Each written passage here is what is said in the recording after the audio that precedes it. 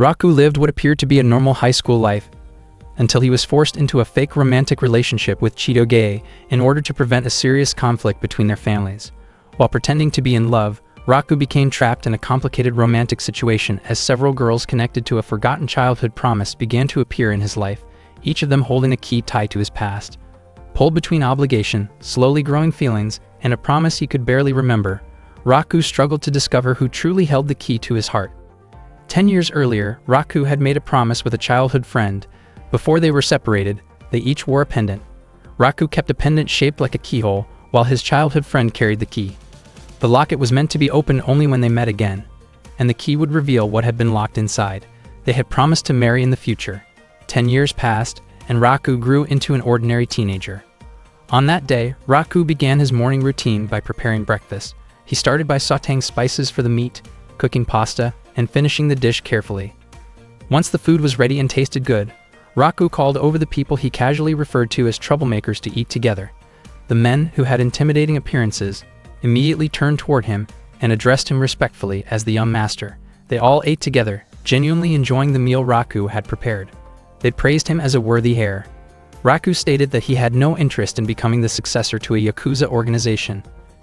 He explained that he wanted to attend a top university, become a civil servant, and live an honest and upright life while moving forward with purpose. The group reacted enthusiastically.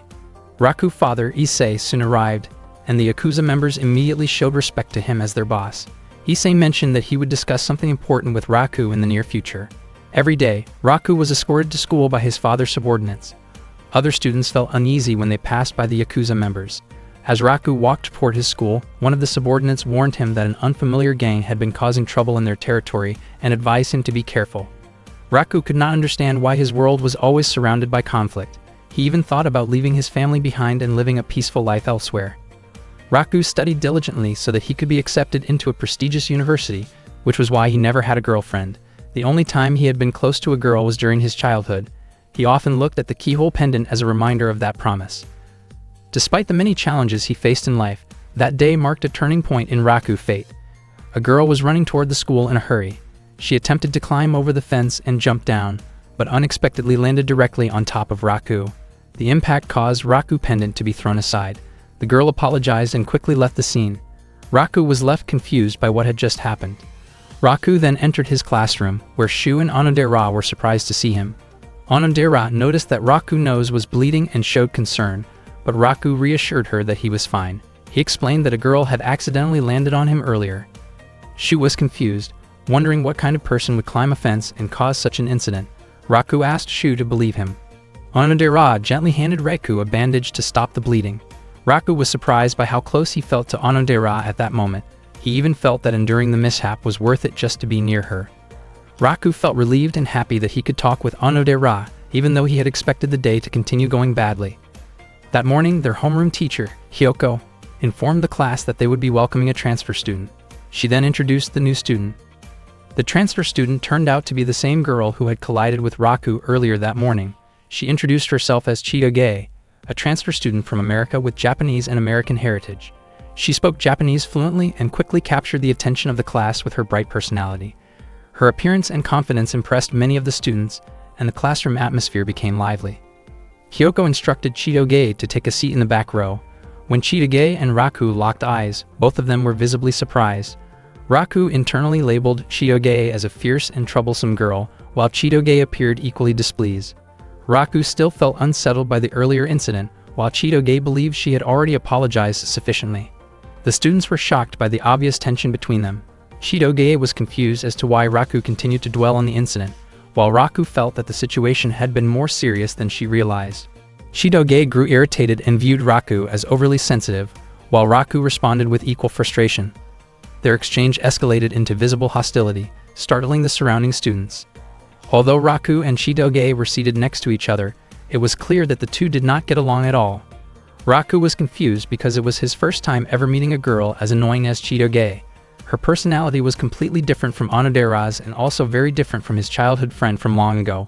Up to that point, Raku still had not reunited with his childhood friend, and deep down he wished that Onodera could have been his first love. Raku then realized that his keyhole pendant was no longer with him. He remembered that the pendant most likely fell earlier that morning when Chitoge accidentally landed on him. During the school break, Raku asked Chitoge to help look for the missing pendant. Chitoge was puzzled about why she had to help him search for it. Raku explained that the pendant was probably lost when Chitoge accidentally kicked his face earlier. Onodera approached Raku and asked what was going on.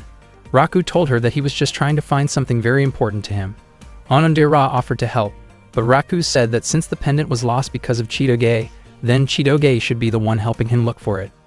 Chitoge reluctantly agreed and asked what kind of pendant she was supposed to find. Raku explained that it was his pendant with a keyhole. Upon hearing that, Onodera looked surprised, as if she recognized the object. Chitoge agreed to search for the pendant on one condition. As a trade-off, Raku was not allowed to talk to her at school ever again, because she disliked boys who complained too much about trivial matters. Suddenly, a teacher showed up and asked Raku to help introduce Chitoge to the school environment. The teacher also assigned them the task of taking care of the school's pet. Raku did not understand why all of this kept happening to him. Chitoge reminded him not to talk to her, but Raku thought it would be difficult to complete their task without communicating, especially since they were not even inside the school grounds at that moment. That day, they ended up spending all their time taking care of the school pet, leaving them with no opportunity to search for the pendant. The next day, during class, Chitoge struggled to keep up with the lesson. Noticing this, Raku gave her his Japanese language notes during the school break because he knew she probably did not have enough time to finish copying everything. Chitoge once again reminded him not to talk to her at school and not to interfere in her business. Raku grew increasingly irritated by Chitoge's attitude. The following day, Raku's class had a physical education lesson, and the students were doing warm-up stretches. At that time, Shu asked since when Raku had become close to Chitoge, because Raku was often seen together with her after school. Raku denied being close to her. Shu commented that Chitoge was very beautiful, and that many boys were curious about her. Raku completely disagreed with the idea of Chitoge being considered beautiful. During the class, Chitoge managed to perform an impressive move on the bar, and her classmates cheered and praised her. In Raku's mind, her beauty felt exaggerated and awkward. Chitoge noticed his reaction and responded by acting recklessly, causing a small commotion that the teachers quickly put under control. When Raku arrived home, he still could not believe Chitoge's wild behavior and wondered what kind of environment she had grown up in. Suddenly, one of the Yakuza members mentioned that there was trouble involving a rival group in Alley 3, and they rushed out to deal with the situation. It could be said that Raku lived in a rather rough neighborhood. The next day after school, Onodera gave Raku some bandages to treat his injuries. Raku mentioned that Chitoge was a very intense and intimidating girl. Even so, Onodera thought that Raku was still being kind to Chitoge, since she had seen him lending his notes to her. Raku felt genuinely happy hearing that. Onodera then asked where Raku had bought the missing pendant. Raku explained that the pendant was a gift from someone 10 years ago. Onodera was shocked to hear that. Raku admitted that he had made a promise, which was why he had to keep the pendant with him at all times. Over the next few days, Raku and Chitoge continued searching for the pendant every time they walked home from school. Chitoge complained because despite searching for several days, they had made no progress at all. Raku then asked why Chitoge had suddenly transferred to the school. Chitoge explained that the move was related to her parents' work, but she refused to go into detail when Raku tried to ask more. She clearly did not want to talk about her personal life with him. As Chitoge walked past Raku, he caught her scent, which strangely made him feel as though he had smelled it somewhere before. After growing tired from searching, Raku went to the riverbank and thought about where he might have encountered that familiar scent in the past. Suddenly, he noticed a disturbance caused by a mafia group nearby. He could not believe that the situation around that area seemed to be getting more and more chaotic. The next day, Chitoge arrived late to help Raku search for his missing locket. She admitted that she was irritated because her friends had been spreading rumors that she was dating Raku. In reality, Chitoge did not feel close to him at all, and every day after school, she still chose to help him look for the locket because she believed it was the right thing to do as a decent person. At the same time, Onodera was walking toward Raku because she wanted to help with the search as well. However, she ended up overhearing a heated argument between Raku and Chitoge. The two of them were caught in a tense exchange, blaming each other for the situation. Chitoge could not understand why Raku was panicking so much over a lost locket. In her view, Raku was the type of guy who overreacted to small things, almost like someone who could not sleep without a childhood comfort item. Chitoge acknowledged that it made sense if the locket had been given to Raku by a girl he cared about, but she still could not understand why he kept clinging to such a childish memory from the past. She believed that the girl who gave him the locket had probably already forgotten about it. Chitoge continued to speak harshly, which eventually made Raku lose his temper. He told her to leave if she truly did not want to help anymore. Heavy rain began to fall, and Chitoge immediately walked away after Raku raised his voice at her. Raku never expected that he would end up seriously scolding a girl, and the realization left him shaken. The following day, Raku continued searching for the missing locket on his own. From a distance, Chitoge quietly watched him. At that moment, Raku recalled Chitoge's words about how his childhood friend might have already forgotten him. Those words frustrated him deeply. Suddenly, Onodera approached and informed him that Chitoge had been looking for him. Raku waited, confused about why Chitoge wanted to meet him.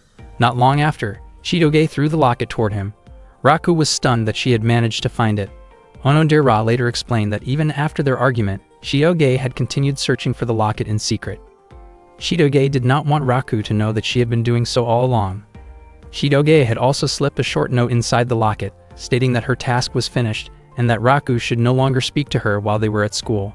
Raku realized that although Chitoge was often irritating, she also had a genuinely kind side. He also understood that some of the things she had said to him were not entirely wrong. It truly might have been time for him to let go of his childhood promise. Suddenly, Onodera expressed that she did not agree with Raku's decision to forget the promise. She believed that if the other person still remembered making that promise, then that person would surely feel hurt if Raku abandoned it, even if it was a promise made by two children. The fact that it existed meant that the person who made it cared deeply about him. Onodera apologized for saying something that might have sounded strange, but Raku did not mind at all. Instead, he felt grateful because her words helped him feel better. Onodera's face turned red as she looked at Raku. Raku realized that whether or not he would ever meet that person again, he should never forget the promise and must continue to keep it close to his heart. He thanked Onodera and then left. Onodera remained standing there, her face still flushed as she watched him walk away. She felt nervous, and once again, she could not bring herself to say what she truly felt. In truth, Onodera was the girl who had made that promise with Raku in the past. She felt foolish for being unable to confess the truth to him. That evening, Raku returned home, where Issei was already waiting to speak with him, just as he had mentioned before. Issei explained that a long-standing conflict between powerful groups was about to reach a critical point. Raku was shocked and wondered whether it was really acceptable for the situation to continue escalating. Issei then revealed that the leader of the opposing group was actually an old friend of his, and that the man had a daughter around Raku's age. Because of this, Issei planned to pair Raku with that daughter. Raku was stunned by the idea, but it turned out to be a strategic arrangement. If the heirs of both families appeared to be a couple, their followers would hesitate to take drastic action.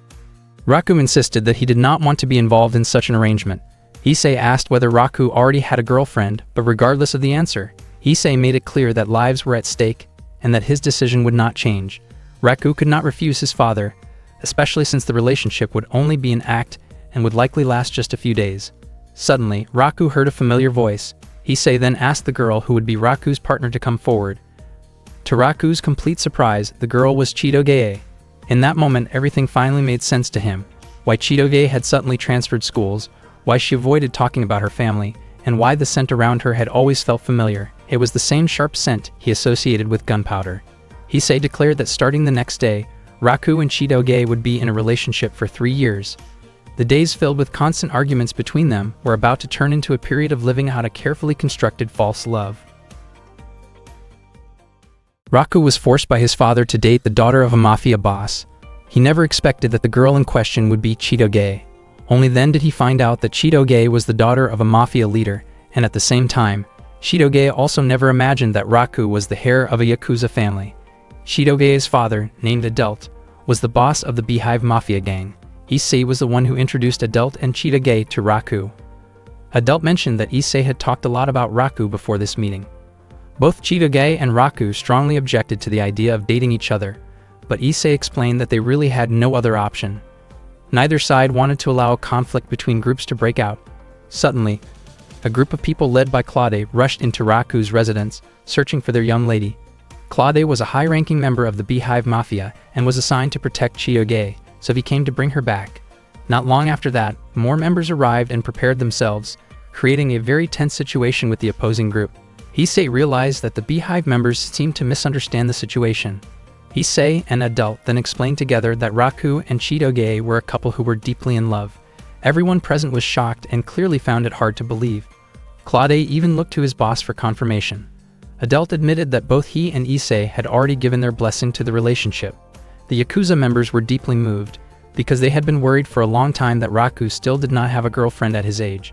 Some of them even started thinking about celebrating the news. Claude was also emotional, as he suddenly realized that Chitoge had grown up. He never imagined that the young lady he had protected since childhood would one day become a mature and independent young woman. Knowing this made him genuinely happy. The Yakuza members agreed to maintain peace for Raku's sake, and the Beehive Mafia members were also willing to support Chitoge so she could date without trouble. Raku and Chitoge both tried to deny their relationship. Raku teased Chitoge with a nickname that compared her strength to a gorilla, while Chitoge teased Raku by comparing him to a bean sprout. The tense atmosphere quickly escalated when both sides reacted strongly to the teasing, and the situation almost turned dangerous. Issei and Adelt immediately stepped in and made it clear that any harm toward either Raku or Chitoge would not be tolerated. The subordinates then asked again whether Raku and Chitoge were truly dating. Seeing no other way out, both of them felt pressured and had no choice but to go along with the story. Raku explained that he and Chitoge were indeed in love. He clarified that the nickname he gave her was meant as a compliment, because she was as strong and dependable as a gorilla. He also emphasized that his feelings for her were not ordinary. Chitoge responded in the same way, explaining that she called him a bean sprout because of his very pale skin. They even started calling each other affectionate names. The faces of the subordinates turned red with embarrassment, and they became convinced that Raku and Chitoge were truly in love. That night, Raku and Chitoge sat together while looking up at the sky. They felt unable to complain about the situation, since they had no real choice other than to go along with it. Chitoge admitted that she did not even know what people were supposed to do while dating. Raku also confessed that he had no idea because he had never dated anyone before. Chitoge then admitted that she also had no dating experience, since she was not very good at romantic things.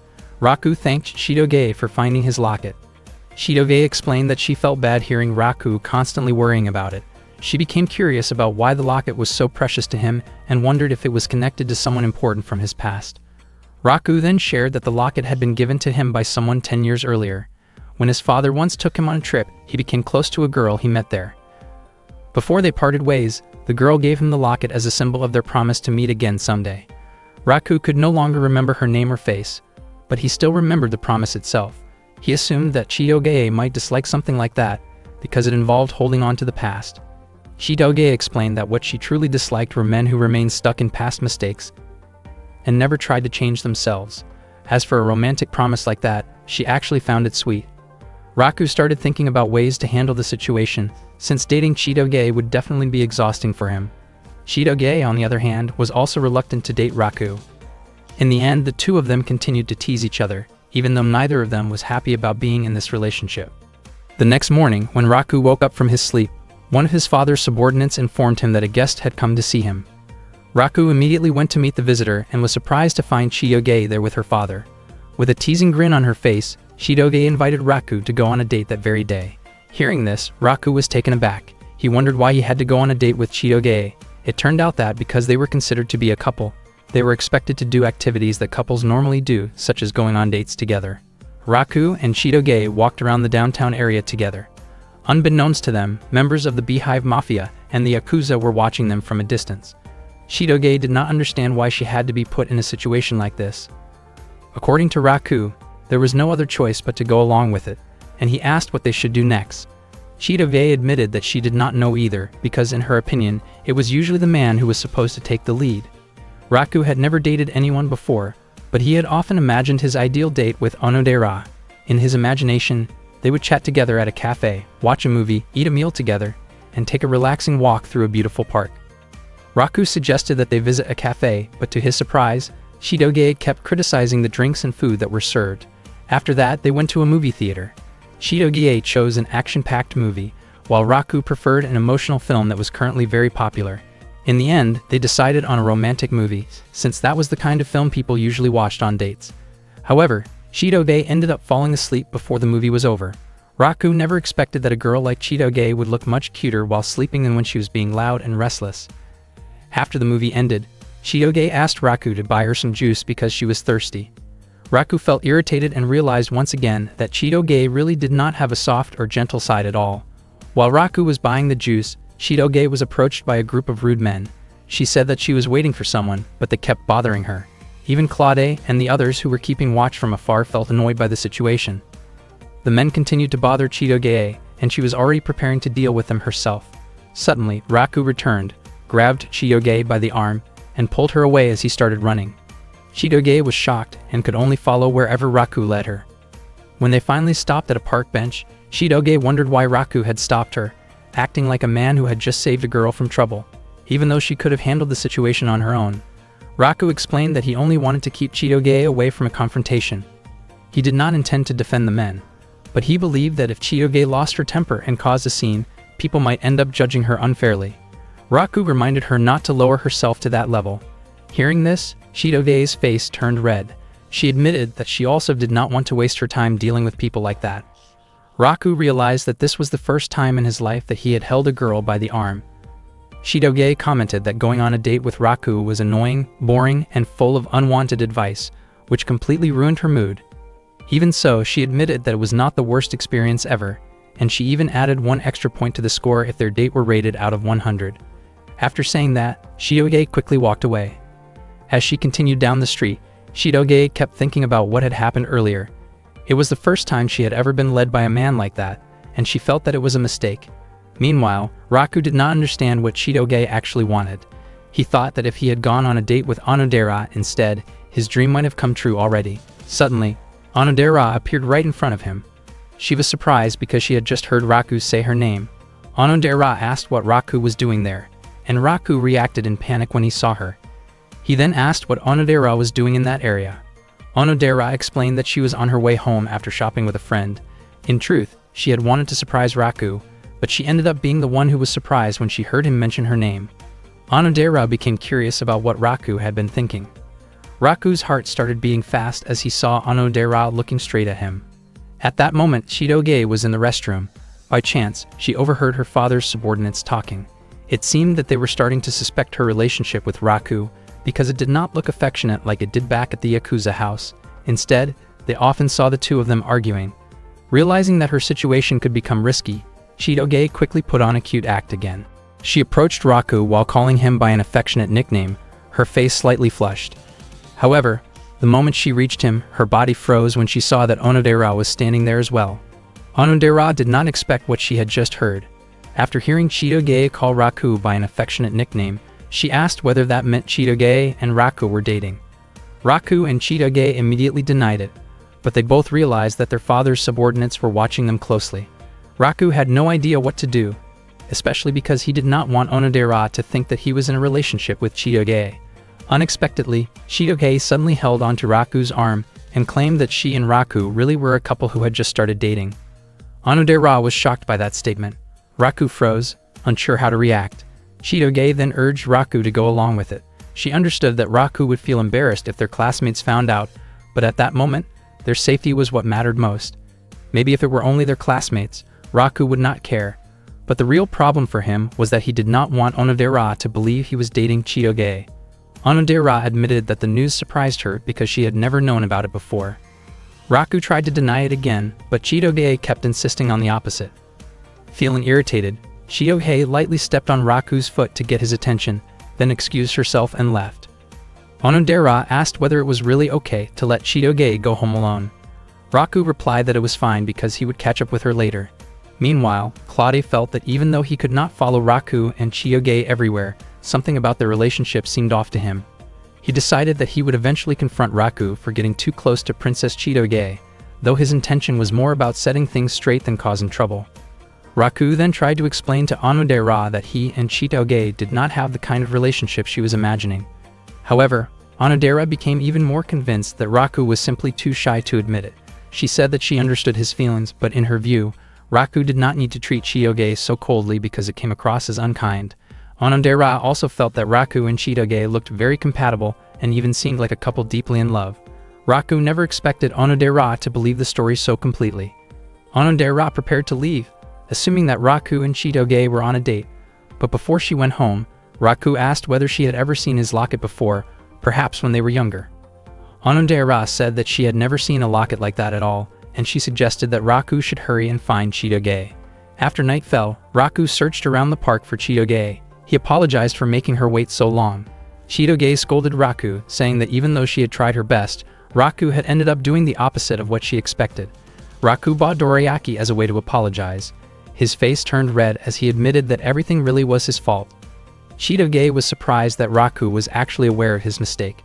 Raku urged her to try the dorayaki right away, but when she opened the package, it turned out she did not like dorayaki at all. That night, Onodera returned home, where her mother offered her a new dorayaki flavor. Onodera chose to go straight to her room instead. She looked at an old photo of Raku from when he was a child and felt conflicted because she had not told him the truth.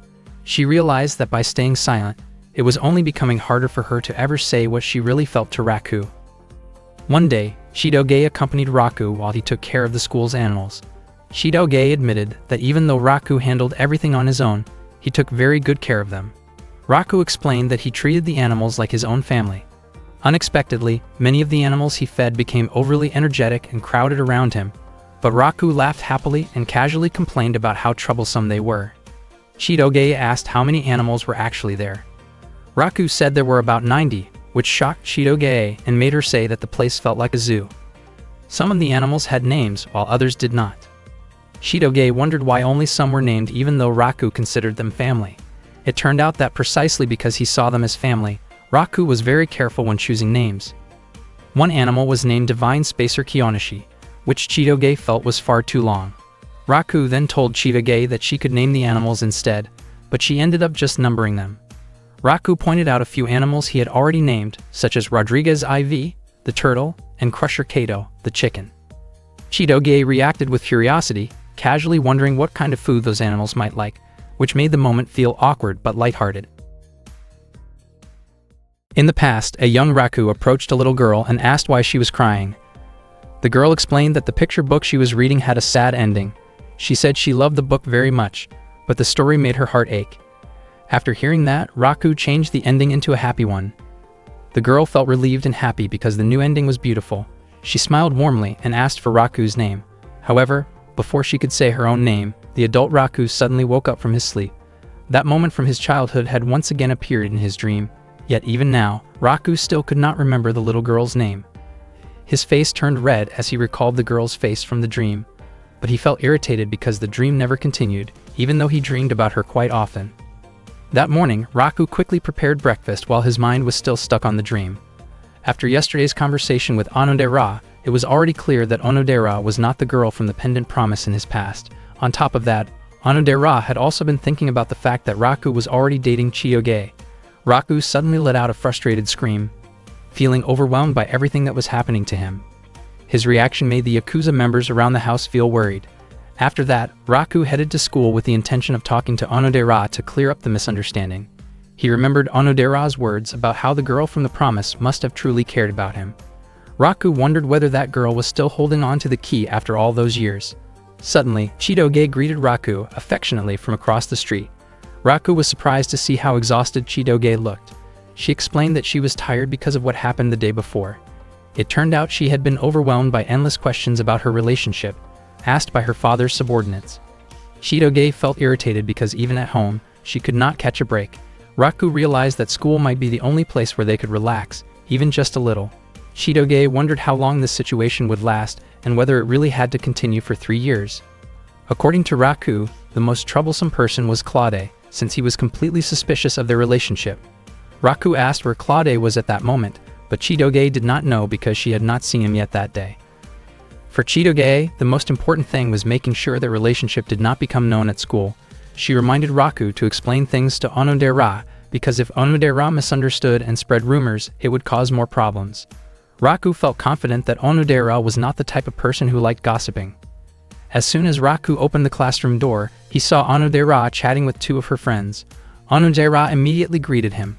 Just as Raku was about to explain what had happened the day before, all the students in the class suddenly congratulated him and Chitoge on becoming a couple. Their classmates hoped that the relationship would last all the way to marriage. Raku quickly tried to deny it, but Shu explained that on the previous Saturday, Itano and Shirogasaki had seen them together and assumed their relationship was real. Shu admitted that he felt jealous, since he never expected Raku to be the first one to get a girlfriend. Some of the male students wondered why Chitoge would choose someone as ordinary as Raku to be her boyfriend. Their homeroom teacher Kyoka was also surprised by the relationship between Raku and Chitoge. Raku tried to deny everything and clear up the misunderstanding, but at that moment Claude was secretly watching them from outside the classroom. Raku and Chitoge were shocked when they noticed Claude there. Claude was eagerly waiting to see how Raku would explain their true relationship, since he was ready to remove Raku if it turned out that Raku was not truly dating Chitoge. Their classmates waited for a clear answer about what kind of relationship Raku and Chitoge actually had. Left with no choice, Chitoge stated that she and Raku were a couple deeply in love. The class erupted in cheers after hearing that confirmation. Raku signaled to Onodera that he would explain everything to her later. Onodera praised them, saying that just as she had expected, Raku and Chitoge seemed like a well-matched couple. After school, Raku and Chitoge could not understand why their bad luck kept following them. Chitoge felt that her high school life was already ruined, and she could not understand why Raku seemed so calm about it. Because Claude kept watching them during breaks and lunchtime, Raku never got the chance to talk to Onodera. Chitoge told Raku to go home first, because she still had something to take care of. When Raku asked what she was planning to do, Chitoge responded by lightly tapping his head in annoyance. Raku worried that Onodera would continue to misunderstand him all the way until graduation. He did not want that to happen, and he was determined to talk to her somehow, but no matter what he did, he could not find the right opportunity. Unexpectedly, Raku ran into Onodera, who had just finished a committee meeting. Raku realized that this was a rare chance to talk to her, so he felt that he had to act right away. He wanted to start a conversation, but he worried that Onodera might ask why she was the only one being told about this. Raku began to panic about what he should say if Chitoge ever questioned him like that. If he said that he wanted Onodera to understand his situation, it would be the same as openly confessing his feelings to her. A confession was something that needed to be prepared carefully, and at that moment, Raku felt that his heart was not ready for it. In the end, Raku said that he thought he and Chitoge did not really suit each other. Onodera reminded him that he should not say things like that while he was still in a relationship. She felt that Chitoge might have her own reasons for being able to like Raku. Raku was not convinced because he believed he had no special strengths. However, Onodera told him that he actually had many good qualities. Raku genuinely felt happy hearing that from her. Onodera mentioned several of Raku's strengths, such as the time when Chitoge struggled with studying Japanese and Raku quietly gave her his notes, or how Raku could not stand seeing abandoned animals and always felt the urge to help them. She also brought up how Raku once helped an elderly woman for hours without expecting anything in return. Another example was when Raku lied to a teacher by saying that he had also forgotten his homework, just like his classmates, so they could all be scolded together. In Onodera's eyes, Raku had many admirable qualities. Raku never expected that Onodera paid such close attention to him. From Raku's perspective, it seemed unlikely that Chitoge would be drawn to those kinds of traits, yet he felt that he finally understood why Chitoge might like him. Suddenly, another student accidentally bumped into Onodera, causing a necklace from her bag to fall out. Both Raku and Onodera were startled when they saw it, and Onodera's face immediately turned red as she noticed Raku's curious expression. Raku thought that the key attached to it did not look like a house key. He began to wonder if it might be connected to the pendant he owned. Cold sweat formed on Raku's face as he thought about the possible connection between Onodera's key and his own pendant. Onodera quickly picked up the key and nervously said that it was her house key, only to suddenly correct herself and claim that it was actually the key to a bookshelf at her home. She looked extremely flustered and hurried away. Raku was surprised that Onodera could act like that. His heart was still racing even though Onodera had said that the key was not what he thought it was. Despite that, Raku found himself hoping that Onodera might be the girl involved in that promise. He could not stop thinking about whether the key was really just for a bookshelf. Meanwhile, Onodera continued watching Raku from a distance, her face still red as she thought about him. Raku then realized that he had once again missed the chance to tell Onodera about the true nature of his relationship with Chitoge, but he believed there would still be another opportunity the next day. The next morning, Raku and Chitoge greeted each other warmly when they met in class. They were forced to act that way to avoid making Claude suspicious. Their classmates cheered happily when they saw how close the two of them looked. In reality, neither Raku nor Chitoge enjoyed keeping up the act, but they had to stay cheerful in front of everyone, especially since Claude continued to watch them from outside the classroom window. At that moment, Ruri, Onodera's close friend, admitted that she felt jealous of how close Raku and Chitoge seemed. During the lesson, Onodera kept staring at Raku again and again. When break time arrived, Raku approached Chitoge and asked why she looked so nervous. The two of them chose a quiet place to talk privately. Chitoge complained about how everything had turned out this way. Raku felt that they needed to find a way to outsmart Claude. Chitoge said that since Claude was already suspicious, he would not be willing to listen to anything Raku had to say. She also mentioned that Claude probably would not show up after school that day because he had other business to attend to. Chitoge felt that if things continued like this, nothing would change. Raku thought that it might be okay to tell the truth to a close friend who could keep a secret. He believed that if someone else knew about their situation, the burden on his shoulders might feel a little lighter. Chitoge told him that he should be the one to say it first. After that, she did not want Raku to keep talking with her.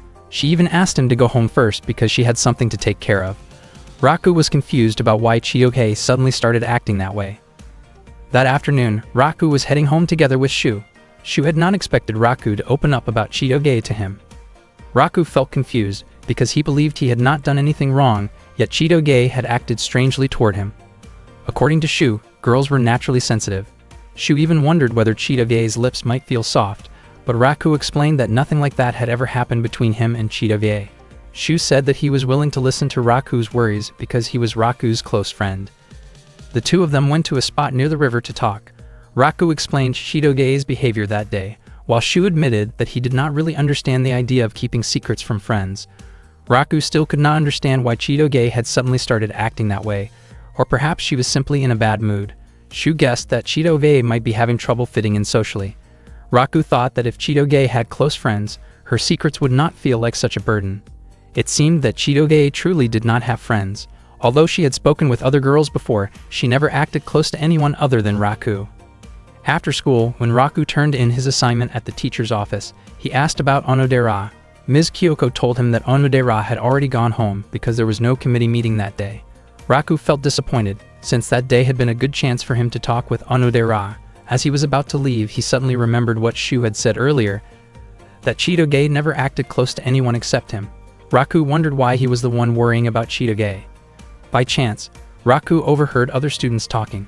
They were discussing how Chitoge seemed distant whenever she talked with them. They admitted that it felt difficult to get close to a mixed heritage student like her, yet she looked friendly when she was with Raku. They felt as though Chitoge looked down on them. Raku immediately ran back toward the classroom. Only then did he realize that Chitoge really had been spending most of her time with him, ever since she transferred to the school. Especially when they were pretending to be a couple, Chitoge had pushed her own personal life aside. At that moment, Chitoge was making notes about the names of her classmates. Raku could only watch quietly. After Chitoge finished writing, she felt confident that she could finally start talking with them. Raku slowly approached her. Chitoge was startled when she noticed Raku and quickly covered her notebook, asking how long he had been standing there. Her face turned red with embarrassment after realizing that Raku had seen what she was doing. Chitoge reflexively tried to lash out, but Raku stopped her before it went too far. Chitoge was sure that Raku would laugh at her.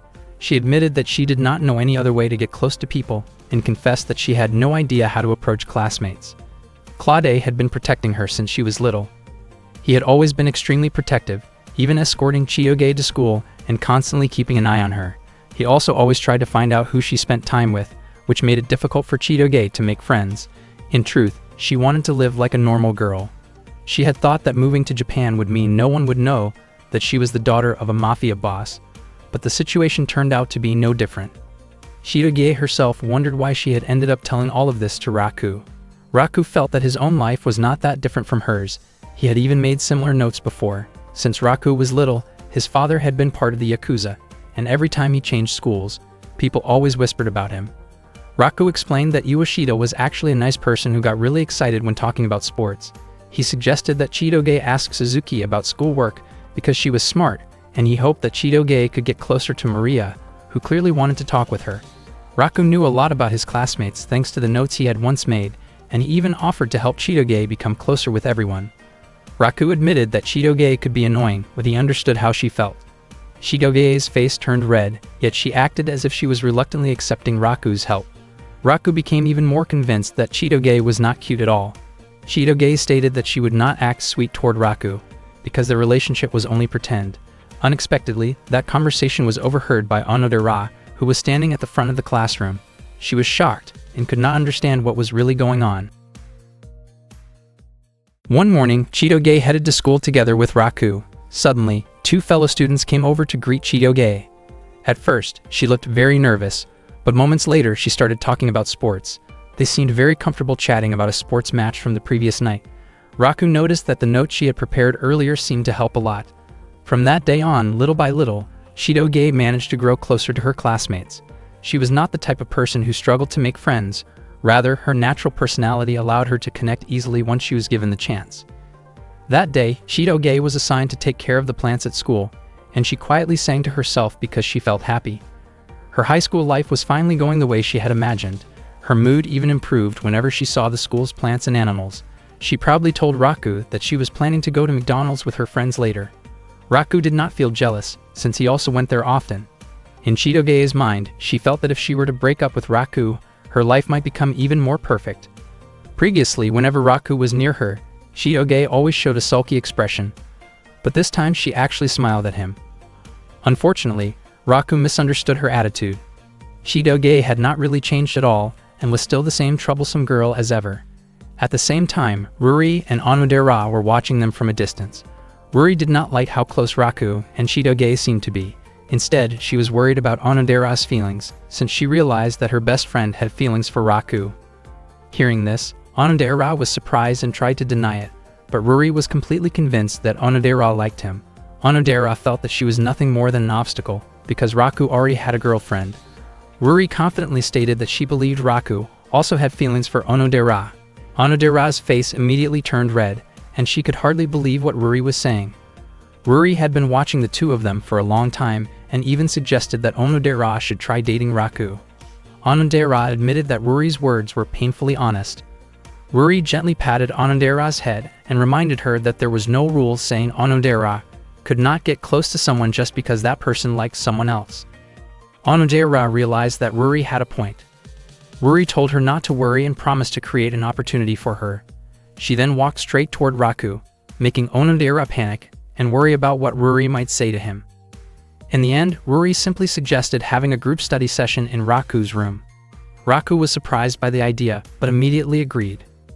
After school, Raku invited Ruri, Onodera, Shu, and Chitoge to his house. They were greeted by members of the Yakuza. One of them, Ryunosuke, asked whether Raku was planning to hold a study session. Raku asked Ryunosuke to prepare some tea right away. He did not understand why Ruri had suddenly suggested studying at his place. He also never expected that Onodera, the girl he liked, would join them, which made him feel extremely grateful. Ruri then asked why Shu had come along as well. Shu explained that there was nothing wrong with him joining, especially since he and Ruri were both glasses-wearing classmates. Raku wondered if this had all been Onodera's idea and tried to get Ruri to admit it. At that moment, Raku and Onodera accidentally made eye contact, but Onodera quickly looked away. Her face turned red, and she could not bring herself to look at Raku. The group then headed toward Raku's room. Raku tried to calm his racing heart, but suddenly Chitoge started moving around excitedly in front of him, prompting Raku to wonder what was making her so nervous, or rather, so cheerful. Chitoge admitted that it was her first time ever studying in a group with friends, and wondered if it was wrong for her to feel that happy. When they arrived at Raku's room, Ruri was amazed by how spacious it was. Shu mentioned that it had been a long time since he had last been there. Chitoge, on the other hand, commented that the room felt small and had a strange smell. Raku felt irritated that Chitoge would say something like that in front of Onodera. Onodera's face turned red when she noticed the familiar scent of Raku's room, making her feel even more embarrassed. Once again, Onodera and Raku accidentally locked eyes, but she quickly turned her face away. She was truly too shy to look at him directly. Not long after, Ryunosuke arrived with tea for everyone. Raku picked up the tea tray, and Onodera hurried over to help him. However, when their hands accidentally touched, Onodera panicked and ended up tossing the tray into the air. Ryunosuke immediately became flustered and asked whether Raku was all right, while Onodera, overwhelmed with embarrassment, quickly apologized. At that moment, Raku felt so restless that he did not know what to do. He tried to calm himself down and focus on his assignment. Onodera asked Ruri to help her with a problem she found difficult, but instead, Ruri told Raku to help Onodera. Onodera was surprised and wondered why Ruri had pointed her toward Raku instead. Ruri admitted that she was not good at that particular subject. Onodera found it strange because Ruri had been able to solve even harder problems the day before. Worry then asked Onodera not to question her any further. Onodera quickly approached Raku, looking nervous as she asked for his help. Their faces both turned red because they were standing so close to each other. At that moment, Raku's heart was beating extremely fast, not only because Onodera was right beside him, but also because he was not confident in math. He did not know what to say to her and even worried that she might be able to hear how fast his heart was pounding. Raku tried to calm himself, but the math problem truly was difficult. Suddenly, Chitoge suggested that they should align the variables first. Raku told Chitoge that she should just focus on her own assignment. Chitoge replied that she had already finished it, which Raku could hardly believe since the homework that day was 3 full pages. Chitoge then showed the completed assignment to him. Raku was shocked and realized that Chitoge was actually smart, even though he had assumed he was better than her. It turned out that when Chitoge studied in America, she consistently earned straight A grades. She was also willing to help Onodera. Onodera felt very happy because Chitoge explained everything in a clear and easy-to-understand way. Hearing the praise, Chitoge laughed cheerfully and looked down at Raku with confidence. Raku felt extremely annoyed and silently wished she would stop acting so smug. Not long after that, Chitoge suddenly asked whether there was a guy that Onodera liked. Both Raku and Onodera were caught off guard by the question. Raku wondered why Chitoge would bring up something like that, but to Chitoge, it was a normal topic among girls. Onodera admitted that she did not have feelings for anyone yet. Hearing that, Raku smiled to himself because it meant he still had a chance. Chitoge also admitted that she did not like anyone at the moment and hoped she would experience something romantic someday. Their classmates felt confused by Chitoge's statement, and realizing the awkward atmosphere, Chitoge claimed that she was only joking. Raku immediately played along to help smooth things over. They continued acting close so their classmates would not grow suspicious. Shu suddenly asked how far Raku and Chitoge's relationship had progressed. Chitoge panicked upon hearing the question. Raku quickly stopped Shu from continuing and led him outside, clearly uncomfortable with the topic. Raku warned Shu not to talk about things like that. He then explained the fake dating situation and asked Shu to keep his secret. However, Shu revealed that he had known from the start and had only pretended not to know so he could enjoy the situation. Raku was surprised that he had ended up telling Shu everything. Shu advised Raku not to let Onodera misunderstand anything and suggested that Raku should be honest and confess his feelings to her. Shu even offered to help, as he believed that Onodera had feelings for Raku as well. Raku was shocked and felt that such a possibility was hard to believe. Raku and Shu then returned to the others. Raku kept thinking that if Onodera truly liked him, his life would become incredibly happy. Unbeknownst to him, several Yakuza members were watching from a distance. They were suspicious because there seemed to be no progress in Raku and Chitoge's relationship. Even inviting Chitoge to his house required bringing other friends along. The Yakuza members decided to help Raku grow closer to Chitoge. They asked Raku and Chitoge to retrieve some expensive tea stored in the warehouse. Ruri felt relieved because she had been feeling awkward around Onodera at the time. When they arrived at the warehouse, Raku asked Chitoge to go inside with him, but she refused and chose to wait outside. Suddenly, someone pushed them both inside and locked the door from the outside. It turned out that the Yakuza members had done it on purpose to give Raku and Chitoge time alone together. Raku repeatedly knocked on the warehouse door, but it was no use.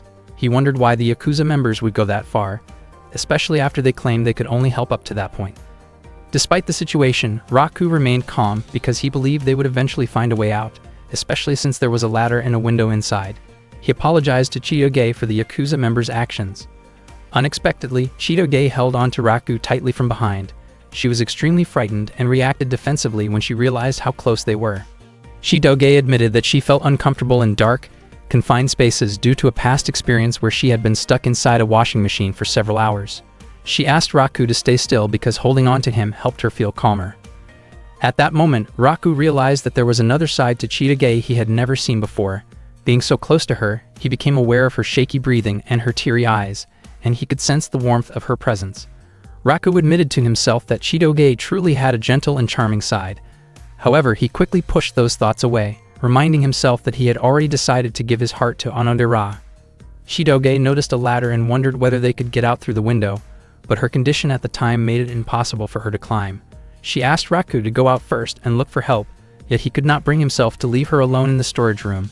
He believed the Yakuza members would eventually open the door, so he chose to stay and keep her company.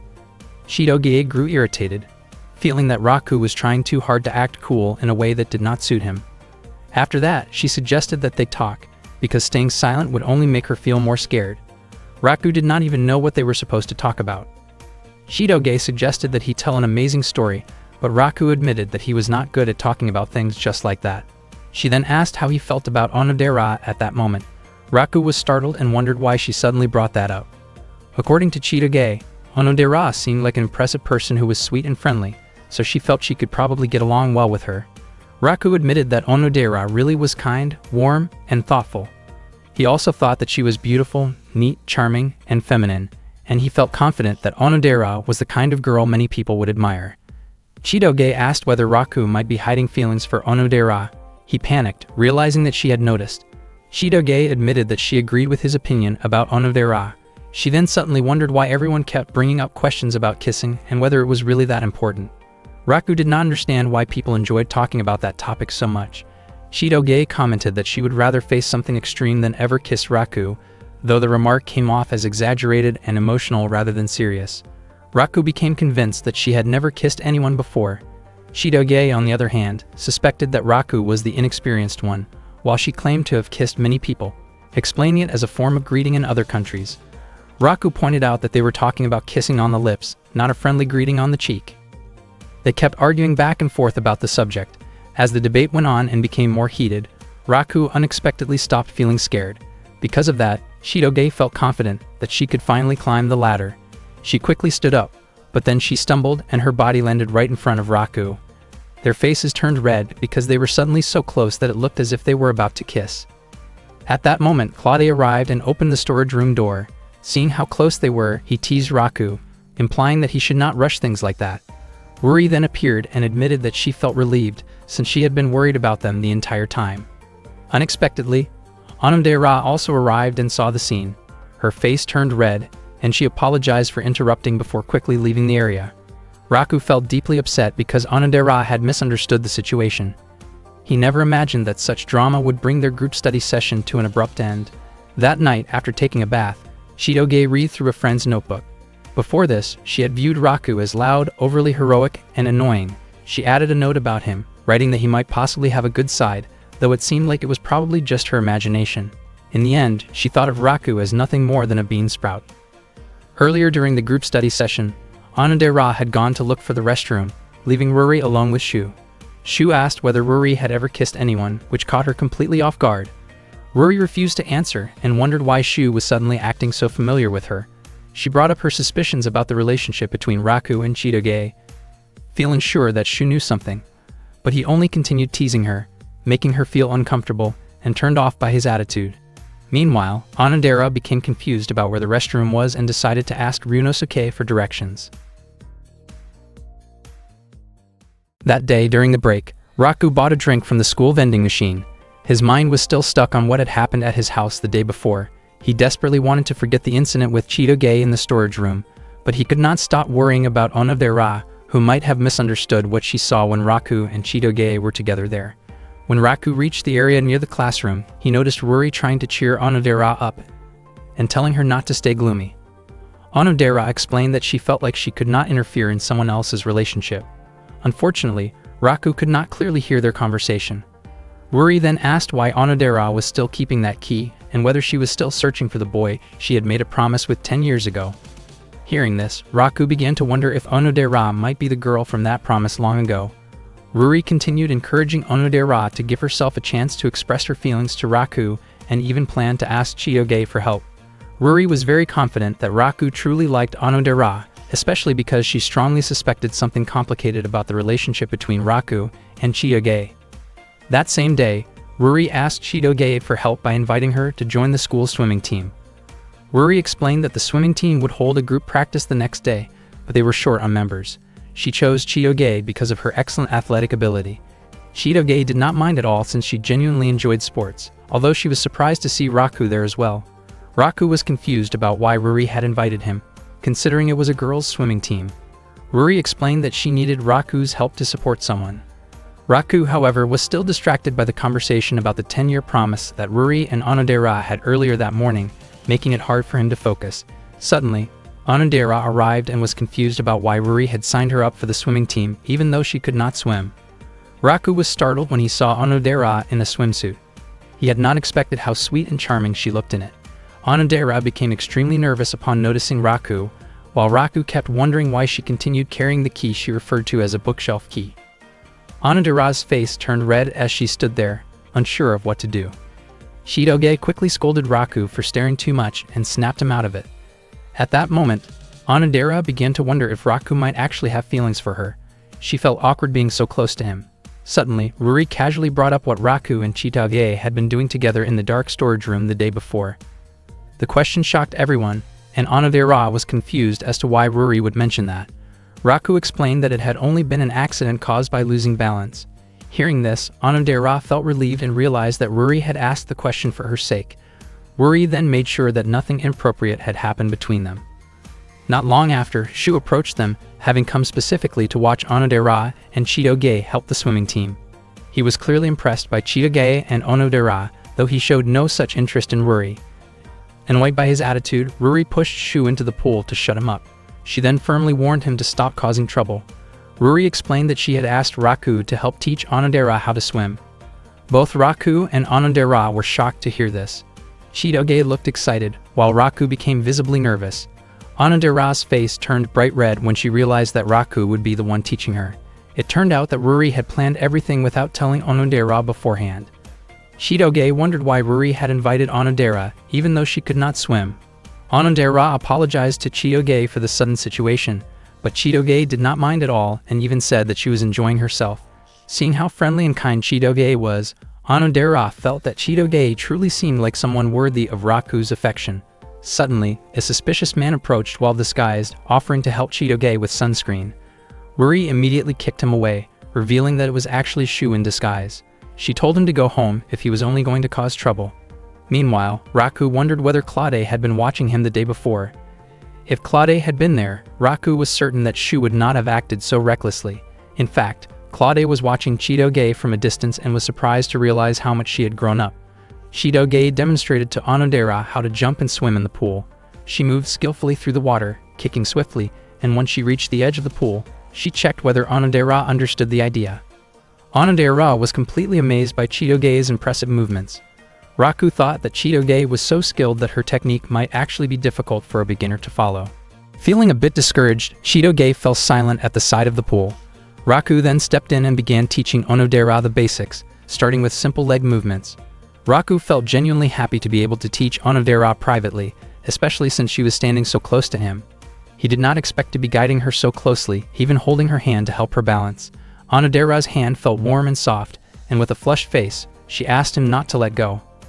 Unfortunately, Raku became too nervous and accidentally loosened his grip, causing Onodera to fall into the pool.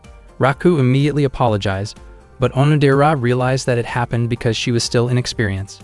Raku suggested taking a short break, but Onodera refused, saying that since Raku was putting so much effort into teaching her, she wanted to stay motivated. Onodera's bright smile made Raku's face turn red, and he became flustered, running off while shouting in embarrassment. Onodera looked incredibly sweet, leaving a strong impression on Raku's heart. Onodera herself looked shy as well and soon went to buy a drink as a small gesture of thanks to Raku. In the end, Raku felt more motivated than ever to continue teaching Onodera how to swim. Padasae 2. Raku noticed Onodera's key lying there. He slowly moved closer to it, thinking that if the key really was the one from 10 years ago, and if Onodera was the person who had made that promise with him back then he could end up marrying Onodera. For now, the most important thing was to confirm whether the key could open his locket. Raku then tried to insert the key into the keyhole of his locket. Unexpectedly, the key would not fit at all, and he suspected that it was a different key. Suddenly, Onodera arrived carrying tea together with Chitoge and Ruri. Raku was startled by their sudden appearance. Onodera looked confused and wondered why Raku was holding what appeared to be a key from the girls' changing room. The situation quickly escalated, and they restrained Raku, completely misunderstanding what was happening and assuming the worst about his intentions. Raku desperately tried to explain the misunderstanding, but they did not listen. He himself was confused about why the changing room key had such a strange design. Ruri explained that the principal had designed it and that the principal's taste seemed old-fashioned. Onodera believed that everything was just a misunderstanding and that Raku was not the type of person who would do something inappropriate. Hearing Onodera defend him like that deeply moved Raku. Because of Onodera's trust, Ruri released Raku and asked him to continue teaching Onodera how to swim again the next day. Raku thanked Onodera sincerely for believing in him. Ruri then apologized to Chitoge for having to borrow Chitoge's boyfriend to help Onodera practice swimming. Chitoge became flustered when Ruri mentioned the word boyfriend, and her reaction made Ruri even more suspicious. The next day, Raku returned to the swimming pool to teach Onodera again. Not long after that, Chitoge came over to them. Raku felt curious about why Chitoge was not wearing the same swim outfit as before. Chitoge explained that everything had been rushed the previous day and that she had not prepared a proper school swim uniform. She teased Raku by implying that he seemed very curious, which led Raku to comment that things would be easier if her behavior were calmer. Hearing that, Chitoge immediately got upset and lashed out at him, then asked about Onodera's progress. Raku explained that as long as Onodera used a flotation device, she would be able to manage. Chitoge was shocked, thinking that meant Onodera still could not swim properly at all. Raku felt that this was normal, since no one could master swimming with just one day of practice. They continued arguing back and forth until Onodera arrived with Ruri. Raku asked if Onodera was feeling okay. Onodera said that she had practiced swimming techniques in the bathtub. Raku told her not to push herself too hard and reminded her that all she needed to do was swim until the finish line. Seeing this, Chitoge wondered why Raku treated Onodera differently compared to others. Raku responded that there was no reason for him to be especially considerate toward Chitoge. Chitoge felt hurt by the difference in how Raku treated her compared to Onodera. Because of that, they ended up arguing intensely once again. Ruri found it strange and wondered whether the two of them were fighting because they were close or because they truly disliked each other. Their public behavior toward each other was very different from what she was seeing now, which only made her more curious about what kind of relationship they actually had. The swimming competition then began. Raku reminded Chitoge to warm up first, but she refused. Only Onodera wore a flotation device, since she was still unable to swim on her own. She encouraged herself to make it to the finish line. When the signal was given, all the participants jumped into the pool. Raku apologized to Ruri, feeling that just one day of practice was not enough to make Onodera skilled at swimming. Ruri was surprised that Raku took it so seriously, since she had only been joking. Still, Onodera was able to keep going and did not sink during the swim. Suddenly, Chitoge began to sink because both of her legs cramped up due to not warming up beforehand. Raku immediately jumped into the pool to save her. He managed to reach Chitoge and support her, and everyone there praised Raku for his quick action. He quickly brought Chitoge to the edge of the pool. Shu rushed over and asked about Chitoge's condition. Raku said that she had not swallowed much water, but after Shu checked her, he realized that Chitoge was not breathing. Everyone panicked. Shu told Raku that emergency breathing assistance was needed, which shocked Raku. He thought that this was not something he was prepared to do and wondered why it had to be him. Onodera's face turned red, and Ruri pointed out that Raku was the one who should do it, since he was Chitoge's boyfriend. Raku never expected that he would end up having to give emergency rescue breathing to Chitoge in front of so many people, especially with Onodera being there as well. However, because it was an urgent situation, someone had to step in and help. In his mind, Raku could not stop thinking about how giving rescue breathing felt no different from putting his lips close to hers. He felt extremely conflicted and hesitant, but in the end, he decided that helping her was the right thing to do. Just as his face moved closer to Chitoge's, she suddenly regained consciousness and reacted in shock, causing Raku to be sent stumbling back in surprise. Later on, inside the girls' changing room, Onodera was changing clothes together with Ruri. Onodera mentioned that Raku was an amazing guy because he bravely saved Chitoge when she was drowning. Ruri then wondered whether Onodera secretly wished that she herself had been the one in danger instead. Feeling flustered, Onodera quickly denied that idea. Ruri noticed that Onodera often looked timid and unsure of herself, yet in the end, it was still hard to tell whether the relationship between Raku and Chitoge was good or bad. Their chemistry seemed both compatible and conflicting at the same time, but one thing was certain: Raku and Chitoge did not look like a couple at all. Seeing how Onodera always carried her key everywhere she went, Ruri pointed out that Onodera had been carefully protecting that key for 10 whole years. Onodera explained that it was something very precious to her. Ruri felt that the promise connected to the locket from 10 years ago was a waste of time, especially since Onodera could not even remember the face of the boy from back then. Ruri believed that the feelings right in front of her mattered more. Still, she also thought that the love from 10 years ago was connected to the feelings in the present, and she was convinced that Raku had simply mistaken the changing room key for the locket key the day before. Meanwhile, Raku was waiting outside while the girls were changing clothes when Shu suddenly approached him and brought up the incident at the swimming pool earlier. Shu then teased Raku by asking who he would choose between Onodera and Chitoge, making immature and inappropriate comparisons that crossed the line. Hearing that careless conversation, Chitoge reacted immediately and, in her frustration, pushed both of them back into the pool to put a stop to it. Back when Chitoge was still in middle school, she once made chocolate for Valentine's Day. The subordinate members of her father's mafia group were asked to try it.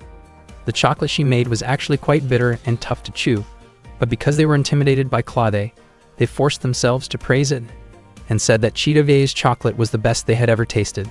Later, on the way home from school, Shu asked Raku whether he had received any Valentine's chocolate. Raku said that he had received far too many, as it turned out that all the Yakuza members had given chocolate to him. Meanwhile, Onodera never found the courage to give her Valentine's chocolate to Raku, even though she had made it herself. Ruri noticed the chocolate and asked who it was meant for.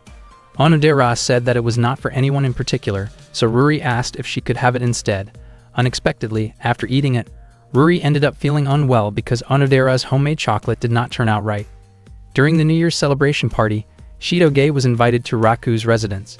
The Yakuza members asked Raku to show his talent and skills in front of everyone. Raku then sang a song beautifully, surprising everyone who listened. At that moment, Chitoge realized that Raku was actually very talented when it came to singing. One day during the lunch break, Chitoge had lunch together with Ruri and Onodera inside their classroom. She opened the lunchbox she had brought from home, and the moment the lid was lifted, Ruri and Onodera were stunned by what they saw. Inside were fish roe, foie gras, caviar, lobster, fried pork cutlets, shark fin spring rolls, and even a filet mignon steak. Onodera became curious about what kind of job Chitoge's parents actually had. Chitoge looked nervous and said that she came from a normal family. Ruri found it hard to believe and realized that Chitoge was actually from a wealthy background. Chitoge herself noticed that the lunch she brought did not look ordinary at all. The three of them were getting closer and agreed to call each other by their first names only. Nearby, several male students looked delighted while watching the friendly interaction between the three beautiful girls. Chitoge apologized because she had been disqualified from the swimming practice match, even though she was supposed to help Ruri's team. Ruri said it was not a problem, especially since she had been the one who pushed Chitoge too hard from the start, and she was just relieved that Chitoge was still okay. Even though Ruri had done it for Onodera's sake, she still felt deeply guilty. Chitoge explained that the reason she had sunk was because of Raku, since everything he had said before the practice match had annoyed her. She even felt that, while she was unconscious, Raku had still tried to startle her, and in her eyes, he was nothing more than someone beneath her. Onodera then told Chitoge that the person who saved her was actually Raku. Chitoge's face instantly turned red, as she could not believe that the soft and unreliable Raku had helped her. Onodera said that Raku's actions the day before had been impressive, especially when he suddenly dove in to save Chitoge. Onodera also felt uncomfortable hearing Chitoge describe Raku in such a demeaning way. Chitoge began to feel bad for having lashed out at Raku twice. Ruri said that it was not too late for Chitoge to apologize and thank him properly. Chitoge insisted that she could never do something like that, but Onodera encouraged her and even offered to help. Chitoge eventually went to see Raku. She looked nervous about bringing up what happened the day before, but Raku misunderstood and thought she was talking about Shu's comment about her stomach looking a bit round. He promised he would never tell anyone about it. Chitoge was shocked, since that was not what she meant at all. Raku was also confused about why Chitoge had been so rough with him the day before, even though he had not said anything offensive. He even suggested that she might feel better if she balanced her diet by eating more vegetables and less meat. Chitoge became irritated and reacted harshly toward him again. After that, she tried once more to apologize, this time asking about Raku's favorite food. Instead of understanding her intention, Raku suspected that she might be planning something unpleasant and wondered what she was actually trying to do. Earlier, Onodera had suggested that Chitoge give Raku something as an apology. Chitoge handed him a peanut butter bread as a way to thank him for what happened the day before, but Raku said that he preferred chunky red bean paste instead. Chitoge grew annoyed once again and responded sharply toward him. Chitoge still did not give up and tried to meet Raku again later. She brought up the incident from when she had sunk in the pool and said that she had only just learned that Raku was the one who saved her. She admitted that she never expected Raku to be someone who could act so bravely. Raku's face turned red after being described as brave by Chitoge, and it was a relief to him that she did not feel uncomfortable about his attempt to help her breathe. Raku admitted that he had panicked because Chitoge had stopped breathing. Chitoge was surprised and wondered if Raku had truly been worried about her. Raku then asked why she did not seem bothered by it, even though it had been a first-time experience for him. Chitoge misunderstood and thought he was talking about saving her from drowning. She said that it did not scare her at all and that she actually felt happy about it. Raku was confused about why Chitoge felt that way and did not see it as a serious issue. He became even more surprised and confused by what seemed like hidden feelings from her. The misunderstanding continued until Raku finally mentioned the attempt to help her breathe, which made Chitoge angry and caused her to react strongly once again. At that point, Chitoge seemed exhausted and decided that she would never properly thank someone as annoying and foolish as Raku. Onodera tried to calm her down. Ruri remained unsure whether Raku and Chitoge were actually a good match or not. She asked whether Raku and Chitoge were truly dating. Chitoge was startled by the question, but she remembered that Raku had once said that secrets could be shared with close friends. In the end, Chitoge chose to be honest with them. Ruri and Onodera were shocked to learn that Chitoge and Raku were not actually dating. Chitoge explained that their parents had a unique relationship, and because of that situation, she and Raku had been forced to pretend to be a couple. She added that if the circumstances were different, she would never choose to be with someone like Raku. Hearing that, Ruri asked what Chitoge would do if another girl developed feelings for Raku. Chitoge said that she would not mind at all. She asked Ruri and Onodera to promise to keep the secret, because if it ever leaked out, the consequences would be disastrous. Ruri became curious about what Chitoge's family was really like. But Chitoge once again insisted that she came from an ordinary family. After that, Chitoge excused herself, saying she had to go take care of the animals. After Chitoge left, Ruri suggested that Onodera should finally confess her feelings to Raku as soon as possible. However, Onodera felt that doing so would be too sudden. Ruri warned her that if she did not act soon, someone else might take Raku away. Onodera admitted that she had almost given up on expressing her feelings to him, but she realized that this was a rare and valuable opportunity. She did not want those emotions to keep weighing on her heart, so she decided that she would try her best to confess her feelings to Raku. Onodera had no idea how she should do it, and even imagining the moment already made her feel embarrassed. Ruri encouraged her to be brave, and reminded her that she needed to keep trying no matter how difficult it felt. Meanwhile, Raku still did not understand the way girls behaved, especially Chitoge, whose actions often came across as rough and unpredictable. Because of that, the pendant Raku treasured now had several scratches. He really wanted to replace the chain, since if he left it as it was, it might completely break before he ever reunited with the girl connected to the promise behind that pendant. Raku wondered what that girl was doing now. He would not even be surprised if he turned out to be the only one who still remembered the promise, since 10 years had already passed. Suddenly, Raku accidentally bumped into someone carrying items, causing his pendant to fall and the chain to snap. Later, Raku arrived at the animal shed to help take care of the pets together with Chitoge. Because he arrived late, Chitoge scolded him for it. Raku then casually asked whether Chitoge had been about to thank him earlier. Chitoge was caught off guard and nervously denied it, insisting there was no reason for her to do so. She then asked why Raku had saved her and wondered if he did not actually dislike her. Raku felt that of course he would help her, since he did not have time to think about things like personal grudges in that moment. He explained that his body had moved on its own without him realizing it.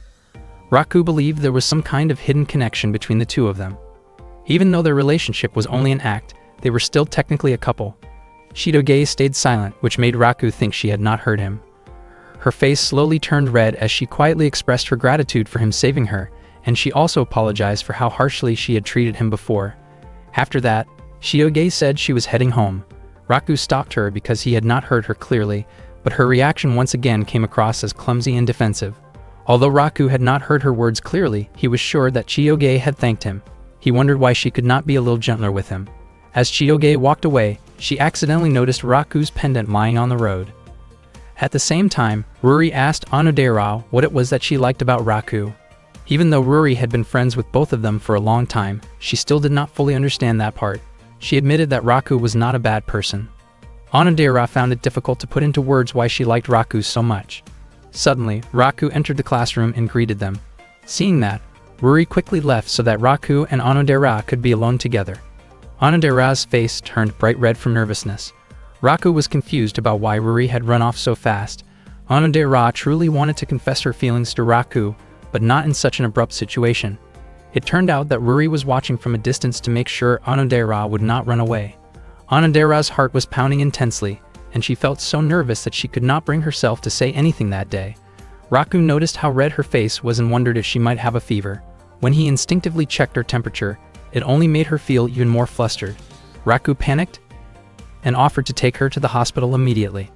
Onodera tried to calm him down, but Raku was still worried and believed she needed medical attention as soon as possible. Onodera smiled and admitted that this very side of Raku was the reason she had fallen for him. After checking the money in his wallet, Raku decided to buy some medicine, but Onodera gently stopped him by holding his hand. After that, Onodera began to explain that she still could not say it yet. Slowly, she started to express what she had been wanting to tell Raku, but suddenly a baseball flew toward them, startling them both. Raku scolded the students who were playing baseball nearby and immediately went to report the situation to a teacher. Before leaving, he asked what Onodera had been trying to say earlier. Onodera simply smiled and said that it was nothing. After Raku left, Onodera felt deeply disappointed. She had almost managed to confess, but once again, something had gotten in the way. Her heart was still racing as she tried to calm herself down. Meanwhile, Raku thought that Onodera might have been about to confess her feelings to him, since her words had sounded close to a love confession and her face had been so red. However, he quickly dismissed the idea, believing it was impossible for Onodera to like him, and that such a beautiful moment would never really happen.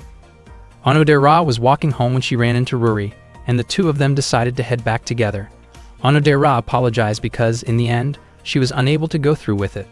Ruri commented that Onodera turned out to be weak, just as she had expected, but she also believed that Onodera had tried her very best. Ruri realized that she herself had been pushing Onodera too hard, and if something like this happened again, then it would be enough for them to simply cherish their friendship as it was. Deep down in her heart, Onodera actually felt relieved that she had not yet confessed her feelings to Raku. Even though she truly wanted to express those feelings, she felt that it was better to keep things this way for the time being. Still, Onodera was certain that someday she would tell Raku how she really felt. Meanwhile, Chitoge brought home Raku's locket that she had found on the street. She did not know what to do with it at first. The locket was clearly very important to Raku, so it seemed like she should return it to him the next day. Chitoge found herself wondering what kind of girl had made such a promise with Raku. She started to question whether Raku might still have feelings for that girl, and she was surprised at herself for even thinking about something like that. In the end, Chitoge decided to return the locket right away. That night, Chitoge visited Raku's house and gave the locket back to him. Raku reacted in a panic when he realized that Chitoge was the one who had found it. He explained that he had only just noticed the locket was missing and had been searching for it everywhere. Thanks to Chitoge, it had finally been found. Hearing this, Ryunosuke also felt relieved and happy that the item Raku had been looking for was safely returned. Chitoge reminded Raku that he should be more careful from now on. Raku wondered when he could have dropped it, since he always wore the locket around his neck. After that, Chitoge excused herself and went home, and Raku thanked her sincerely. Raku never expected that Chitoge could be so kind. He was also surprised to see that the locket's chain, which had been broken before, was now fixed. It turned out that Chitoge had deliberately asked one of her subordinates to repair it. Chitoge did not mind that Raku had not noticed the repair at first. She found it strange that, even though the locket was such a precious item to him, Raku seemed more worried about disappointing the girl connected to his promise. That made Chitoge recall that she too had made a promise when she was little, and the story felt very similar. She remembered the words tied to that promise, which were always in love. One day, Claude called in one of his subordinates and assigned a target along with a mission. He handed over a photo of Raku and explained that Chitoge was currently in a relationship with him. However, Claude was convinced that Chitoge was being deceived and taken advantage of by Raku. Hearing this, the subordinate felt upset at the thought of Princess Chitoge being treated unfairly. Claude went on to describe Raku in an extremely negative way, expressing his strong personal dislike and frustration toward him. He could not accept the idea of Raku being close to Chitoge. Because Claude could not protect Chitoge directly, he entrusted the task to a subordinate he had trained carefully, ordering him to watch over her. In Claude's view, this was the best way to keep Chitoge safe and away from what he believed to be bad influences. The subordinate vowed to protect Princess Chitoge and to prove the promise that had been made 10 years ago. On that day, the students at the school were buzzing about a transfer student. The student had a beautiful face but was wearing a male uniform. Shu shared the rumor with Raku and Chitoge, saying that the transfer student was suspected to be a very handsome boy. Not long after that, Ms. Kyoko arrived and informed the class that there was indeed a new transfer student. The student soon entered the classroom and introduced herself as Shukumi. The students burst into cheers, admiring Shukumi's looks, which reminded them of a fashion model. Ms. Kyoko then asked Shukumi to take a seat in the back of the room. Shu appeared to dislike the newcomer. As Shukumi walked toward her seat, she glanced at Raku with an expression that looked like she was quietly mocking him. Raku did not understand what was going on between them. Chitoge was shocked when she saw Shukumi, and Shukumi suddenly hugged her. Chitoge's face turned bright red, and the surrounding students reacted loudly in excitement. Chitoge quickly pulled away from the hug because so many people were watching. Shukumi was deeply moved to be able to meet Chitoge again. During the school break, Shukumi apologized to Chitoge for her earlier behavior. She explained that Claude had ordered her to stay close to Chitoge and keep an eye on her. Chitoge asked why Shukumi was wearing that kind of uniform, and Shukumi admitted that she had trouble finding the proper school uniform. At the same time, Shu asked Raku the same question, and Raku immediately repeated what Shukumi had just explained. Shukumi revealed that she already knew about Chitoge having a new boyfriend and asked to be introduced to him. Chitoge then called Raku over and introduced him to Shukumi. Raku forced a smile and tried to act friendly. Shukumi said that she had heard many things about Raku and believed that he was someone reliable. Raku felt confused, since Shukumi was connected to the mafia yet looked completely ordinary and harmless. Shukumi formally introduced herself and mentioned that she and Chitoge had been friends since childhood. She also admitted that she had been thinking about Chitoge a lot lately. Without thinking, Raku accidentally referred to Chitoge using a teasing nickname. Chitoge quickly tried to cover his mouth and brushed it off as a joke. Raku felt puzzled, since Chitoge had previously claimed that she did not have any close friends. When lunchtime arrived, Shukumi tried to take care of Chitoge by offering her food, but Chitoge refused. Shukumi kept persuading her, recalling how they used to share meals when they were younger. Chitoge became irritated and asked Shukumi to behave more appropriately. Shukumi even brought Chitoge her favorite assam tea. She simply smiled and commented that Chitoge had become even more beautiful. Raku watched all of this in confusion, while Shu asked him if he was really okay, since his rival seemed quite strong. Chitoge finally snapped at Shukumi and told her to stop pampering her so much. Shukumi looked confused by Chitoge's reaction, as they used to be extremely close in the past and spent almost all of their time together. Frustrated, Chitoge walked off toward the restroom. Soon after that, Shukumi asked Raku to talk with her privately. Shukumi led Raku up to the rooftop so they could talk alone. She wanted to know whether Raku truly loved Chitoge sincerely. Raku was taken aback and nearly let the truth slip out. He insisted that he loved Chitoge very much, but Shukumi did not believe him and questioned how deep his feelings really were. Shukumi declared that she loved Chitoge deeply and was willing to give up everything for her. In a tense moment, Shukumi revealed just how serious she was by showing how far she would go to protect Chitoge, which left Raku completely confused and shaken. Shukumi felt disappointed, believing that Raku lacked the awareness and quick judgment needed to protect someone like Chitoge. She became convinced that someone like Raku would never be able to keep Chitoge safe. Shukumi suspected that Raku might be deceiving Chitoge and dragging her into a false relationship. She even questioned whether Raku had hidden motives related to territory or power. At that moment, Raku realized that Shukumi was far more dangerous than she appeared. Shukumi could not understand what made Chitoge fall for someone like Raku. And even if Chitoge was not being missiled, Shukumi did not want her to be drawn to someone she considered weak. She was simply too devoted to Chitoge to accept that. Shukumi believed that someone insignificant like Raku could never compare to her, and she was determined to take Chitoge away from him. She wanted to prove someday who truly deserved to be by Chitoge's side. At first, Raku did not care much, since he claimed that he did not like Chitoge at all. However, he knew he could not allow Shukumi to take Chitoge away, because it could trigger a major conflict. Raku stated firmly that he was the one who belonged beside Chitoge, and that he would not let Shukumi take her away from him. Unbeknownst to him, Chitoge overheard everything. Her face turned red as she listened to Raku's unexpectedly bold words. Raku himself could not believe that he had said something so embarrassing. Shukumi began to give off an intimidating presence, and sensing that things were getting out of hand, Chitoge rushed over to stop the confrontation. She asked Shukumi and Raku to get along peacefully. Shukumi refused to back down and asked whether Chitoge still remembered the promise they had made 10 years ago. Shukumi tried to become stronger so she could protect Chitoge. She went through countless intense training sessions and difficult challenges to sharpen her skills and push her limits. She trained so hard that she sometimes ended up injured, yet in reality it was someone as physically weak as Raku who stayed by Chitoge's side.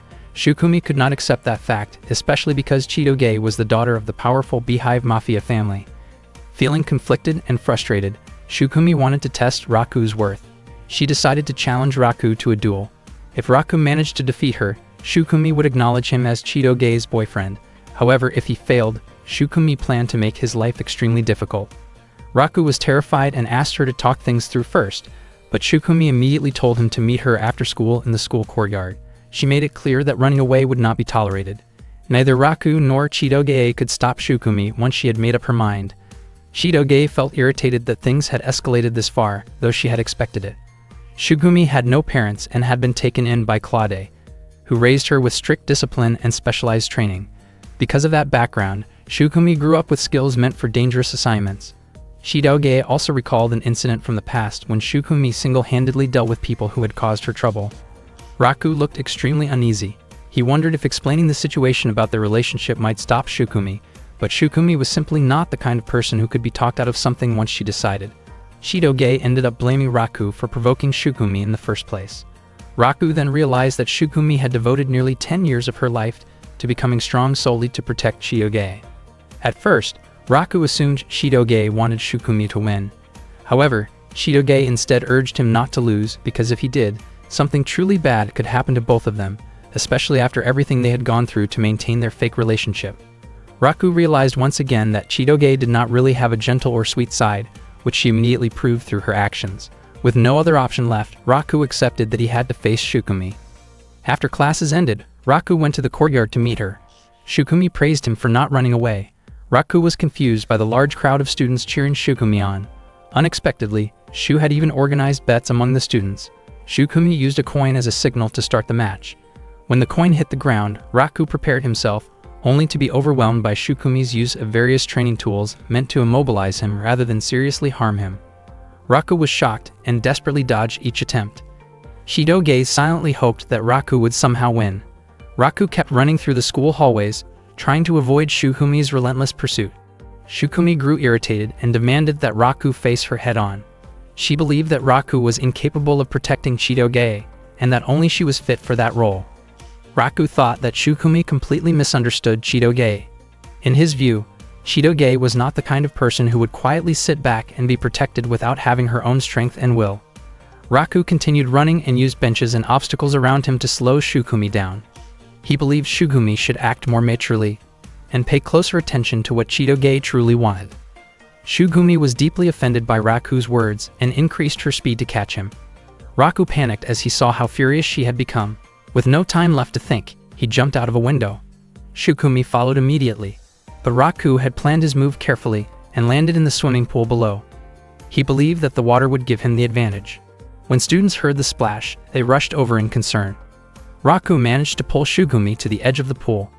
He felt relieved that his plan had worked, as Shukumi had lost consciousness from exhaustion. Unsure what to do next and worried about what might happen as she woke up, Raku started shivering from the cold and decided to change his clothes. He brought Shukumi to the locker room so she would not be left unattended. As Raku tried to help her dry off and remove her soaked outer clothing in a non-intrusive way, Shukumi suddenly woke up, startling him. At that moment, Raku finally realized that Shukumi was actually a girl, something he had never noticed before because she always wore a male school uniform. Shukumi became visibly embarrassed, and Raku was left in disbelief. Suddenly, the voices of other students calling out for Raku echoed nearby. Panicking, Raku hurriedly stepped back and urged Shukumi to put her clothes back on herself. When Chitoge opened the locker room door moments later, she found no one inside, even though she was certain she had heard voices coming from there earlier. Raku and Shukumi were hiding inside a locker. Raku had no other choice because the situation outside had become critical. Their bodies were pressed close together in the tight space. Before long, some students who had already checked the girls' locker room began asking why Chitoge had told them to search there. Chitoge explained that Shukumi was actually a girl, and the students immediately reacted in shock upon hearing that. Shukumi had never expected that Raku thought she was a boy. She herself did not understand why she was always assumed to be male. Raku asked why Shukumi wore a boy's uniform, and she explained that it allowed her to move more easily and act faster whenever necessary. Raku apologized for only realizing the truth now and admitted that the duel earlier should not have happened in the first place. Shukumi felt miserable about losing to someone she considered beneath her, and she believed she could not face Chitoge in such a state. Her expression looked unusually sad and different from before, especially since Raku had only just realized that Shukumi was a girl. Being stuck in such a narrow space with their bodies so close made Raku's thoughts spiral, but he tried to calm himself and focus on thinking about Onodera instead. He became so flustered that he even struck his own face to snap himself back to reality. Shukumi then revealed that she had been an abandoned child and was adopted by Claude. The name Shukumi had been given to her by Claude, and for reasons she could not explain, Claude had believed she was a boy. Even after 10 years had passed, Claude still had not realized that Shukumi was actually a girl. Shukumi did not mind this misunderstanding because her mission was to protect Chitoge. She had long since cast aside her femininity and trained herself to be strong enough to stand against any man. She could not imagine what she would do if she ever failed to protect Chitoge. Raku felt that this burden must have been incredibly heavy for Shukumi, especially since she was actually kind and gentle by nature. Shukumi's face turned red when Raku described her that way, particularly because no one had ever said such things about her before. Suddenly, Chitoge opened the locker. She was irritated and struck Raku in frustration. It was then that Chitoge realized Raku had also believed Shukumi was a boy. Chitoge asked about the duel earlier, and Shukumi immediately insisted that she had not truly lost. From the beginning, the duel had been meant to test whether Raku was capable of protecting Chitoge, so Shukumi considered the match invalid. She made it clear that she would not hesitate to threaten Raku if she felt he was unworthy, and she warned him to care for Chitoge sincerely. Shu arrived soon after and told Raku to write a letter of apology for using the swimming pool without permission. After Raku left, Shukumi admitted to Chitoge that she had been completely defeated. She also mentioned that Raku had told her Chitoge was not someone who simply sat quietly while being protected by others. Shukumi acknowledged that although many people worried about Chitoge, she herself was energetic, strong-willed, and truly unique. Even at that moment, Shukumi still wondered why everyone continued to mistake her for a boy. Chitoge then gave Shukumi a girl's uniform, and all the students were stunned when they saw her. Shukumi looked embarrassed by her appearance. Chitoge was confident that the outfit suited her and made her look cute, and she encouraged Shukumi to keep dressing that way since she was a girl. Shukumi responded that appearances did not matter to her, because she had come to protect Chitoge and to fulfill a promise she had made long ago. Chitoge had completely forgotten about that promise. She tried hard to remember, but nothing came to mind. Shukumi explained that the promise had been made when they first met as children, during a moment when they were spending time together at a bathing area with proper supervision. At that time, Shukumi had promised to become someone who would always protect Chitoge. Chitoge wondered why Shukumi still held on to that promise after all these years, but Shukumi considered it something incredibly precious. Chitoge praised Shukumi for being so dependable and cool for remembering a promise made 10 years earlier. Shukumi's face turned red again at the praise. Chitoge then tied a ribbon in Shukumi's hair so that no one would mistake her for a boy anymore. Shukumi thanked her, although she felt the ribbon was a little too feminine for her taste. When Raku later saw Shukumi, he complimented her and said she looked cute. Shukumi's face flushed red once more as she insisted that she was not cute. That evening, Shukumi quietly wondered whether it was possible that Chitoge had also forgotten the promise she made to her first love 10 years ago.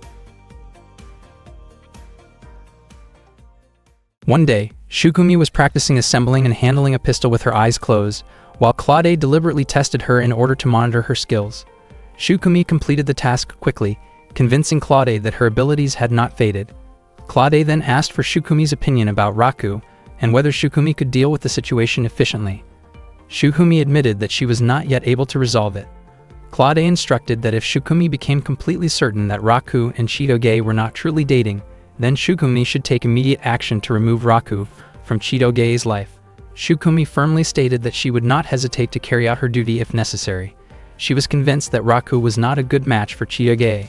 Shukumi's face turned red when she remembered Raku once calling her sweet. By that day, Shukumi had already been attending the same high school as Chitoge for 3 days. She introduced herself again to Ruri and Onodera, explaining that although her name sounded masculine, she was actually a girl. Shukumi apologized for not introducing herself earlier. Onodera admitted that she had been surprised because she initially thought Shukumi was a boy, while Ruri revealed that she had known the truth from the beginning. Not long after, Shu arrived and casually praised Chitoge's beauty. Shukumi immediately raised her guard because Shu was acting overly familiar with Chitoge. Chitoge reacted strongly and made it clear that Shu was also her friend.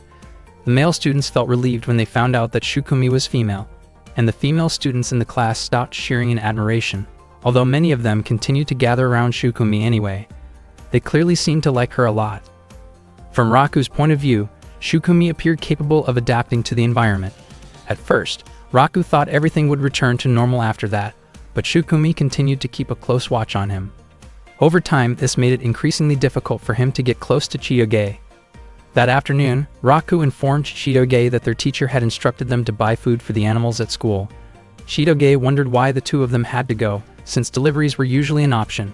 Raku explained that there were several rare animals at their school, so the food had to be purchased directly from a nearby pet shop. Chitoge suggested that Raku go alone, but he refused because the supplies would be too heavy to carry by himself. Suddenly, Shukumi appeared from behind some plants and startled them. She offered to take Chitoge's place, saying that she could not allow Chitoge to do physically demanding work. Shukumi immediately set off to buy the animal feed, thinking that this would be a good opportunity to find out whether Raku was truly Chitoge's boyfriend or not. If Raku was only pretending to date Chitoge, Shukumi intended to confront him and put an end to the act. Before they left, Chitoge asked Shukumi to wait for a moment. It turned out that Chitoge had changed Shukumi's outfit into something more feminine. In the middle of the crowd, people kept staring at Shukumi, making her feel extremely embarrassed. Chitoge had intentionally altered Shukumi's appearance so she would not be mistaken for a boy, especially since Chitoge had also removed all of Shukumi's weapons. Shukumi felt deeply self-conscious about her feminine look as it drew so much attention. She wondered if she looked strange dressed like that. Raku commented that the outfit suited Shukumi well. Hearing Raku praise her caused Shukumi's face to flush red, and she reacted sharply because she thought he was teasing her. When they arrived at the pet shop, Shukumi was captivated by a very cute white dog. Raku admitted that Shukumi's feminine appearance made her seem different. Shukumi became irritated when she noticed Raku staring at her, and she lost her balance while wearing high heels. Seeing this, Raku immediately caught her before she fell.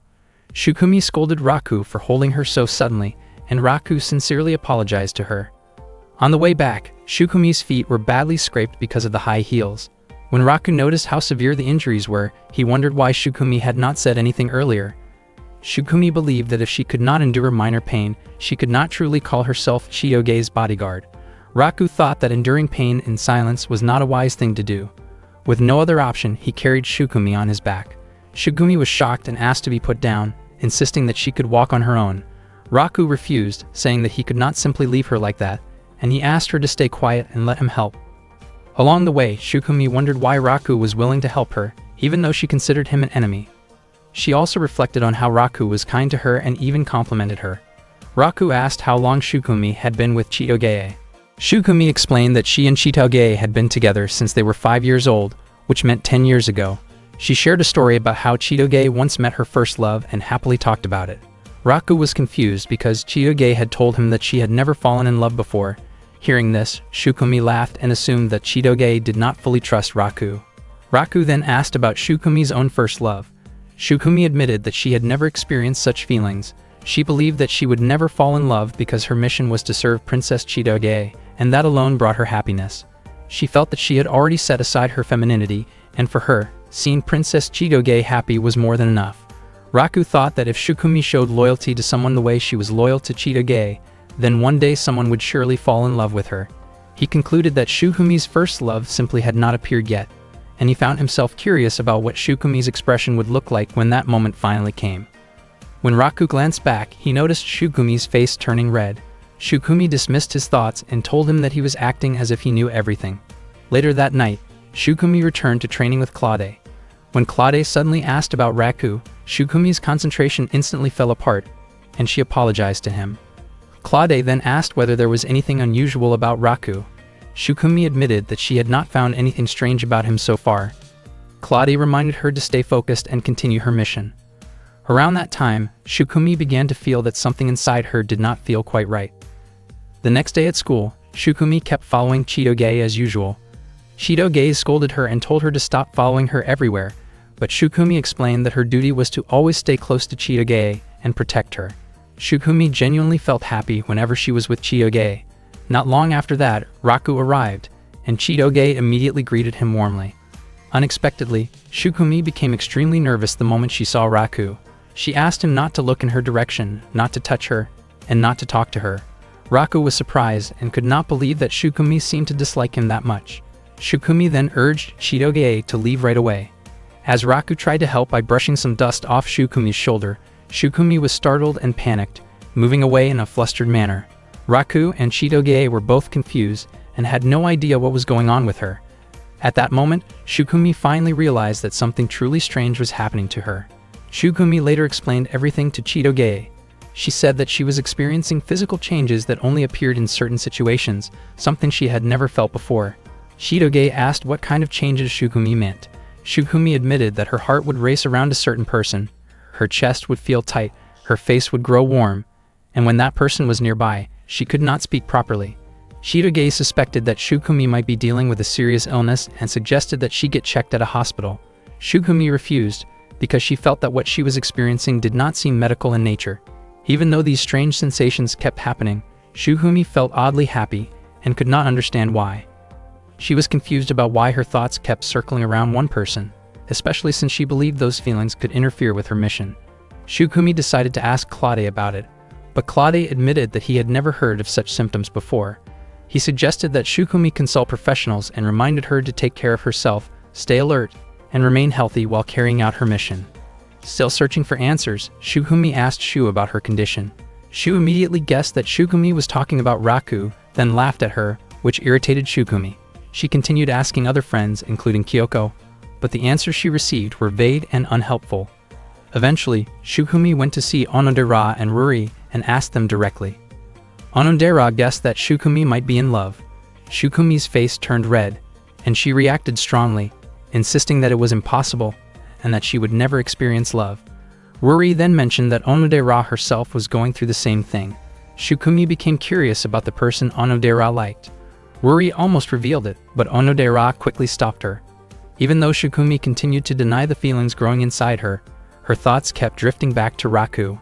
She realized that Raku was Chitoge's boyfriend, and as Chitoge's protector, she believed she should never have feelings for him. Shukumi tried desperately to push those feelings away, growing increasingly frustrated with herself. Her inner turmoil drew the attention of nearby students. Raku noticed her distress and asked what was wrong. Startled by his sudden presence, Shukumi reacted reflexively and pushed him away before quickly leaving the area. Raku was left confused, unable to understand why Shukumi acted that way. Shukumi later sat alone on a park bench, feeling exhausted and unsure of how she could properly protect Chitoge while feeling so conflicted. She felt completely lost. Chitoge came over and brought her a drink, then asked whether Shukumi had gained any clarity. Shukumi mentioned that people kept saying she was in love. Chitoge said that idea made sense, because Shukumi's symptoms matched what people often experienced when they fell in love. Shukumi asked whether Chitoge felt the same way. Chitoge admitted that she had never really felt what falling in love was like. Shukumi found that strange and pointed out that Chitoge had a boyfriend. Chitoge quickly corrected herself, surprised at how careless she had been with her words. Shukumi then brought up Chitoge's first love from 10 years ago. At first, Chitoge did not understand what Shukumi meant. Moments later, she suddenly realized what Shukumi was referring to and wondered why she had forgotten about it for so long. Shukumi laughed and mentioned that Chitoge used to sneak out of the house back then to meet a boy. Chitoge was certain that the boy was the one who had made a promise with her 10 years ago, but she could not remember what that promise was. She also admitted that she could not recall his face or even his name. Shukumi could not remember him clearly either, but she remembered how deeply and romantically Chitoge had fallen in love at the time, believing that Chitoge had loved him with all her heart. Chitoge looked extremely embarrassed and admitted that she truly did like that boy back then. After that, Chitoge suggested that they return to discussing the strange symptoms Shukumi was experiencing. Shukumi shared a story about the first time her heart started pounding when someone was close to her. Right at that moment, Raku suddenly appeared nearby and casually mentioned that what she was feeling sounded like a sign of falling in love. Shukumi was caught completely off guard and reacted on instinct, aggressively aiming her weapon toward Raku before anyone could stop her. The situation quickly settled down, but it left Chitoge lost in thought, wondering whether she herself had ever felt the same kind of feeling in the past. Chitoge was convinced that the boy from back then probably did not remember anything about the promise they once made.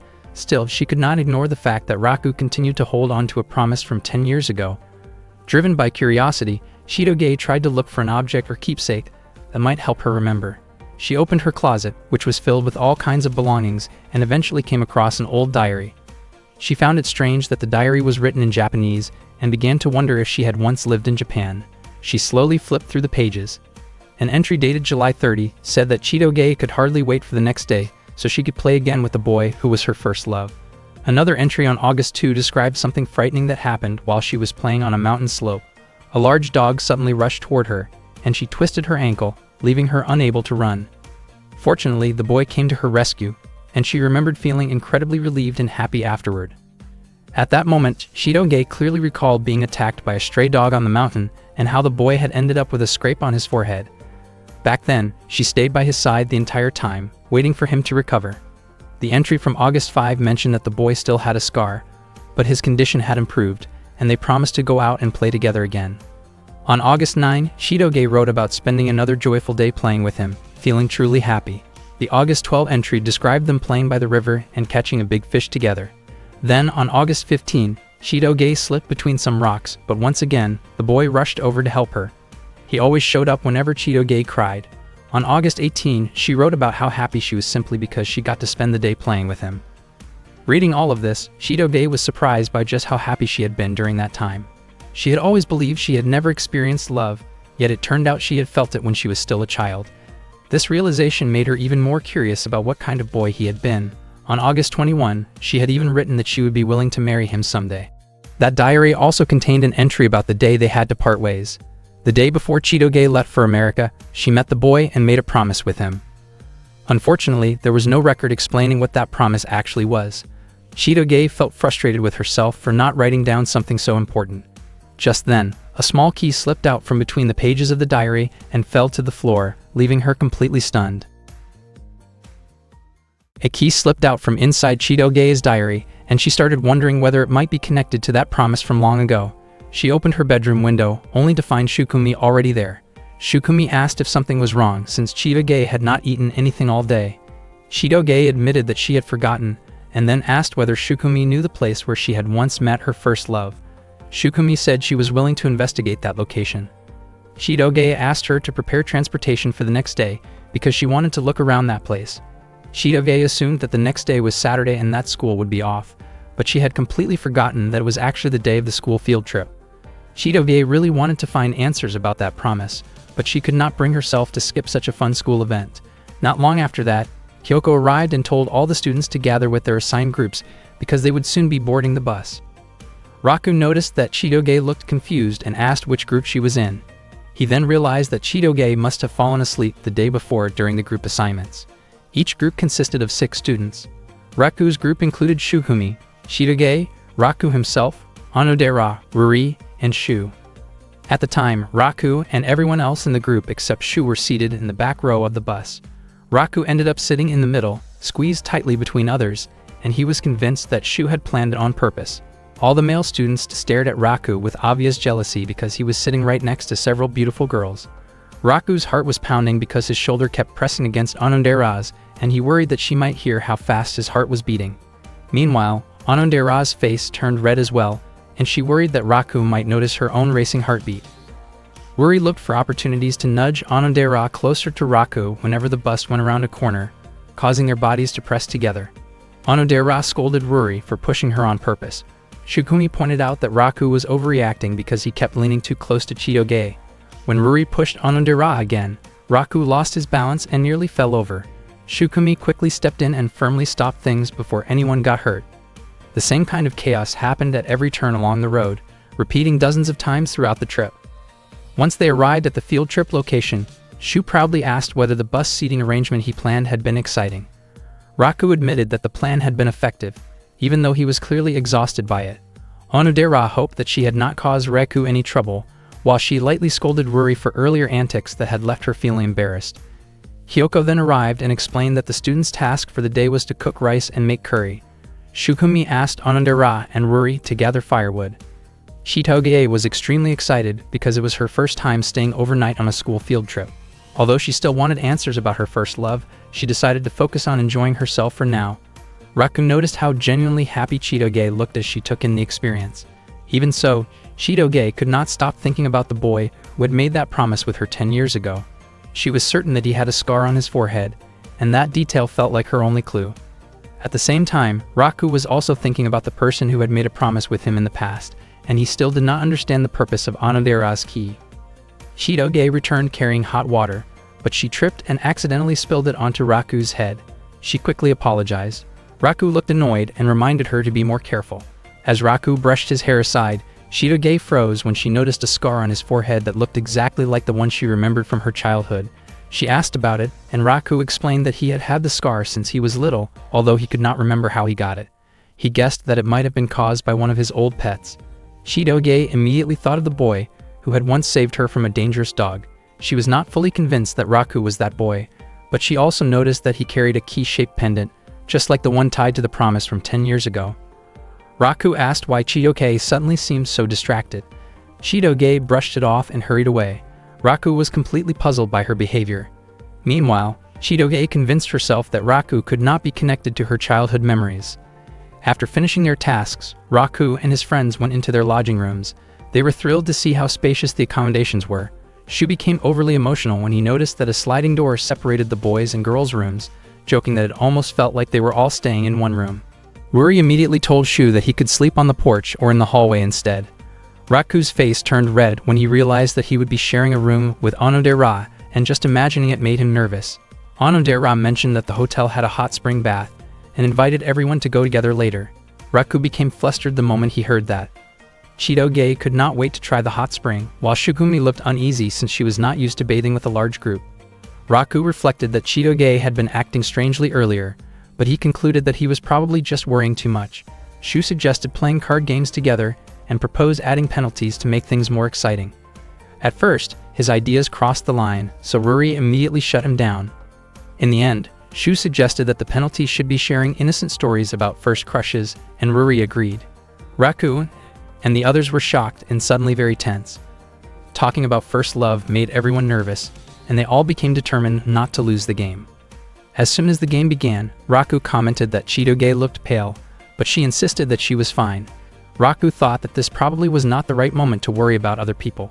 Onodera's face lit up with excitement when she drew her card, and Raku was convinced that she must have picked up the Joker. When it was Raku's turn to take a card from Onodera's hand, her expression kept changing every time his fingers brushed against the cards. Raku admitted to himself that Onodera's expression looked incredibly sweet. Because of that, he was able to guess which card in Onodera's hand was the Joker. After that, it was Chiyoge's turn to draw a card from Raku's hand. She showed an adorable expression while choosing, and Raku felt sure that she did not want to lose. He suggested that she should probably keep a straight face instead. The game continued until only Raku and Chiyoge were left for the final round. Everyone else who had already finished felt relieved that they had avoided the punishment. Raku could tell where the Joker was just by looking at Chiyoge's expressions. He felt annoyed, because even though he knew he would win, he somehow ended up looking cowardly. When Chiyoge took a card for her turn, Hyoko suddenly showed up and scolded them for not leaving the room. At that moment, Chiyoge ended up drawing the Joker and lost, but thankfully the punishment was ultimately not carried out. The students then enjoyed their meal together. After they finished eating, Shu invited Raku to go take a bath, but Raku was convinced that Shu was really trying to drag him along to sneak a look at the girls. Shu denied it, explaining that the bathing times for boys and girls were different. Not long after that, Kyoko informed them that there was a phone call for Raku. Without any suspicion, Raku immediately walked to the front desk to answer it. At the same time, Claude followed behind Raku, and Chiyoge noticed him. She became curious about what Claude was doing there and hoped that he would not cause any trouble. Onodera then called out to Chiyoge, inviting her to go take a bath together. When Raku arrived at the front desk, it turned out that there was no call for him. He then headed toward the men's bath, but Claude secretly switched the curtain signs so that it became the women's bath instead. Claude did this on purpose to mess with Raku. Raku found it strange that the bath area was so quiet and thought that maybe he was the last one to use it. While soaking, he casually thought about how interesting it might be to hear about Onodera's first love someday. Suddenly, someone jumped into the pool, startling him. Raku reacted in surprise, only to realize that it was actually Chiyoge. They stared at each other, both equally shocked. Chiyoge scolded Raku for being in the women's bath, while Raku was convinced that he had entered the correct place. Chiyoge quickly realized that this must have been Claude's doing. Raku could not understand how Claude had even managed to come along to the inn. Shidoge forgave Raku for the incident, knowing that it was all Claude's fault, and urged him to leave right away before anyone else arrived. She tried to keep him from staring and hurried him along. Unfortunately, before Raku could get away, Onodera and the others showed up. Shukumi looked extremely nervous, and Ruri quickly reacted in a panic. Just as Raku was about to move, Onodera ended up facing his direction. Meanwhile, Claude confidently believed that his plan had succeeded and that Raku would be labeled as a serious troublemaker. Fortunately, Shidoge stepped in and helped hide Raku from the others. Onodera briefly asked if anyone else was in the bath, but Shidoge denied it. Raku was genuinely surprised that Shidoge would go so far to help him. She did it because Raku was her boyfriend and Shukumi was also there. If he had been discovered, Raku could have gained a terrible reputation, and they would have been mocked by their classmates for years.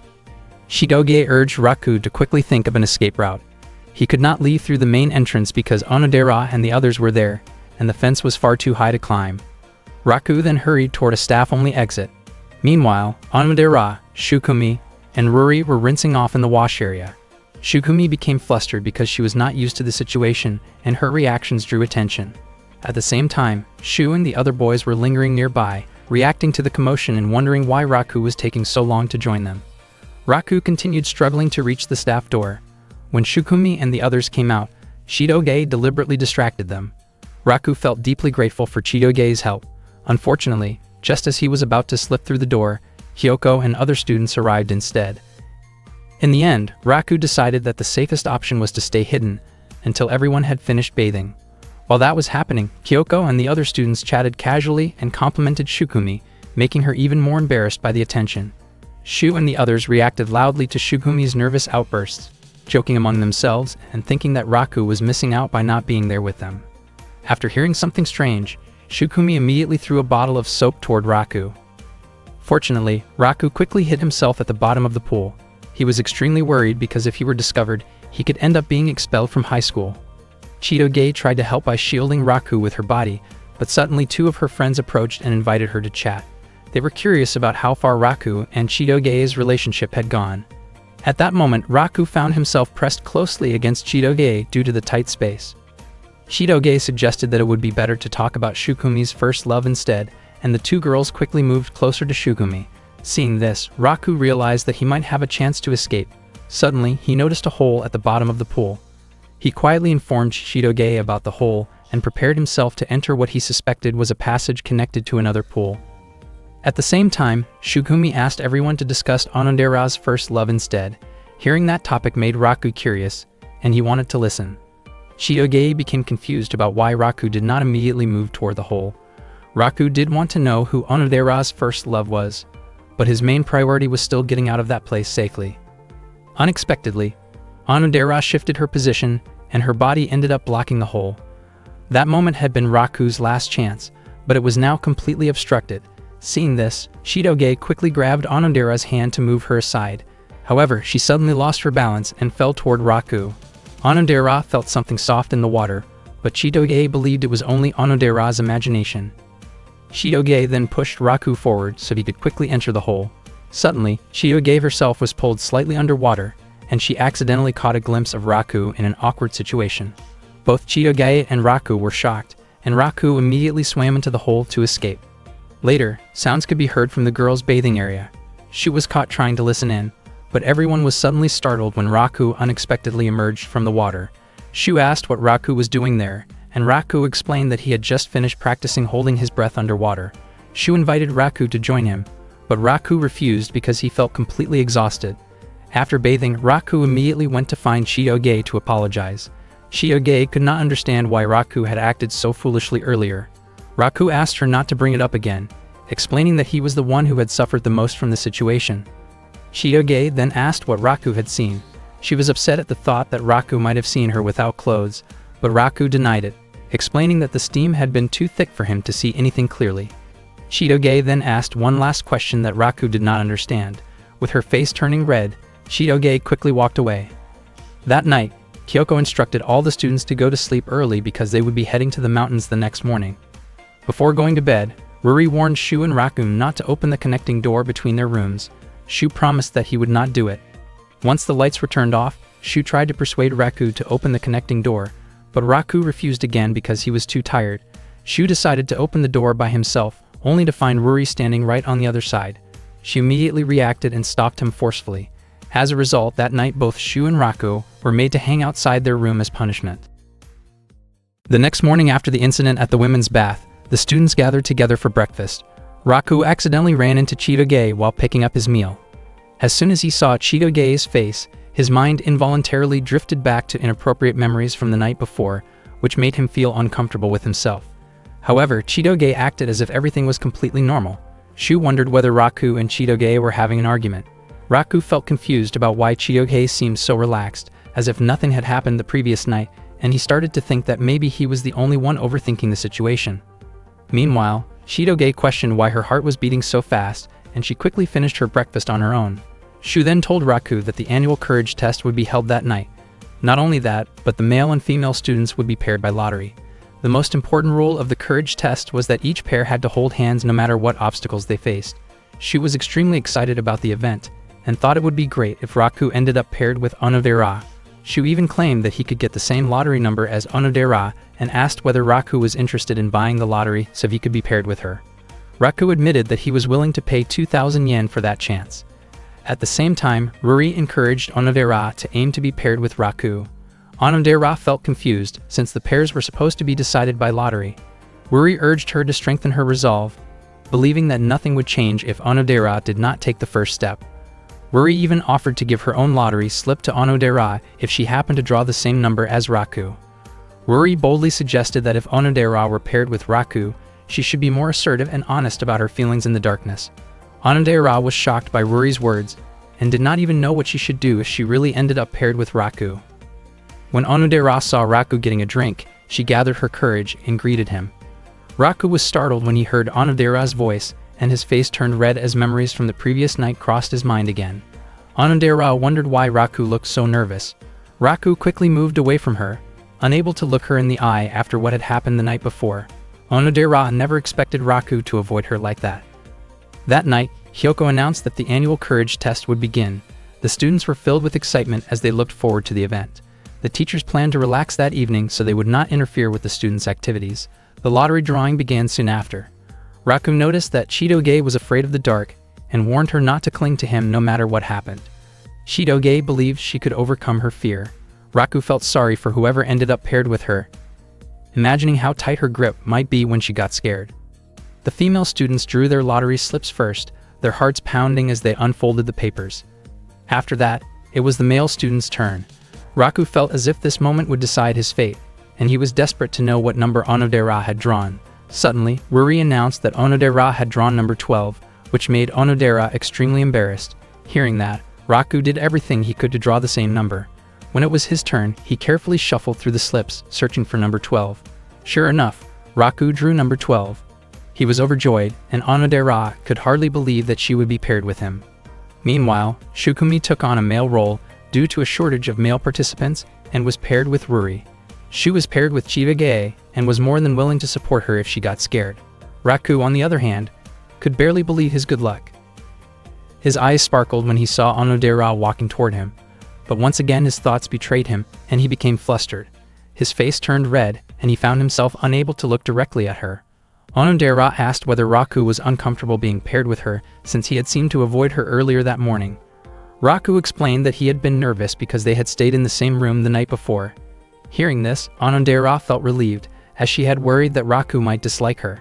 Her gentle expression made Raku like her even more, and he felt that the day could not have gone any better.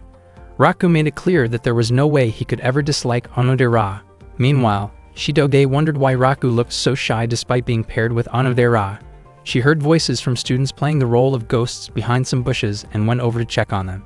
It turned out that one of the ghost actors had a stomachache, and they had not found a suitable replacement yet.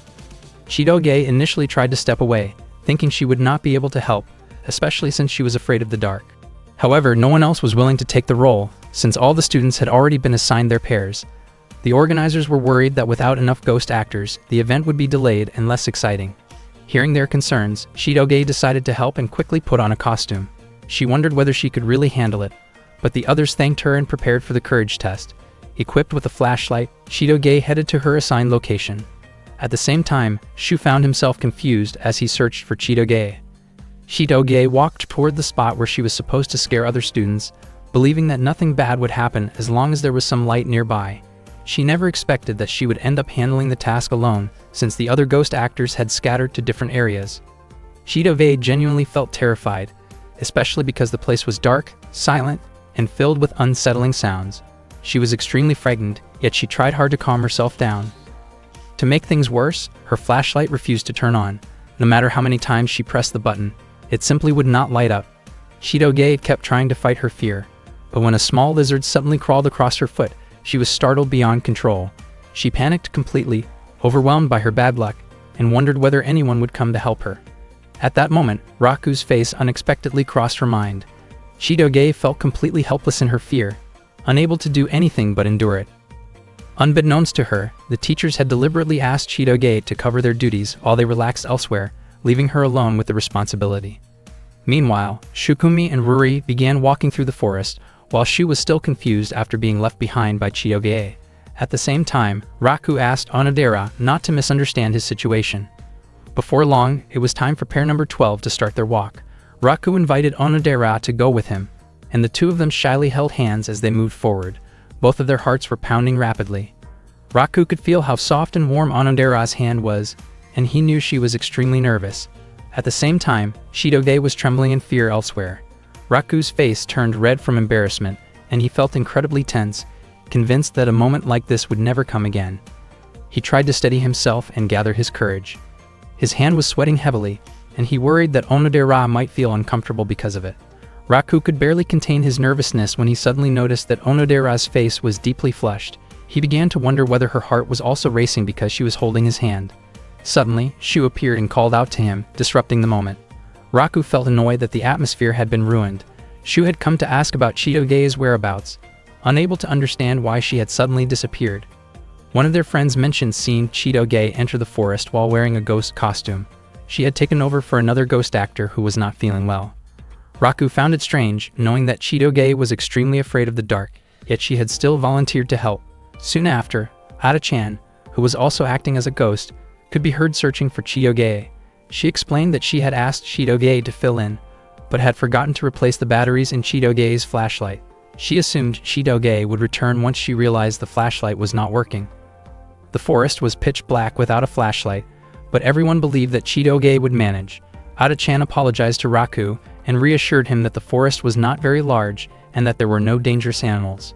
The others teased Raku, encouraging him to go check on Chitoge in her ghost costume. Raku and Onodera immediately headed into the forest together.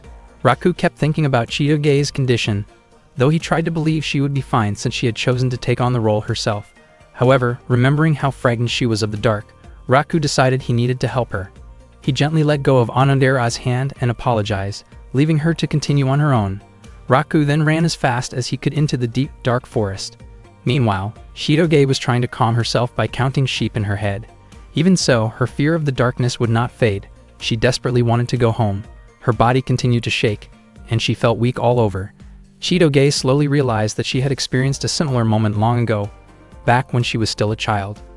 Meanwhile, Shukumi was extremely frightened when she came face to face with a fake ghost. She clung tightly to Ruri, while Ruri tried to calm her down, but Shukumi truly could not hide her fear. All of a sudden, Raku ran past them without either of them noticing. In the dark and silent forest, Chitoge was reminded of a time long ago when she had fallen into the gaps between large rocks.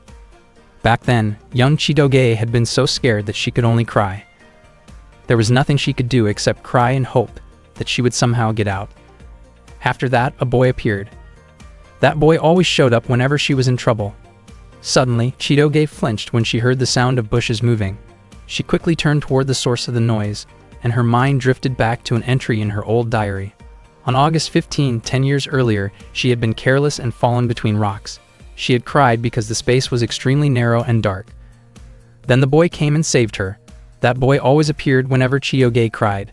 Unexpectedly, Raku came over to her and mentioned that ghosts were not supposed to cry. Chitoge felt deeply moved when she saw him arrive.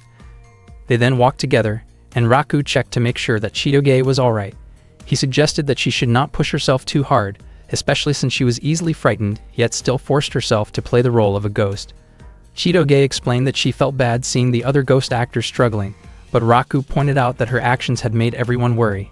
He reminded her that she should think carefully before doing something like that. Chitoge asked whether Raku had been worried about her as well. Raku admitted that he had not been overly worried. As they continued walking through the forest, Raku asked if Chitoge was tired and even offered to take a short break. Out of nowhere, Chitoge asked Raku to call her by her given name, since he had always been calling her by her family name. Raku was surprised and wondered if Chitoge had a fever, thinking that she was saying strange things. Chitoge explained that the night before, her friends had commented on how she and Raku were still calling each other by their family names even though they were dating. According to her, in order to avoid suspicion about their relationship, Raku should start calling her by her given name. Raku felt confused, since Chitoge rarely talked about something like that. In the end, Raku went along with what Chitoge wanted and tried calling her by her given name. Chitoge responded warmly and also called Raku by his given name. Their faces turned red when they looked at each other, and they both quickly looked away out of embarrassment. Eventually, they got lost while trying to find their way back, but they managed to return just as the courage test came to an end. Raku ended up missing his chance to spend time alone with Onodera. As soon as Shukumi saw Chitoge return, she shouted her name in relief. Shukumi immediately hugged Chitoge and apologized, saying that she should not have let that happen to her. Not long after, Onodera came over to Raku. She had been told by Shukumi that Raku had gone to look for Chitoge.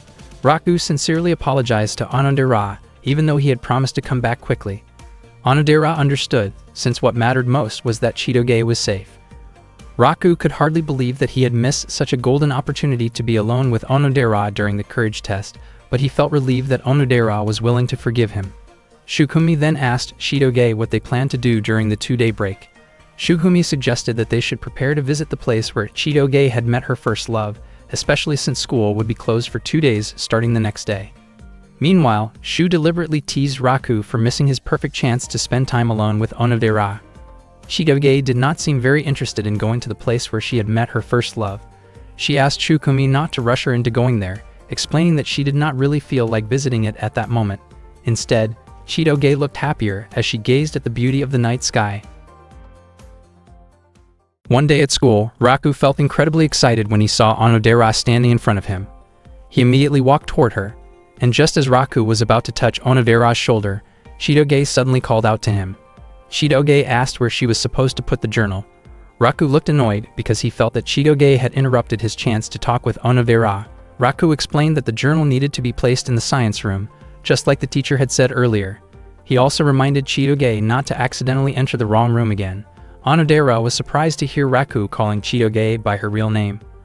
Raku explained that he and Chitoge had agreed to call each other by their first names. He admitted that he was still not used to it, even though they had been dating for quite a while. Raku wondered why it was so difficult for him to act naturally as Chitoge's boyfriend in front of Onodera. Ruri immediately nudged Onodera in the stomach and commented that Chitoge was already one step ahead of her. Ruri suggested that Onodera should also start calling Raku by his first name, but Onodera felt hesitant about doing so. Not long after that, Shukumi came over and asked Raku about Chitoge. Raku mentioned that his girlfriend had gone to the science room. Shukumi explained that she wanted to talk about something with everyone without Chitoge knowing. Shukumi then revealed that it was Chitoge's birthday, and that she wanted to prepare a surprise birthday party for her. She invited Raku and the others to the surprise party, believing that Chitoge would be extremely happy if her friend showed up. Everyone was willing to attend, and Raku suggested that they buy a present. According to Shukumi, Raku was a special case since he was Chitoge's boyfriend, which meant she had no choice but to invite him. Shukumi looked nervous and admitted that inviting Raku was not because she wanted to see his face.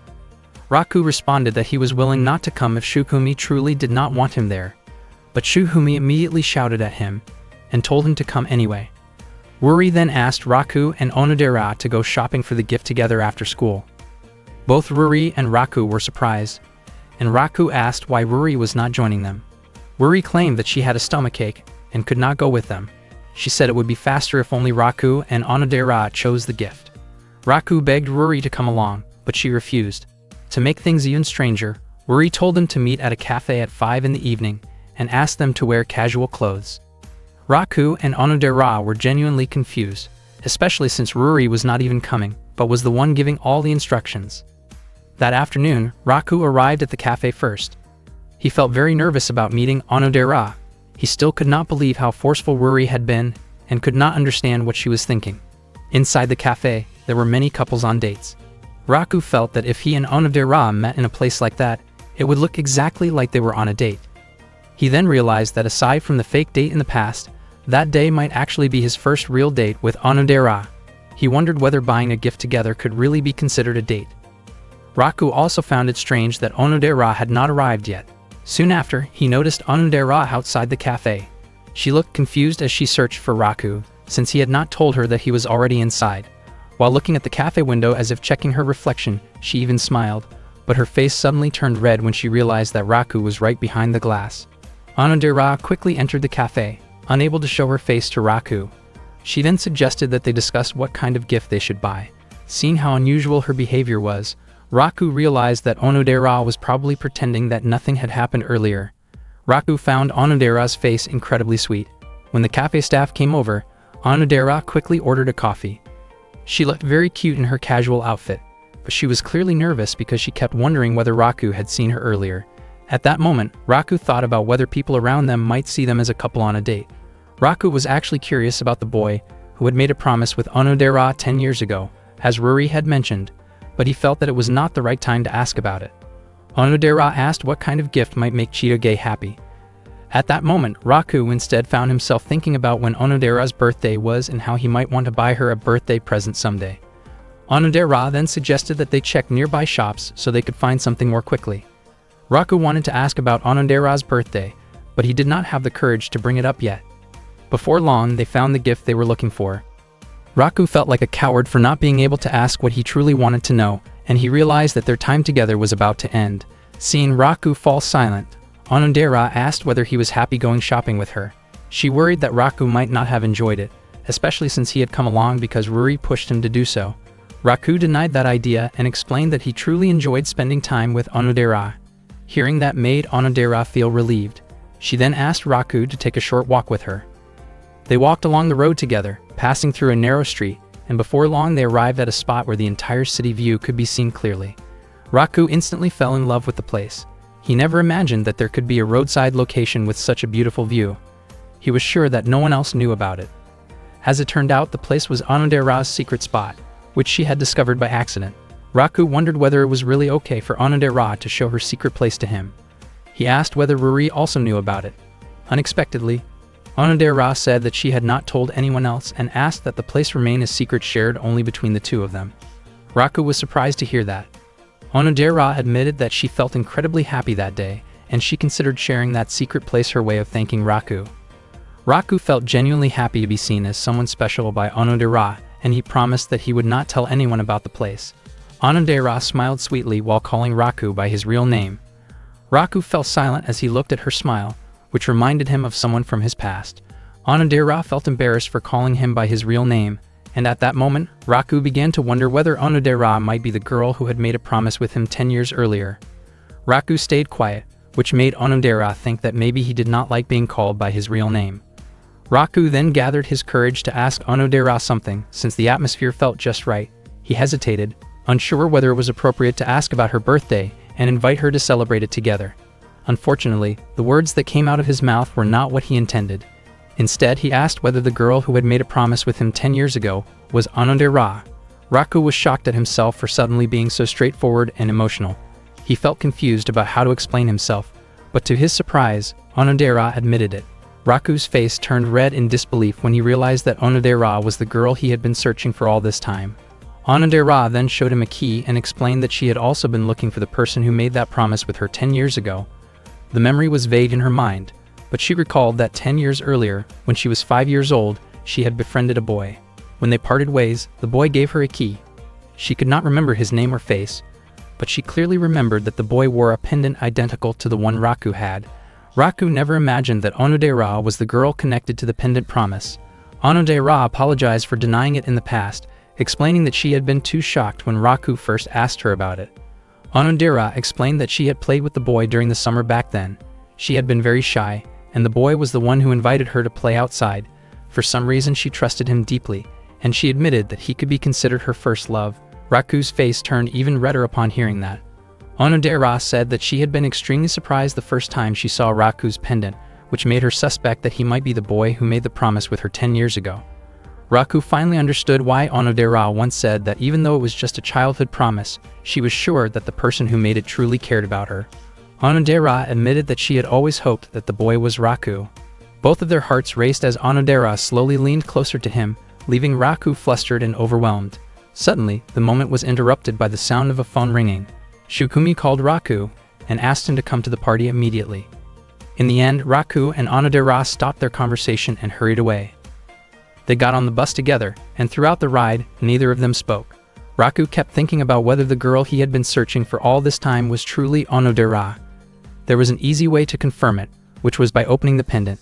Soon they arrived at Shidoge's house. Shu, Ruri, and Shukumi were already waiting in front of the gate. Shidoge's house was enormous, leaving everyone in awe. Ruri even became curious about what kind of job Shidoge's father had. Ruri worried that their gifts might not be good enough for Shidoge, but Shukumi reassured her that Shidoge was not the type of person who judged others based on the gifts they gave. Shukumi was puzzled as to why Shu had come along even though she had not invited him. Not long after, Shidoge arrived and was shocked to see her friends standing in front of her house. Shukumi explained that she had secretly invited everyone to Shidoge's birthday party. Shidoge was stunned and quickly pulled Raku inside. She panicked because she had never told her friends that her family was part of a mafia organization. Raku found it strange that Shidoge was still so bothered by something like that. Shidoge admitted that her family background had always troubled her, and that was the reason she had not had friends before. Raku then told everyone that Shidoge's family was essentially a mafia group, similar to the Yakuza in Japan. Onodera was surprised by the revelation, as she had always seen Shidoge as an amazing and extremely wealthy girl. Shidoge was shocked to hear Onodera praise her and realized that it did not become a problem for their friendship after all. Shukumi led everyone into a room inside Shidoge's house. As soon as Shukumi opened the door, the members of the Beehive had already prepared a lively surprise party for Shidoge. That day was Shidoge's 16th birthday, and it was the first time she had ever invited her friends over. The Mafia members greeted Shidoge's friends as well. They were surprised to see how happy Shidoge looked, since that kind of expression felt unusual for her. Not long after that, Claude arrived and greeted everyone. Claude then started teasing Raku, and was convinced that Raku must have prepared a special gift for Shidoge. Raku realized that Claude was becoming more open and straightforward when making fun of him. As the party went on, Onodera gave Shidoge a set of stationery, while Ruri gave her a novel. Shidoge felt genuinely happy with the gifts they gave her. After that, the Beehive Mafia members presented their gift, which was a 1-year supply of bananas and 1,000 Enka CDs. They chose that gift because they knew how much Shidoge loved those things. Meanwhile, Claude wanted to show off his own gift for Shidoge, but he deliberately acted humble by saying that his present could not compare to what Raku had prepared. It turned out that Claude had bought a luxury car with the newest and coolest model. However, Shidoge did not need it, since she did not have a driver's license yet. Next, the Beehive members pressured Raku to finally show his gift to Shidoge. Raku did not expect that giving a birthday present could feel this difficult. In the end, he revealed a gorilla plush doll that looked exactly like him. The Beehive members immediately protested, unable to accept why Raku would give such a gift. Raku admitted that the moment he saw the doll, he really liked it and thought it was a good plush. Unexpectedly, Shidoge ended up liking the gift very much. The Beehive members could not understand why Shidoge reacted that way. Raku was left staring in surprise at Shidoge's cute expression. While the party continued, Shidoge approached Raku on the balcony. She mentioned that Raku's taste in choosing gifts was terrible. Raku did not expect that her earlier reaction had only been an act, and he told her that she could just throw the gift away if she did not like it. Shidoge replied that since they were dating, she would not throw it away and said that she would keep the gift. Raku started to think that Shidoge actually liked his present, but she kept denying it. Raku was confused as Shidoge began to show a sweeter side of herself, making his heart race. Raku wondered why his heart was pounding just from looking at Shidoge, especially since he had only recently realized that he had found the girl who made a promise with him 10 years ago. Thinking about it all made his head spin. Shidoge then asked whether Raku still liked the girl who made that promise with him 10 years earlier. Raku was surprised by the question, but he also found himself wondering if Onodera was truly the girl from that promise long ago. Raku admitted that he still liked that girl. After hearing that, Shidoge asked whether Raku had ever heard of the term "zossing in love." That night, Chitoge asked whether Raku had ever heard the phrase "Zasen in love." Raku was startled and wondered where Chitoge had learned that phrase. He did not understand why his heart kept pounding so hard. Raku remembered that "Zasen in love" was a line he and a certain girl had once spoken as part of a promise. Chitoge explained that she had been reading her old diary, and it brought back many memories. She recalled meeting a boy 10 years ago while playing together during the summer. They became close friends, and when the time came for them to part ways, she and the boy made a kind of promise.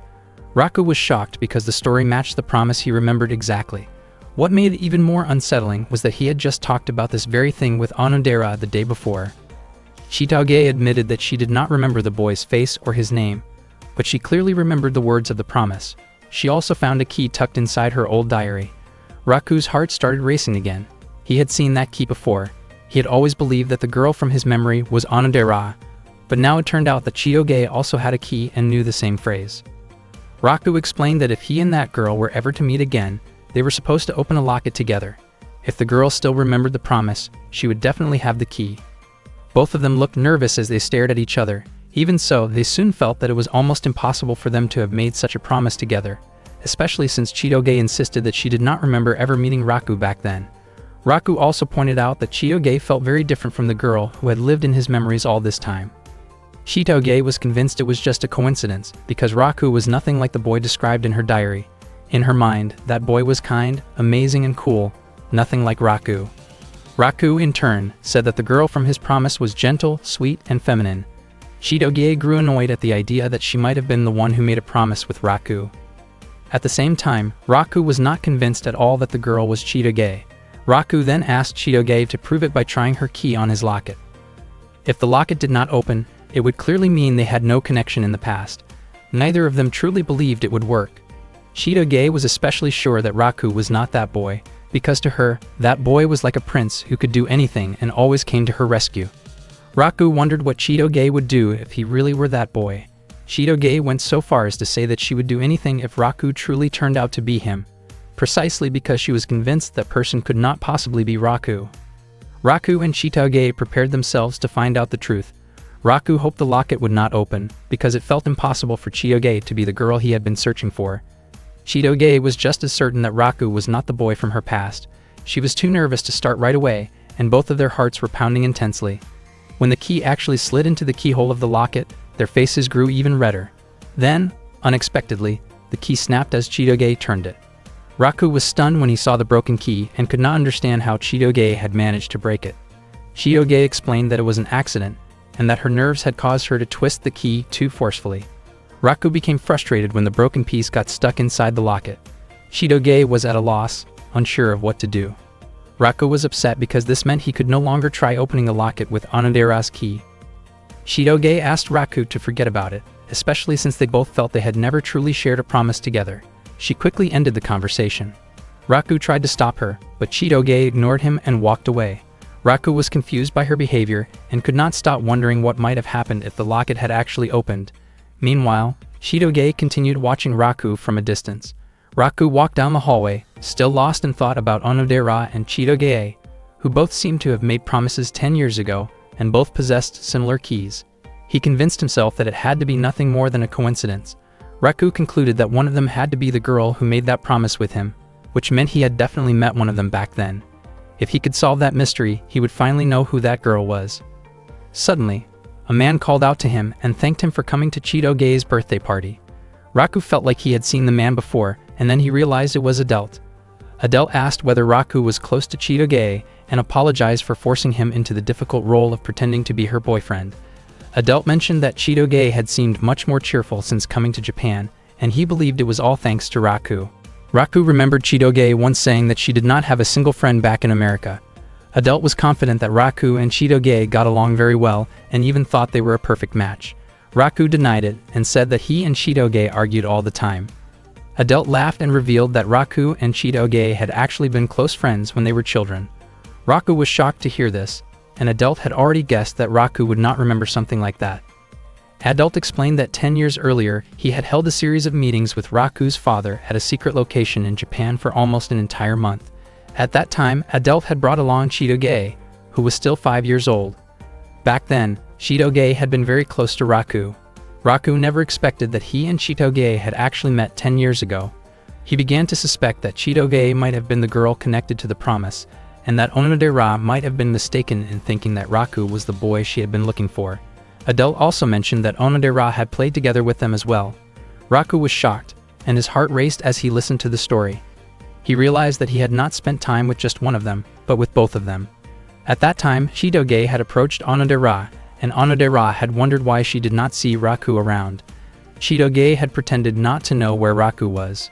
Raku finally understood that 10 years ago, he had met both Onodera and a younger Chitoge at the same place, and that the two of them were connected to the same promise. He could not understand why things had turned out this way. The two keys carried different symbols, and Raku was certain that only one girl had made a promise with him. After Adele left, Raku began to think seriously about who that girl truly was. He wondered if it could have been Onodera. If that were true, then he believed it really was fate, because Raku truly wished for someone like Onodera to be his future wife. If it turned out that the girl was Chitoge, then Raku felt he would not be able to accept it so easily. Even if the girl from the past was Chitoge, everything had happened when they were still children, and the person Raku cared about now was Onodera, and that would not change. Raku's pendant was being repaired by Shu's uncle. The next day, Shu called his uncle to ask whether the pendant could be fixed. It turned out that Raku's pendant was quite complicated and rather rare, so it would take some time to repair. Raku felt relieved knowing that his pendant was being taken care of. Shu asked what had happened to the pendant and wanted Raku to explain it, but Raku said that he would talk about it another time. That morning, Raku met Chitoge at the shoe lockers, and they walked to class together. Raku told her that both his pendant and their keys were being repaired by Shu's uncle, who worked as a locksmith. Raku found it strange that Chitoge seemed to be acting so normal. When they arrived at the classroom, they noticed Claude watching them from outside. Raku immediately suggested that they act like a couple. When Raku touched Chitoge's shoulder, she was clearly startled. Raku was confused when Chitoge's face suddenly turned red. Chitoge asked Raku not to act so carelessly. Raku reminded her that Claude was watching them. Not long after that, their classmates came over to greet them. Raku quickly put his arm around Chitoge and acted as if he were deeply in love. Seeing Chitoge's flushed face, Raku was surprised and curious about what was going on with her. Chitoge tried to calm herself down. At that moment, Onodera was also there, quietly observing their behavior.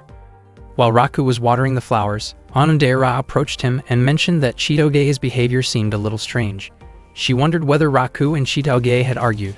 Raku suspected that Chitoge might be feeling awkward around him because she could be the girl who had made the promise with him 10 years ago.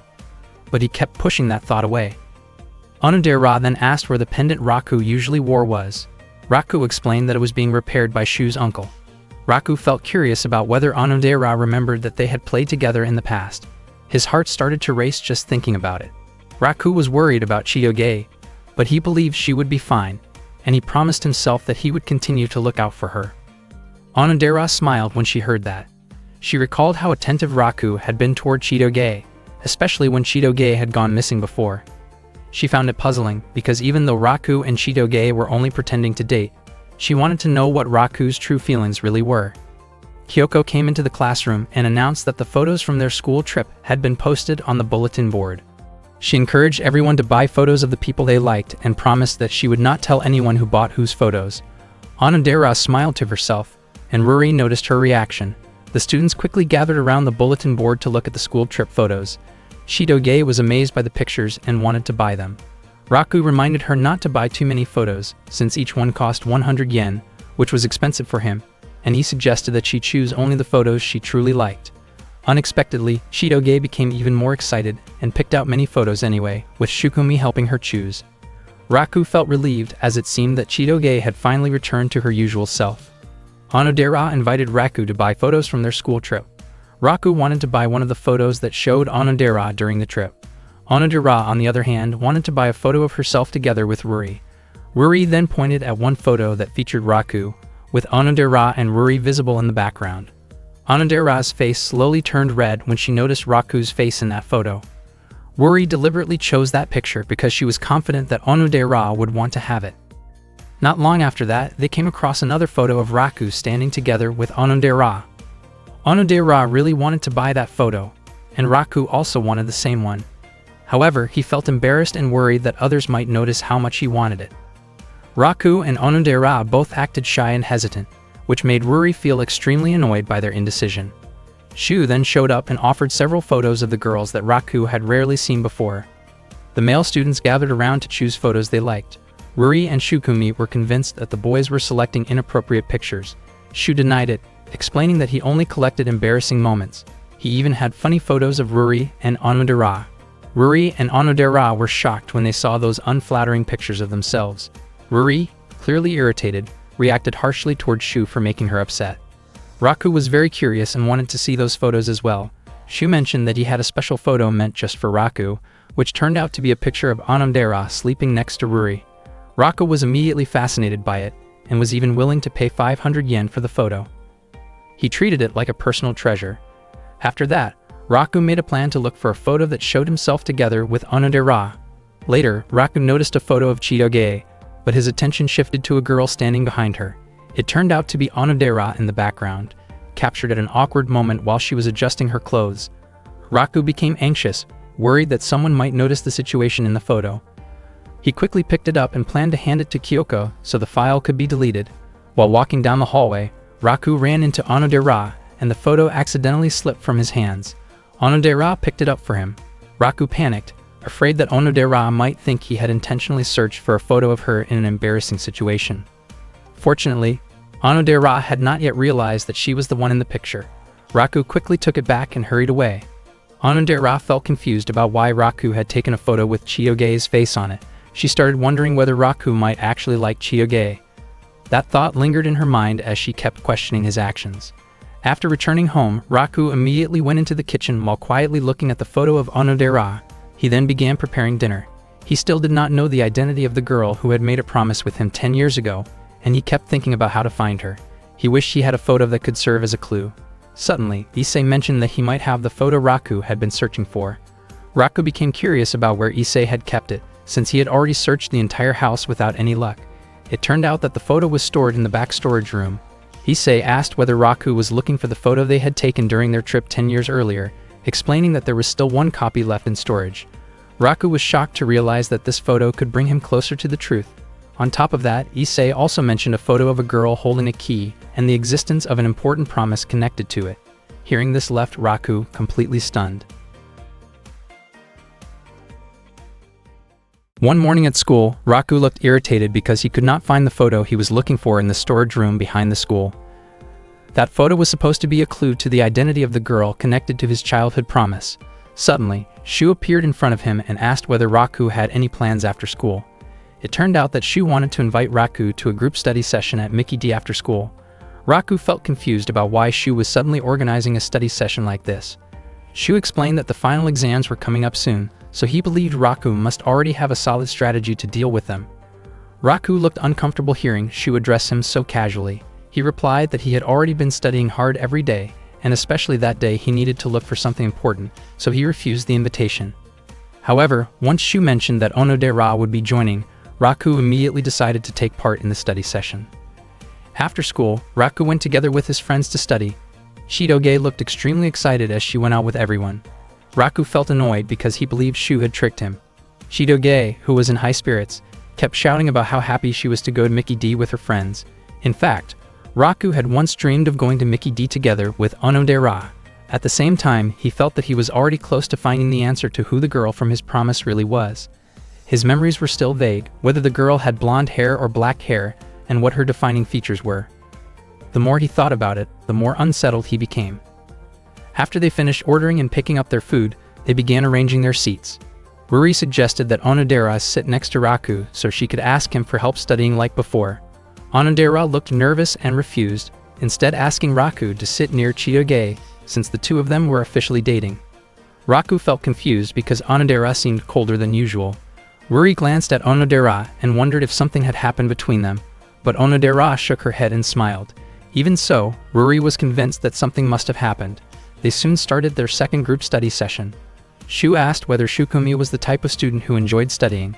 Shukumi described herself as just an average student, but Chitoge told everyone that Shukumi could get into almost any university she wanted. Onodera and Shu both praised her for that. Shukumi then questioned why Raku could not solve such an easy problem, especially since he was dating someone like a princess. Raku asked Shukumi not to worry about him, but Shukumi suddenly moved closer and explained how to solve the problem step by step. Raku was surprised by Shukumi's sudden behavior toward him. Shukumi's face turned red, and she looked unexpectedly sweet, leaving Raku momentarily stunned. Shukumi wondered why Raku was staring at her instead of listening to her explanation. Raku's heart raced as he sat close to Shukumi. He also praised the way she explained the problem, saying it was very easy to understand, and sincerely thanked her. Shukumi looked flustered and asked Raku to try solving the problem himself. After that, she returned to her seat. Chitoge asked which problem Shukumi had helped him with. Meanwhile, Shu wore a teasing grin that clearly annoyed Shukumi, and she reacted by firmly scolding him, making it clear she wanted him to stop. Chitoge and Raku were surprised to see that Shu and Shukumi seemed so familiar with each other. After that, Shu reminded everyone about their English homework and said he was counting heavily on Chitoge. He asked Chitoge to translate a dialogue from the textbook. The dialogue was about Anna asking George about a woman, only for George to say he did not recognize her. A jealous Anna then questioned which woman George chose, the other woman or herself. Raku could not understand what kind of dramatic story Kyoko had written. At that moment, Onodera could not hold back her laughter, and her expression looked adorable, which Raku found himself liking even more. Raku had a strong feeling that Onodera shared similar traits with the girl from his childhood promise. Onodera herself suspected that the boy she was searching for might be Raku. On the other hand, Chitoge did not match any of the traits of the promised girl, yet she possessed a key and knew about Zaza love. Thinking about all of this only made Raku feel more confused, so he tried to calm himself down, believing that everything would become clear once he found the photo clue. Suddenly, Shu asked what Raku liked more. Without thinking, Raku mentioned Onodera's name, even though Shu had actually been asking whether Raku preferred vanilla or chocolate shakes. Raku felt extremely embarrassed and quickly asked what flavor Onodera liked. Onodera admitted that she preferred strawberry. After that, Raku laughed and finally realized that he had almost confessed his feelings to Onodera by accident. He thought that no one had noticed what he said earlier. Unexpectedly, Onodera had noticed, but she was unsure about what Raku truly meant. Raku felt that Onodera seemed much closer to the image of the girl from the promise, while Chitoge did not match that image at all in his mind. At that moment, Chitoge was still reading out a translated English dialogue, and when she mentioned something about destined partners, Raku was caught off guard and accidentally spit out his drink, leaving Chitoge confused by his reaction. Raku realized that he could not keep dwelling on the thought, and that what he really needed to do was find the photograph. After returning home from Mickey's D, he immediately went to the storage room to search for it. Raku found a box that looked exactly like the one his parent had mentioned before. He carefully took it down and placed it on the floor. He was certain that the box contained a photograph from 10 years ago, and once he opened it, he would finally learn what the girl he had been searching for all this time looked like. His heart raced as he wondered whether the girl would turn out to be Onodera or Chitoge. Unable to hold back his anticipation, he slowly opened the box, only to be completely stunned by what he found inside. The photograph showed Raku as a child together with Issei and a young girl. The image only deepened his confusion. The girl in the photo was neither Onodera nor Chitoge, and Raku realized that he did not recognize her face at all. In the photograph, the young girl was holding a key in her hand, which meant that she was the one who had made the promise with him 10 years earlier. Feeling unsettled by the discovery, Raku immediately tried to find Issei to confirm the truth behind the photograph. One of the Yakuza members informed him that Issei had just gone out. Meanwhile, Issei herself was still thinking about the girl Raku had mentioned, and she seemed to recognize the girl in the photo. The next day at school, Raku was still preoccupied with thoughts about the girl from the promise. He had assumed that everything would become clear once he found the photograph, but instead, the situation only became more complicated. Not long after, Kyoko arrived to distribute the school trip photos that the students had ordered. Raku remained lost in thought, realizing that the promise he made in the past was likely not with Onodera or Chitoge. He struggled to remember anything clearly about the girl. Curious, he wondered whether Onodera or Chitoge might recall something about her, but it seemed that neither of them remembered ever meeting Raku during their childhood. Without him noticing, Shu quietly placed a photograph on Raku's desk. That day, heavy rain poured down. Chitoge was still at school because she had forgotten to bring an umbrella. Before long, Raku approached her. Chitoge was eager to go home because she did not want to miss her favorite television show. Raku offered to share his umbrella with her. Chitoge immediately refused and chose to walk through the rain instead of standing under the same umbrella with him. She used her bag to shield her head and hurried off, pushing through the downpour without paying attention to Raku. After a short while, Raku caught up to her, worried that she might get sick from being soaked in the rain. Chitoge's face flushed when she noticed how concerned he was. As the rain grew even heavier, they eventually walked together under the umbrella.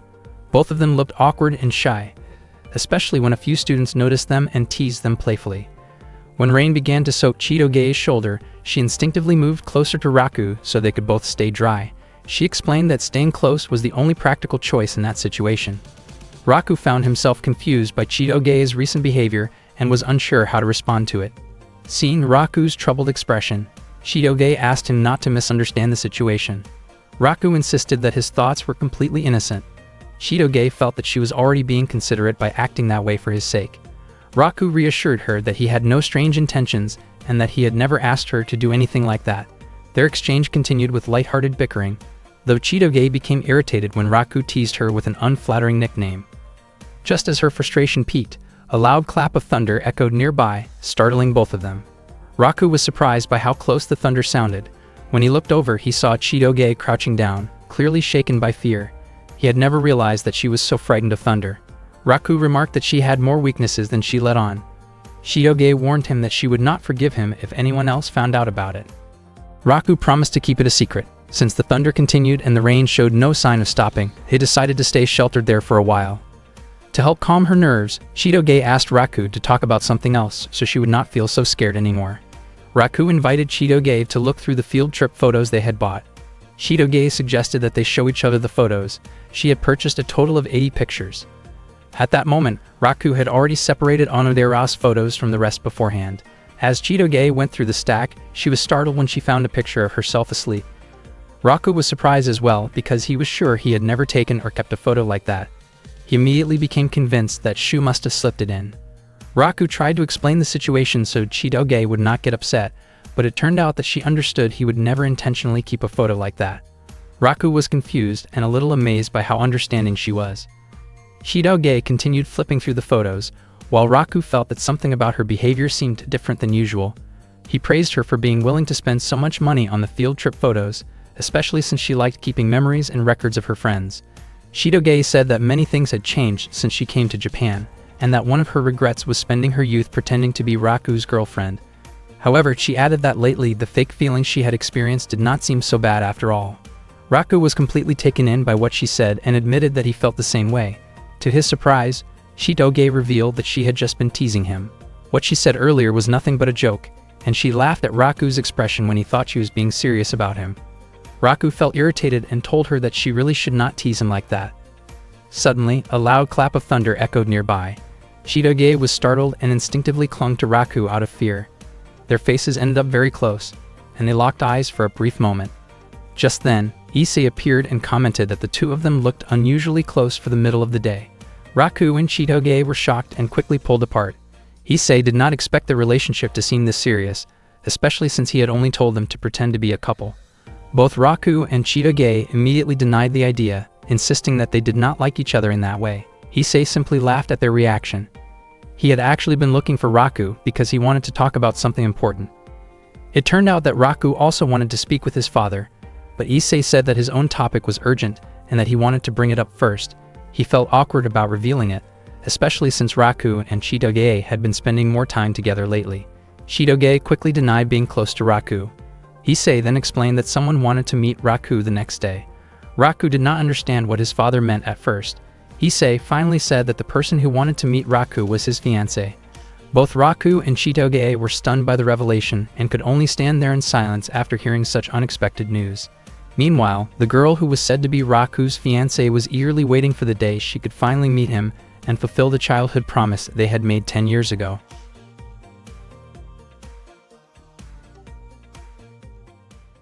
Raku still could not believe that he had a fiancé who was going to visit the next day. He questioned his father about it. It turned out that when Issei had been drinking with an old friend, that young lady had repeatedly asked about Raku, who had been her fiancé since they were both children. The young lady planned to come the next day and did not want to face rejection. Issei asked Raku to keep her company and make her feel comfortable during the visit. Raku was shocked and asked his father to cancel the arrangement. Issei explained that it was not that simple, because canceling it could cause serious trouble if the young lady felt offended. Raku said that he had never even met the girl, so he did not see how he could possibly handle the situation. Issei then mentioned that Raku actually recognized her, because she was the girl in the photo Raku had been looking for the day before. Raku and Chitoge were both stunned to hear that. Issei still could not change his decision and made it clear that he was relying heavily on Raku. The next day at school, Raku was still thinking about the girl and felt unsure whether he could handle what was coming. Chitoge hoped that things would not get any worse. That day, Kyoko informed the students that a new transfer student would be joining their school. Raku did not expect that his class would receive so many transfer students at once. Kyoko soon called the new student to the front, and the moment the newcomer entered the classroom, everyone was captivated by her appearance. The girl introduced herself as Marika. The male students reacted with loud excitement, impressed by how beautiful she was. Onodera admitted to herself that Marika truly was very pretty, while Shukumi wondered whether she had looked like that on her own first day at school. The male students continued to act overly excited. Raku felt as though he might have met Marika before. Kyoko asked the class to calm down. Marika's face lit up when she saw Raku standing there. She quickly approached him and wrapped her arms around him in a tight embrace, expressing how much she had missed him. The entire class was shocked by the scene, and several of the male students looked visibly annoyed with Raku. Raku quickly stepped back, completely confused by Marika's actions. Marika apologized and explained that she had long dreamed of a moment like that.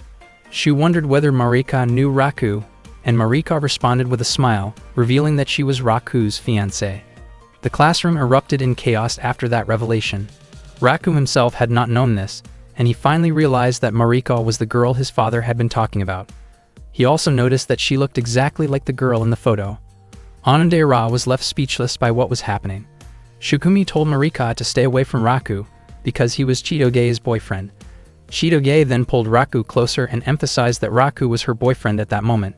Raku apologized, explaining that he could not be with Marika. The tension in the classroom was thick.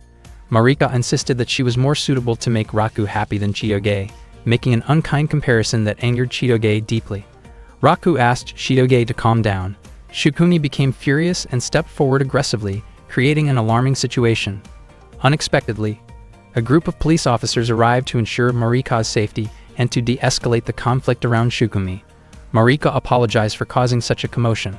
Marika then explained that her father was a police commissioner and extremely protective of her. Hearing this, Raku finally understood why his father had been too afraid to cancel the meeting, as doing so could have made the situation far more complicated. Marika then asked her personal attendant, Shinobu, to have the police stand down and leave the area. After everything settled, Marika suddenly looked weak and said she felt dizzy from overwhelming happiness. She had a very fragile constitution and asked Raku to escort her to the student infirmary. Marika took hold of Raku and led him there. Raku had no choice but to go along with her. At the same time, Shukumi was clearly irritated by Marika's behavior, and Chitoge also looked unhappy seeing Marika so close to Raku. Inside the student infirmary, Marika thanked Raku for bringing her there and said she felt much better thanks to him. She clung to his arm and began asking about their wedding date. Raku was completely shocked. He explained that until the day before he had not even known he had a fiancée, and he also admitted that he could not remember Marika. To him, someone he had not seen in 10 years felt like a stranger. He also thought that someone in Marika's position would usually resent being pushed into an arranged marriage by her father. Unexpectedly, Marika explained that she truly loved Raku, not because of the arrangement, but because she had fallen in love with him 10 years ago. Raku asked whether she remembered the promise they had made back then. Marika said she remembered everything clearly. Raku's face turned red as he realized that Marika was the girl from that promise long ago. Overcome with emotion, Marika hugged Raku again and urged him to marry her as soon as possible. Raku struggled to free himself and tried to put distance between them. Meanwhile, Chitoge and the others were listening from outside the student infirmary. From what they overheard, they misunderstood the situation and assumed something inappropriate was happening. Chitoge became furious and burst into the room. They saw Raku positioned awkwardly near Marika, which only worsened the misunderstanding. Raku tried desperately to explain what had really happened. Unfortunately, Chitoge, Shukumi, and Ruri looked deeply disappointed and lashed out at him with harsh words. Raku then tried to explain everything to Onodera, but she chose to walk away instead. Overcome with anger and frustration, Chitoge finally lost her temper and struck Raku in a moment of emotional outburst. The next day, Shinobu told Marika that she suspected Raku no longer remembered the promise from 10 years ago. Marika did not see that as a problem, because she believed she would be the one to make Raku remember it again. Marika truly wanted Raku to marry her. That morning, Chitoge arrived at school and headed straight to her classroom. She thought that Raku probably did not have the nerve to do anything inappropriate, yet she was confused about why she felt so frustrated about it. Chitoge realized that she might have gone too far when she hit Raku the day before, and she planned to apologize to him. As soon as she entered the classroom, she was shocked to see Raku being hugged by Marika. The other students could only stay silent as they witnessed Marika's behavior toward Raku. Chitoge wondered why she felt the need to hide because of something like that. Raku scolded Marika, explaining that her actions had caused him a lot of trouble. Earlier that morning, he had noticed the girls busily gossiping about him, and during physical education class, especially while playing dodgeball, the male students kept targeting him. Marika was surprised to learn that Raku was actually quite popular at school. She wanted to talk with him more, so she decided to invite Raku on a date. Raku immediately refused and said that he already had a girlfriend. Marika looked deeply saddened, especially because she had been waiting for Raku all this time, and she was sure her father would be disappointed to hear about the rejection. Raku did not want a group of police officers causing trouble for his family, so he finally decided to accept the date. Marika was overjoyed when she heard his answer. Chitoge, Shukumi, Onodera, and Ruri all found out about their date. The next day, Raku waited for Marika at the shopping mall. He thought this would be his chance to ask her about the promise from 10 years ago. He left without telling Chitoge. Raku looked around for Marika, since she had not specified where they were supposed to meet. Before long, he saw several patrol cars escorting Marika. Marika greeted the waiting Raku with a bright smile, and soon after, the police officers left. Raku thought that the girl who liked him really did bring him a lot of trouble. At the same time, Onodera and Ruri were watching the two of them from a distance. Shukumi also arrived to keep an eye on Raku. She was dressed in a very feminine way, making people around her think she was a model. Shukumi wanted to monitor Raku's actions so she could report them to Chitoge. She was not doing this out of curiosity, but for Chitoge's sake. Raku suddenly approached her and asked where the nearest restaurant was. After that, Raku and Marika headed straight to the restaurant. Raku complimented Shukumi on how beautiful she looked, without realizing that she was actually Shukumi. Shukumi became irritated because Raku did not recognize her at all. Meanwhile, Chitoge was wearing a mask and dark sunglasses. She thought that with such a disguise, no one would recognize her. But suddenly 2 police officers called out to her. Chitoge immediately ran away to avoid them. At the same time, Raku and Marika were enjoying their meal at the restaurant. Suddenly, Marika tried to feed Raku, which startled him. Marika explained that this was normal behavior for an engaged couple. She then asked whether Raku was still thinking about his girlfriend, but Raku denied it. Marika could not understand why Raku chose a partner who seemed rude like Chitoge. Raku said that Marika might not be entirely wrong, but to him, Chitoge still had a good side. He was even confident that Marika and Chitoge could become good friends. Marika immediately rejected the idea, saying that she did not like girls with long hair. Raku was confused, since Marika herself had long hair. Marika then said that she really wanted to talk to Raku in private, and she pulled him along to another place. At that moment, Ruri and Onodera realized that Raku and Marika were no longer at their table. They began trying to look for them as well. Marika took Raku to a park and apologized for suddenly bringing him there. She asked what Raku wanted to talk about. Raku showed her a small photograph of the two of them. Marika was overjoyed when she saw the photo. She never expected that Raku had kept it, and that meant he still remembered her, which deeply touched her. Chitoge managed to find them and continued to secretly observe their conversation. Raku explained that all he remembered was making a promise to a girl 10 years ago, and he wondered if Marika might be the girl he had been searching for. Raku was willing to talk about the promise from 10 years ago and showed the key that he had. In return, Marika asked Raku to break up with his girlfriend. Chitoge became upset when she learned about the condition Marika demanded, and she was curious about what Raku would do. Raku said that he could not agree to that condition because he could not leave Chitoge for such a selfish reason, and he would never accept that demand. Chitoge's face turned red when she heard Raku's answer. Marika said that it was a beautiful response, but she admitted that it only made her fall even more in love with Raku. Unexpectedly, Marika noticed Chitoge listening in and pointed it out to Raku. Chitoge showed herself and explained that what she had been doing was an investigation into possible infidelity. She brought up the promise from 10 years ago, but Marika suddenly hugged Raku and claimed that she and Raku had also made a promise 10 years earlier. Because of that, Marika insisted that Chitoge should break up with Raku, who was her fiancé. Chitoge firmly stated that she would never leave Raku. Marika argued that Chitoge was not the right woman for him, and Chitoge became so irritated that she could not say anything in response. Marika stayed close to Raku and asked him to continue what they had been doing before they were interrupted. Chitoge grew extremely upset with Raku. Raku tried to beg her to listen to his explanation, but Chitoge, overwhelmed by her emotions, reacted physically toward him. After that, Chitoge left the place. She felt relieved knowing that the girl who had made a promise with Raku long ago was not her, yet she was confused about why she felt so irritated by him. Raku was also confused and wondered why Chitoge seemed jealous of him. Afterward, Marika said goodbye and admitted that she had been very happy spending time with Raku. Raku did not understand Marika's attitude at all.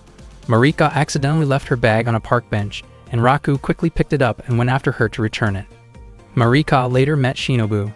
Shinobu said that Marika had been pushing herself too hard and believed that she must have been suffering because of the heat. She wondered why Marika had not worn a hat outside.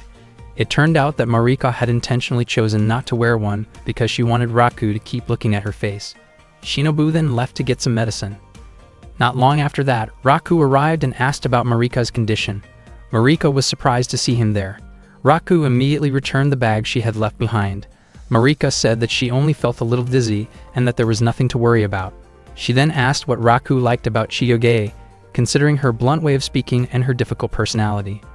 Raku explained that Chitoge often acted however she pleased, was quick to confront troublemakers, had strength comparable to a mountain gorilla, got angry easily, and constantly teased him in her diary. Even so, Chitoge was someone he could truly trust. Marika believed that Raku would trust her as well if he could remember her, but Raku did not remember Marika at all. He could not even recall ever meeting someone with such a distinctive way of speaking. Raku also could not remember what he might have done in the past that made Marika care for him so deeply. Marika then changed the way she spoke and asked whether Raku still did not remember her. She felt frustrated that Raku could not remember her, even though she had liked him ever since 10 years ago. She had tried growing out her hair and changing the way she talks so that Raku would like her. After hearing this, Raku finally realized that the girl standing in front of him might be Mary, his childhood friend. Raku was completely shocked when he realized that the Marika standing in front of him was actually Mary, his childhood friend from the past.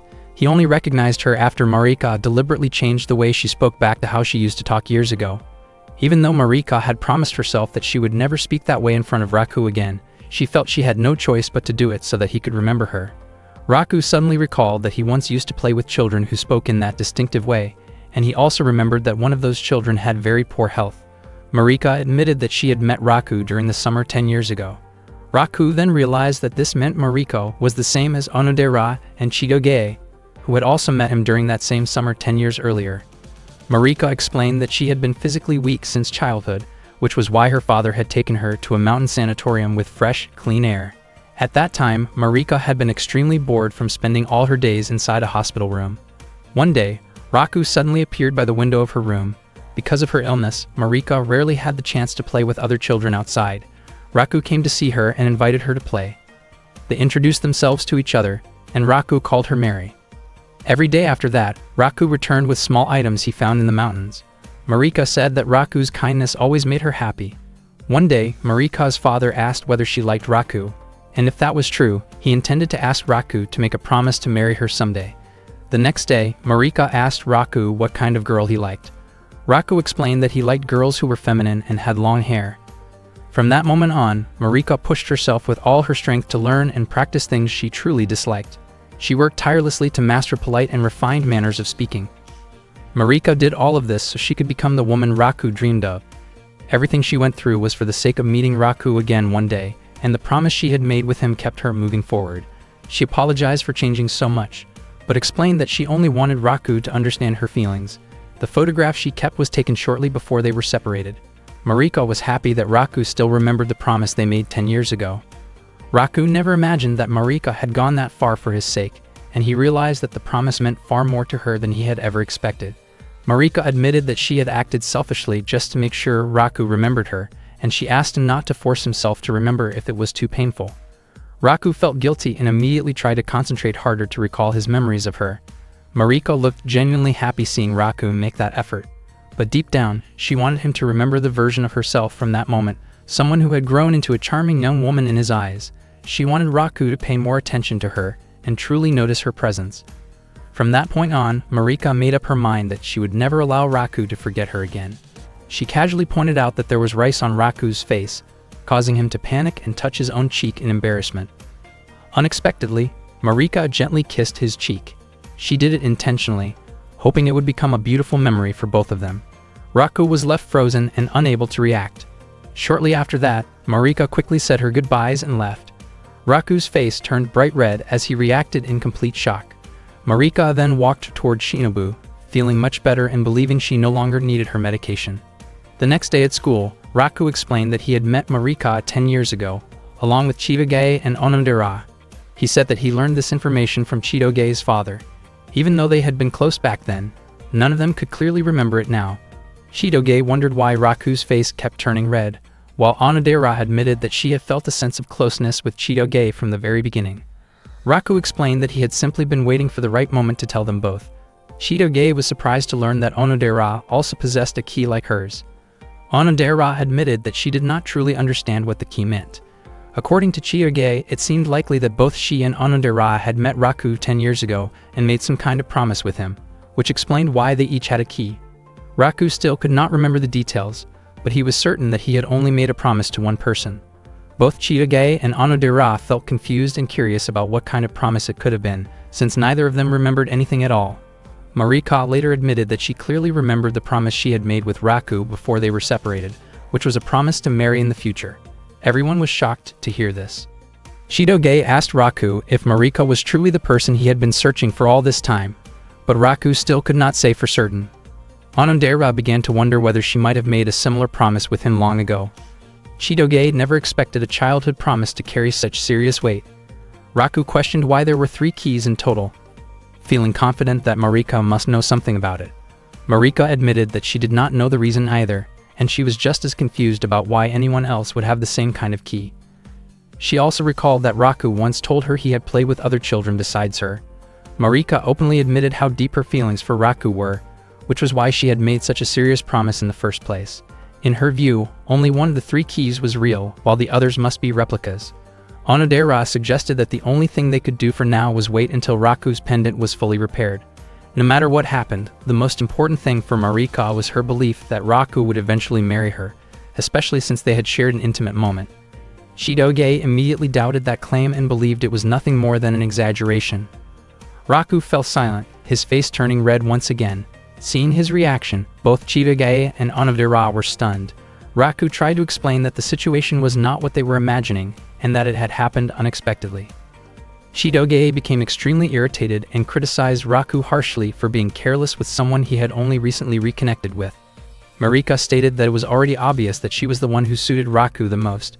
Chitoge responded by calling Marika a shameless girl who was trying to steal someone else's boyfriend, but Marika confidently claimed that she was far sweeter compared to someone as rough as Chitoge. The two of them continued to argue, each insisting that she was the most suitable person to stand by Raku's side. They even brought the question to Onodera, who looked startled and unsure how to respond.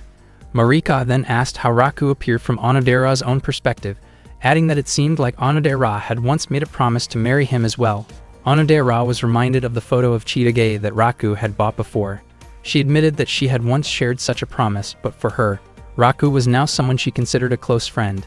Hearing that answer, Marika invited Onodera to become her friend, but Chitoge immediately objected, saying that Onodera was already her close friend. Raku felt slightly disappointed because he was seen as nothing more than a good friend. Onodera had indeed met Raku in the past, and he might have been her first love, but she understood that at the time, Raku likely had feelings for Chitoge. Chitoge found it strange, especially since Raku did not remember anything about Marika at all. Suddenly, Marika began speaking in the same refined manner she had used before, which surprised both Onodera and Chitoge.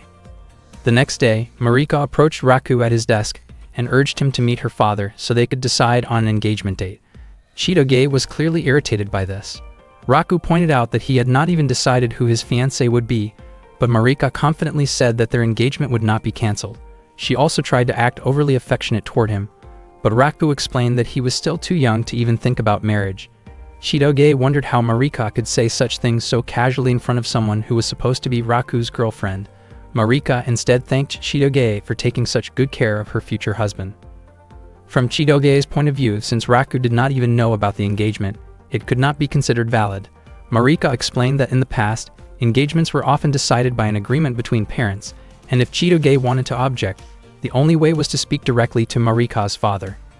Later that afternoon, while taking care of the plants, Chidoge asked Raku what he planned to do. Raku admitted that he did not know, especially since Marika was pressuring him so strongly and he found it hard to refuse her. Chidoge criticized him for being too soft and indecisive. She firmly stated that if Raku went to Marika's house, he would likely come back with an officially decided wedding date. Raku, on the other hand, was confused by Chidoge's behavior, which had seemed strange lately. Chidoge admitted that she was worried about what might happen if members of the Beihai group found out about the engagement, and Raku could not even imagine how Claude might react. The following day, Raku walked with Marika to meet her father. He remembered Chidoge's advice, hoping that Marika's father might be willing to cancel the engagement. They arrived at a tall building, and Marika explained that the upper floors were her family's residence. Before entering, Raku asked what her father was like. Marika described him as a very kind man who always worried about her, and she was confident that Raku would like him. They took the elevator to the top floor, and the moment Raku saw Marika's father, he was shocked. Her father had an intimidating presence, even more frightening than someone from an organized crime background. Marika quickly introduced Raku to him, while Raku nervously greeted Marika's father, stumbling over his words. Her father was surprised to see that Raku, the son of Issei, had grown up and looked so much like his father. He invited Raku to sit down and started a conversation, asking about Issei while pointing out a scar on his own face. Raku commented on the scar and asked whether it had been obtained during an assignment. Marika's father revealed that the scar had actually been caused by Issei. He even admitted that seeing Raku, who resembled Issei so closely, stirred up old emotions. He acknowledged the strength of both sides, despite being on opposing paths, and they shared drinks together. Even so, Marika's father admitted that his long-standing wish had been to see Issei brought to justice. Raku concluded that Marika's father was far more intimidating than anyone he had ever met, making it impossible for him to gather the courage to cancel the engagement. Marika's father believed that Raku must have noticed how deeply Marika cared for him. Marika then mentioned that Raku had forgotten about her entirely. Hearing this made her father visibly upset, frightening Raku even more. He realized that this was the reason Raku had never known about the engagement in the first place. Marika's father was irritated that Issei had allowed such an important promise to be forgotten. He then questioned whether Raku might be interested in another girl. Raku tried to avoid answering, but Marika openly revealed that Raku already had a girlfriend. This news made her father furious, but Marika insisted that it was not Raku's fault. She also stated that she was not bothered by it and had already resolved to win Raku over fairly, believing that only by doing so would she be worthy of marrying him. Marika's father asked whether Raku was truly that close to Marika. Overwhelmed by fear, Raku could not tell the full truth. He chose to say that he and Marika would maintain a respectful and careful relationship. However, Marika brought up their past closeness in a way that made her father even angrier, leaving Raku completely terrified. Marika then excused herself to prepare tea, while Raku was left alone, feeling deeply anxious and unsure of how he could possibly explain himself to Marika's father.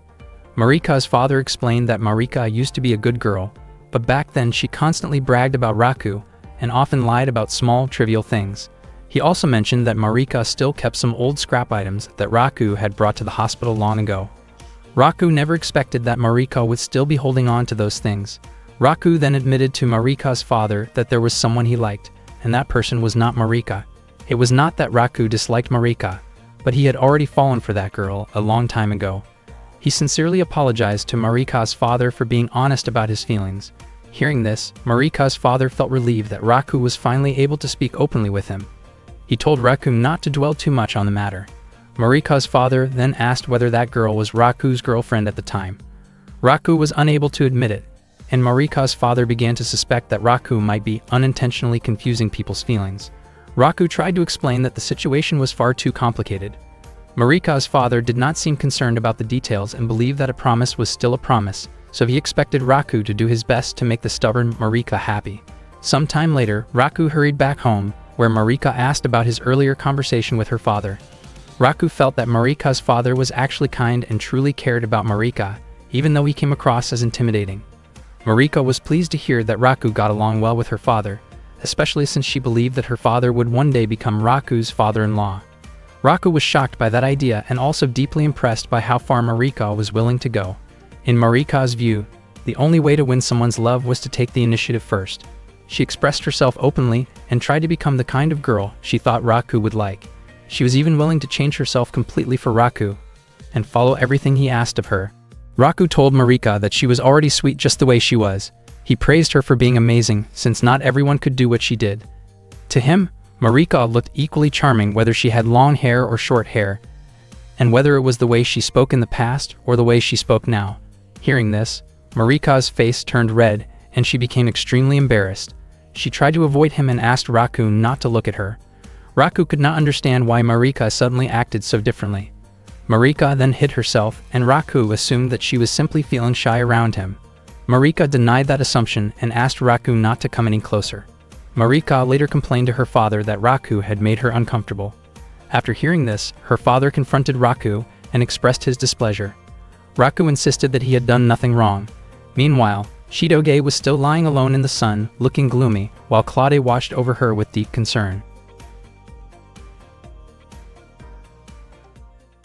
One summer day, Onodera was spending time with Ruri. Ruri could not understand why there had still been no progress in the relationship between Raku and Onodera. She felt that Onodera was being too passive. All this time, Ruri had been trying to create opportunities for Onodera, so she suggested that Onodera should simply invite Raku to go out together. Feeling shy, Onodera said that Raku had actually promised to stop by her house the next day. Ruri was completely shocked when she heard that.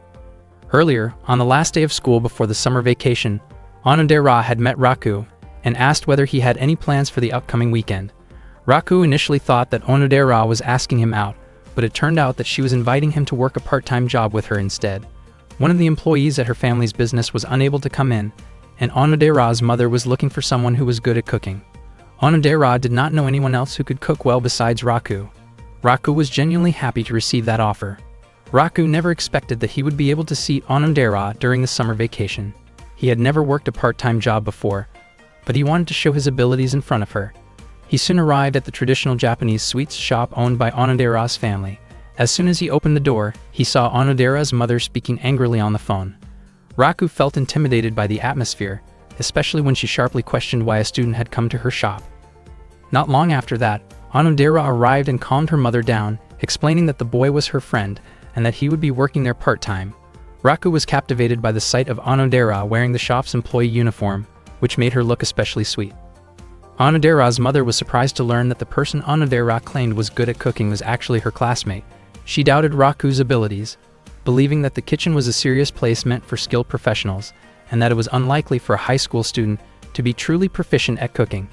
Onodera explained that Raku cooked large meals for his family every day. Wanting to see proof, her mother asked Raku to make something for her. She implied that his skills would be judged by the taste of what he made. Raku had studied Japanese sweets before, but he had never practiced making them directly. He looked very nervous, but when he glanced at Onodera, she kept encouraging him and believed that he could do it. Raku immediately got to work. Onodera's mother watched as he carefully cleaned the water splashes from the bowl. She realized that Raku was probably not very familiar with making Japanese sweets, but she could tell that he was accustomed to cooking in general. Before long, Raku successfully completed a Japanese sweet. When Onodera's mother tasted it, she was very pleased and suddenly expressed strong approval of Raku, even suggesting that he would make a good future partner for her daughter. Raku was completely taken aback by that reaction. Onodera's mother smiled and remarked that Onodera had brought home a dependable young man. She felt that Raku had excellent skills and the potential to help manage the family business in the future. She accepted Raku as a part-time worker at the shop and asked Onodera to teach him how to make simple sweets. She decided to watch over the shop while they worked together. She also wondered why Onodera's face had turned red whenever she was near Raku, and she teased her for taking advantage of the opportunity to introduce him to her mother. Onodera felt extremely embarrassed by the teasing. Although she was flustered, Raku commented that Onodera's mother was an impressive person. Onodera asked Raku not to worry too much about her mother's remarks, and then she began explaining how to make the sweets. Onodera explained each step carefully on how to make delicious Japanese sweets. Raku continued stirring the mixture and was surprised that Onodera remembered every single step. He asked whether she often made sweets. Onodera denied it, saying that she never helped with cooking because she was not good at it. Since childhood, She had simply enjoyed watching the process. She once had the chance to make sweets herself, but the people who ate them ended up feeling unwell, and the shop had to close for 3 days afterward. Raku never imagined that Onodera had such an extreme story from her childhood. Onodera added that there was one thing she was praised for, which was the finishing touch.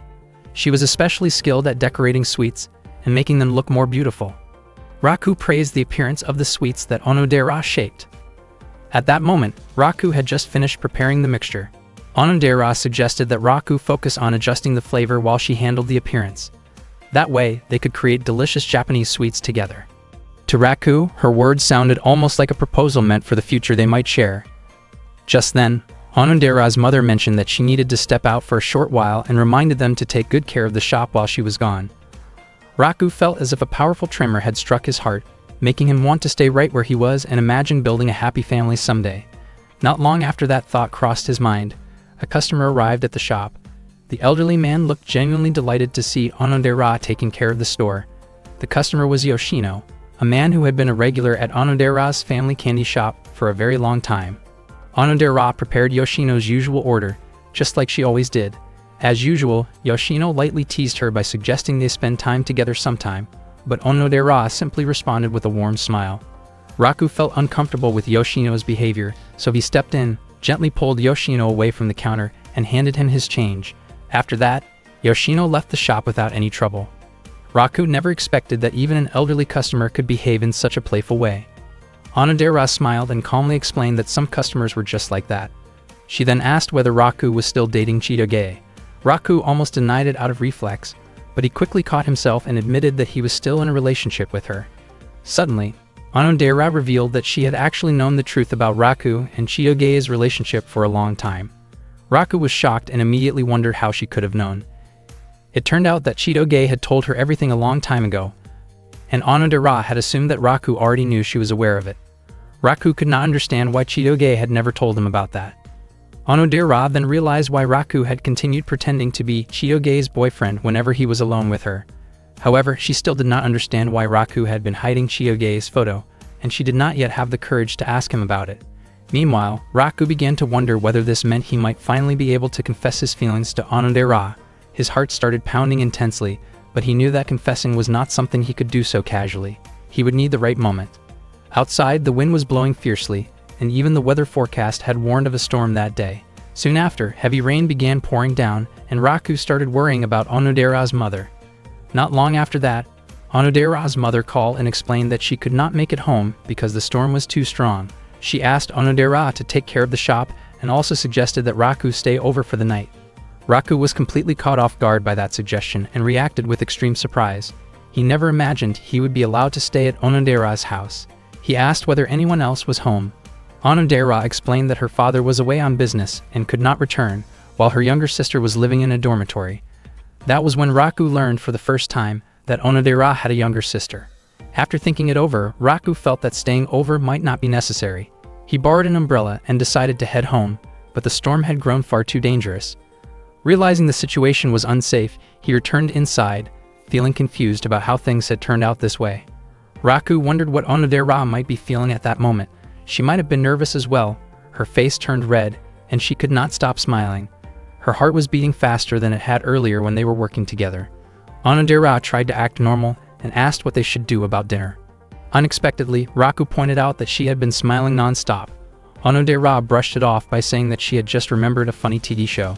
Still, she could not fully hide her reaction, and Raku became convinced that she was feeling nervous. Trying not to panic, Onodera suggested that they talk in her room. Raku was startled by the suggestion, and even Onodera herself seemed surprised that she had said something so bold. Raku asked whether she was really sure about letting him into her room. Looking flustered, Onodera said she needed to tidy it up first. She quickly rushed to her room to clean it as fast as she could. After that, she changed her clothes and came back out, making sure to hide the photo of Raku that had been sitting on her desk. Not long after that, Onodera's voice was heard inviting Raku to come in. Raku felt a little nervous because this was the first time he had ever entered a girl's bedroom. As soon as he opened the door, Onodera greeted him warmly. Raku took in the sight of Onodera's room, which felt cute, neat, and pleasantly scented. Onodera soon went downstairs to prepare some tea. While waiting, Raku looked around the room, from the bed to the study desk, that Onodera usually used. His thoughts briefly wandered to the idea that this was the space where Onodera spent her private daily routines, and he immediately shook his head, lightly scolding himself for letting his imagination go in an inappropriate direction. He then noticed a photo placed on Onodera's desk and guessed that it might be a picture of a boy she admired. Curious, he slowly leaned closer to take a look, but just as he did, Onodera returned with the drinks. Raku quickly stepped away from the desk. Onodera served the tea and invited Raku to chat with her. However, as time passed, neither of them managed to say a single word. The silence made the atmosphere awkward. Suddenly, Onodera suggested playing a word chain game. Raku declined because he felt that they had not actually run out of things to talk about. According to Onodera, the situation itself was making them nervous, even though they normally talked to each other without any trouble. Raku did not want to confuse Onodera any further, and he felt that, as a guy, he should take the initiative. He asked whether Onodera still had their middle school yearbook, thinking it might become a good conversation starter. Onodera immediately brought out the middle school photo album, and the two of them began reminiscing about their time back then. Even though it had only been about half a year since they graduated from middle school, they genuinely missed those days. Onodera showed a photo of herself with Ruri from a first-year class game competition, explaining that it was when she first became friends with Ruri. Raku and Onodera talked about how they had been in the same class since second year, but only really started talking during their third year. Raku looked closely at the photos of Onodera from middle school and thought she looked incredibly sweet. Every photo of her felt charming to him, and he found himself easily spotting her in each picture. Raku then wondered why there were no photos of himself in the album. Onodera showed him several pictures where he appeared, and even though he looked younger and smaller in some of them, she had no trouble finding him. Onodera mentioned that Raku stood out and was quite popular during middle school.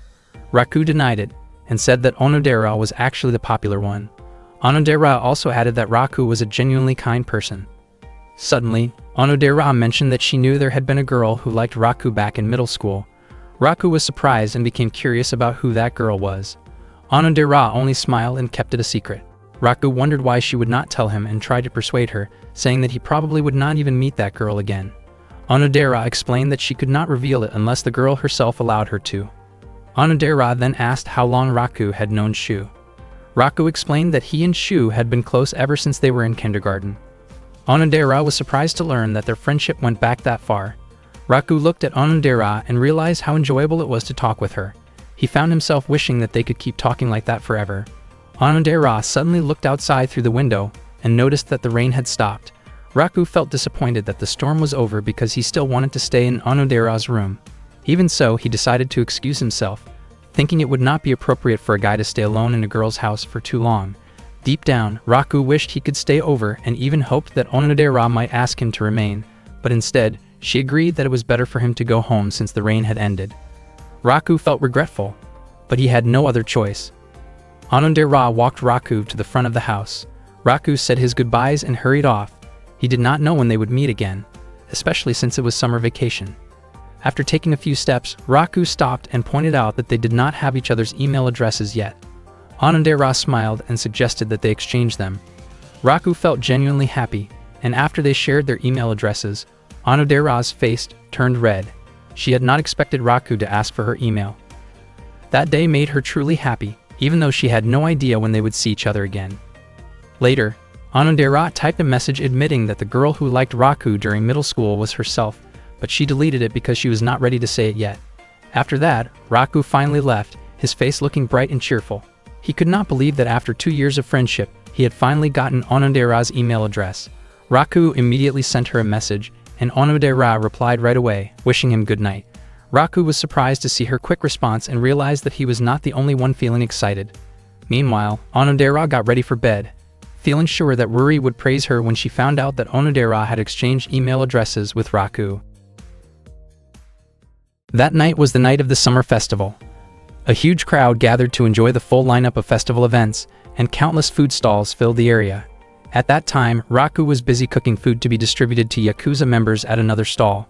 Raku truly was a kind-hearted guy. He did this so they would let him off for the night, since he had an important mission to carry out. That mission was to obtain a super-ultra matchmaking item, a love charm. According to rumors, the charm was incredibly effective at keeping romantic relationships strong and lasting. Because of that reputation, it was extremely popular and usually sold out right away. While walking through the festival, Raku suddenly ran into Chitoge. Chitoge mentioned that she only wanted to enjoy the festival, yet she wondered why she had to run into Raku there. Raku explained that he was helping out at his family's stall. Not long after that, one of the Yakuza members came over and asked Raku to deliver some beer. When he saw Raku together with Chitoge, he became deeply moved that Raku was still willing to help the stall, even though he was spending the festival night with her. He told Raku that there was no need to help anymore, since bringing a girlfriend to a festival was considered one of the 3 biggest dreams for a man. He hoped that Raku and Chitoge would enjoy the festival and have a great time together. Chitoge felt annoyed that she had to walk around with Raku, even though she had been excited to explore the summer festival on her own. She then asked Raku to treat her to some takoyaki. Raku took her to his family's takoyaki stall and requested the food directly, so he did not have to spend any money. He confidently guaranteed that the takoyaki tasted great. Chitoge was surprised to learn that so many people lived at Raku's place. Raku explained that the Yakuza members were running many of the festival stalls. Chitoge wondered if that meant she could eat as much as she wanted, and she even suggested going on a date with Raku so she could enjoy free food. Raku did not expect Chitoge to be that focused on material benefits. From Chitoge's point of view, Raku felt like a walking free pass during the festival. Raku found it strange, especially since Chitoge was the daughter of a very wealthy family yet acted like that. Chitoge ran off cheerfully toward the food stall she wanted to visit. At that moment, Raku felt as if he sensed Onodera's presence nearby. Onodera was wearing traditional clothing, but she was hiding because she still did not have the courage to show herself in front of Raku. She wondered if buying a love charm might be able to change her destiny. Suddenly, Marika noticed Onodera and called out to her. Marika asked whether Onodera had also come to buy a love charm, but Onodera denied it. Marika then spotted Raku walking together with Chitoge. She felt irritated seeing them, especially since Raku had turned her down the day before when she invited him to watch the festival together. Marika suggested bothering them, but Onodera stopped her. At that time, Chitoge looked extremely happy as she looked around at the various stalls. Raku often stayed close to Chitoge because from the beginning, they had been asked to pretend to be a couple. Raku felt that their relationship was very strange. Chitoge overheard some girls praising her sweetness, and her face even turned red from embarrassment. However, some boys were disappointed that Chitoge was dating someone they saw as weak like Raku. They assumed that Raku was just playing with her feelings. Raku felt very annoyed hearing those comments, while Chitoge laughed it off. Raku realized that anyone watching them would naturally assume they were a real couple. Before long, Chitoge also heard people wondering why she was not wearing a yukata. She became curious about whether a yukata would look good on her. According to Raku, a yukata always looked good depending on who wore it. Meanwhile, Marika and Onodera continued observing Raku and Chitoge from a distance. Marika thought they looked very happy together. Chitoge invited Raku to play a goldfish scooping game. She almost managed to catch a fish, but it fell back into the water because the paper net was extremely thin and easily torn when wet. Raku suggested that Chitoge stop playing, especially since she probably did not know how to take care of fish anyway. He then used the torn net himself and quickly caught many fish. Chitoge admitted that Raku was impressive. Raku explained that he had practiced that kind of thing often at home and confidently claimed that he was unbeatable at festival games. The fish stall belonged to one of the Yakuza members, and because Raku kept winning, the owner had prepared an unusually large fish. Even so, Raku managed to catch that big fish as well. Chitoge once again acknowledged how amazing Raku was. Raku only gave her 2 small fish, believing she would not be able to take care of more than that. Chitoge smiled and thanked him. At that moment, Mariko was about to cut open the plastic bag holding Chitoge's fish, but Onodera stopped her. Chitoge noticed a crowd gathering at one of the stalls and wondered what was happening. It turned out that it was time for the sale of the love charms. Marika got ready to buy one and asked Shinobu to help clear a path in front of her. Seeing that, Onodera admitted to herself that Mariko was impressive, especially in how straightforward she was about her feelings for the person she liked, and that realization made Onodera feel a little jealous. Onodera then encouraged herself to do whatever it took to obtain a love charm. Raku wanted to buy a love charm and asked Chitoge to wait nearby. Chitoge worried that they might get separated, so she held Raku's hand and stayed close to him. Raku felt confused about why he suddenly became nervous while holding Chitoge's hand. They kept pushing their way through the crowded area. Even though Raku had come to buy a love charm because he liked Onodera, he ended up going to buy it together with Chitoge instead. Raku reminded Chitoge not to let go of his hand. He kept trying, and in the end, he managed to get the charm. Chitoge then urged them to head back right away, but suddenly her hand slipped out of Raku's grasp. Raku looked around for her, and not long after that, he saw a hand reaching out. He thought it was Chitoge's hand, but when he grabbed it, he realized it was Onodera's hand instead. They stared at each other in surprise, and Raku could not believe that Chitoge had somehow turned into Onodera. At the same time, Chitoge managed to get out of the crowd and felt confused as she searched for Raku. Onodera wondered what Raku was doing there, and Raku asked her the same thing. Onodera noticed the love charm in Raku's hand and realized that he had come to buy it. Raku then wondered if Onodera had also come to buy a love charm. Onodera denied it and explained that she had simply been swept along by the crowd by accident. Raku quickly let go of Onodera's hand, clearly feeling nervous. Onodera thought back to how Raku had been with Chitoge earlier. Raku explained that Chitoge had indeed been with him, but they had suddenly gotten separated, and he began to worry about whether Chitoge was okay on her own. Chitoge kept calling out Raku's name, feeling irritated because Raku himself had asked her not to let go of his hand, yet they still ended up separated. She noticed that many of the girls at the festival were wearing yukata. Meanwhile, Raku suggested that he and Onodera move out of the crowd so it would be easier to look for Chitoge. Raku found it strange that after buying a love charm, he somehow ended up alone with Onodera. He even wondered if it might be the charm's influence. He felt guilty toward Chitoge, yet at the same time, he felt happy to be with Onodera. Moments later, he questioned why he felt guilty at all, since Chitoge technically had nothing to do with it. Onodera also felt happy, even though she had not bought a love charm, because she was able to spend time alone with Raku, and she wished that moment could last longer. Suddenly, Raku bumped into someone, causing his love charm to fall to the ground.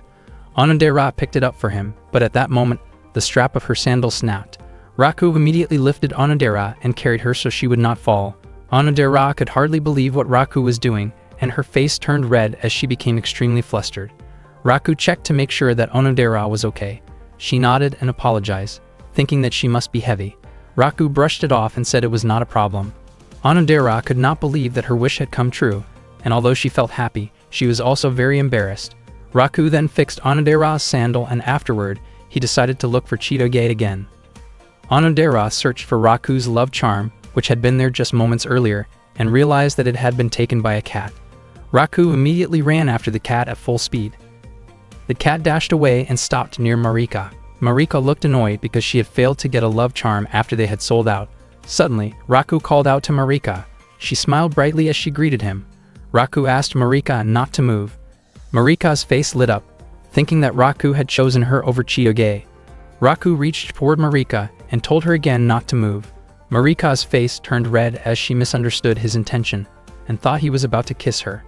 Raku moved even closer, and Marika closed her eyes, but instead of what she expected, Raku tried to grab the cat. The cat quickly slipped away and ran off, with Raku continuing the chase. Marika was left completely confused about what had just happened. Meanwhile, Shukumi looked gloomy at the festival. She felt frustrated because she had failed to get a love charm even though she had waited in line. She played a shooting game, but unfortunately, she missed her target. Shukumi became irritated with the toy rifle, thinking that if she had been using a real one, she would have hit the target without a problem. Suddenly, the cat that had stolen Raku's love charm crashed into her, causing the charm to fall to the ground. The cat immediately ran away. Not long after that, Raku arrived and asked whether Shukumi had seen a striped cat. Shukumi pointed in the direction where the cat had just run. Raku thanked Shukumi and then quickly hit the target in the shooting game. He gave the prize to Shukumi as a token of his gratitude. After that, Raku went back to chasing after the cat once again. Shu was at the festival with his two friends when not long after, a cat carrying a love charm suddenly jumped onto him and dropped the charm right on his head. Shu was startled as he realized what had landed on him and stared at the love charm in surprise. As he looked around, his eyes caught sight of a girl wearing a yukata who appeared attractive. He tried to tease her, only to discover that the girl was actually Ruri. The moment Ruri recognized Shu's irritating expression, she immediately reacted and pushed him away in annoyance. The love charm was sent flying into the air and landed near someone else. Raku continued searching for his missing love charm. While he was still looking around, Chitoge suddenly called out to him and handed the charm back. Raku was instantly captivated by the sight of Chitoge wearing a yukata. Chitoge reminded him to take good care of the charm. Raku asked when she had changed her outfit, and Chitoge explained that she had asked Claude to bring the yukata to her. Raku found it strange that Chitoge had suddenly changed her appearance. Chitoge said that she simply wanted to try wearing a yukata at the festival. It was Chitoge's first time wearing one, and she felt that the obi around her waist was too tight, making it difficult for her to walk comfortably. She wondered why so many people enjoyed wearing yukata in the first place, and was unsure whether it suited her or not. Feeling a bit shy, Raku told her that she looked great in it. Hearing that made Chitoge think that she might want to wear a yukata again next year. After walking for a while, Chitoge noticed a sign explaining the meaning behind the love charm. She learned that in the past, when a man gave a love charm to a woman, it symbolized a marriage proposal. Chitoge laughed, convinced that Raku would never find someone to give such a charm to. Raku, still confused about why Chitoge had suddenly worn a yukata, began thinking that it felt strange for a guy to be the one holding onto a love charm, since items like that were usually kept by girls. He then handed the charm to Chitoge.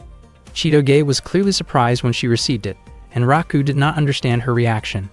Chitoge wondered why Raku had chosen her to receive the charm, while Raku noticed that she seemed unusually flustered and that her face had turned red. Chitoge asked if Raku truly meant what he was doing. Raku replied that he was serious about giving her the charm. This made Chitoge even more nervous, as she started to wonder if this meant Raku was proposing to her and if he had feelings for her.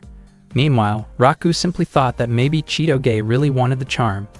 Chitoge asked since when Raku had started looking at her that way, and Raku answered that he had intended to give it to her from the start. Chitoge assumed that Raku had fallen in love with her and immediately proposed, leaving her unsure how to handle something so sudden. At that moment, the obi on Chitoge's yukata loosened slightly. Raku moved to help her, but Chitoge became extremely embarrassed and asked him to step back. She explained that she was not dressed properly underneath because she had misunderstood how yukata were usually worn. Chitoge assumed that Raku might be imagining inappropriate things, but Raku quickly denied it. He then carefully helped fix the obi. Chitoge asked whether Raku had truly thought through why he gave her the charm. Raku did not understand what she meant at first, but when he noticed the sign explaining the meaning of the love charm, he finally realized the misunderstanding. He was so shocked that he almost caused Chitoge's yukata to come loose again. Raku immediately explained that he had no idea about the charm's meaning and that he had no strange intentions when giving it to her. Meanwhile, Onodera, Marika, and Shukumi were spending time together. Onodera wished she could spend more time with Chitoge. Marika was still confused about why Raku had acted so harshly toward her earlier, and Shukumi happily enjoyed the snacks Raku had won for her during the shooting game. That day, Raku went to the beach with his friends. Raku praised Shu for managing to find a place to stay close to the shoreline. It turned out that Shu was able to get the accommodation at a low price because someone he knew had canceled their vacation plans. Shu wanted to spend their summer break at the beach since their holiday was almost over. Ruri suspected that Shu's real motivation was simply to enjoy watching girls in swimsuits. Onodera felt happy that everyone could go on vacation together. It was Chitoge's first time visiting a beach in Japan, while the last beach she had visited was in North Carolina. Marika mentioned that the last beach she went to was in the Maldives. Raku felt confused by the way Chitoge and Marika talked, as it sounded like both of them were celebrities. Chitoge was extremely excited and could not wait to enjoy the beach. Chitoge and Ruri immediately ran toward the water. The girls showed off their cute swimsuits and looked genuinely happy as they enjoyed their beach vacation. Shu commented on Shukumi, noting that it was unusual for her to wear something so eye-catching. Shukumi explained that she originally wanted to wear her own swimsuit, but Chitoge had chosen one for her instead, which made her feel very embarrassed. According to Chitoge, the swimsuit suited Shukumi perfectly for the beach. Shukumi felt shy about her appearance and tried to cover herself, while Chitoge insisted that Shukumi should feel confident about herself. Marika then playfully teased Shukumi by comparing their looks, making Shukumi flustered by the attention. Chitoge and Marika continued joking around, which made Shukumi feel overwhelmed and ticklish from all the teasing. Shu seemed to enjoy watching the scene, while Raku thought that they had forgotten there were boys around. Raku then noticed that Shu had been busy using his binoculars for quite some time. It turned out that Shu was openly staring at the girls around the beach, paying far too much attention to their appearances. Ruri did not hesitate to hit Shu with her stick to stop his behavior. Shortly after that, Marika called Raku and asked him to apply sunscreen for her so her skin would not get sunburned. Raku wondered why he had to do it, and why she did not ask Shinobu instead. Marika explained that Shinobu had suddenly developed an allergy to sunscreen. Chitoge became irritated because Marika kept teasing her boyfriend. Chitoge even offered to apply the sunscreen herself. Marika accepted Chitoge's offer, but confidently claimed that Chitoge would not be able to do it, as well as Raku. Marika then stood very close to Raku and continued asking him for help. Chitoge became furious upon seeing this and ended up hitting Raku out of frustration. Chitoge walked toward her belongings, still annoyed after seeing Raku blush so much. When she opened her suitcase, she found the love charm that Raku had once given her. Chitoge felt confused by Raku's actions, since he did not even understand the meaning of a love charm but still wanted to buy one.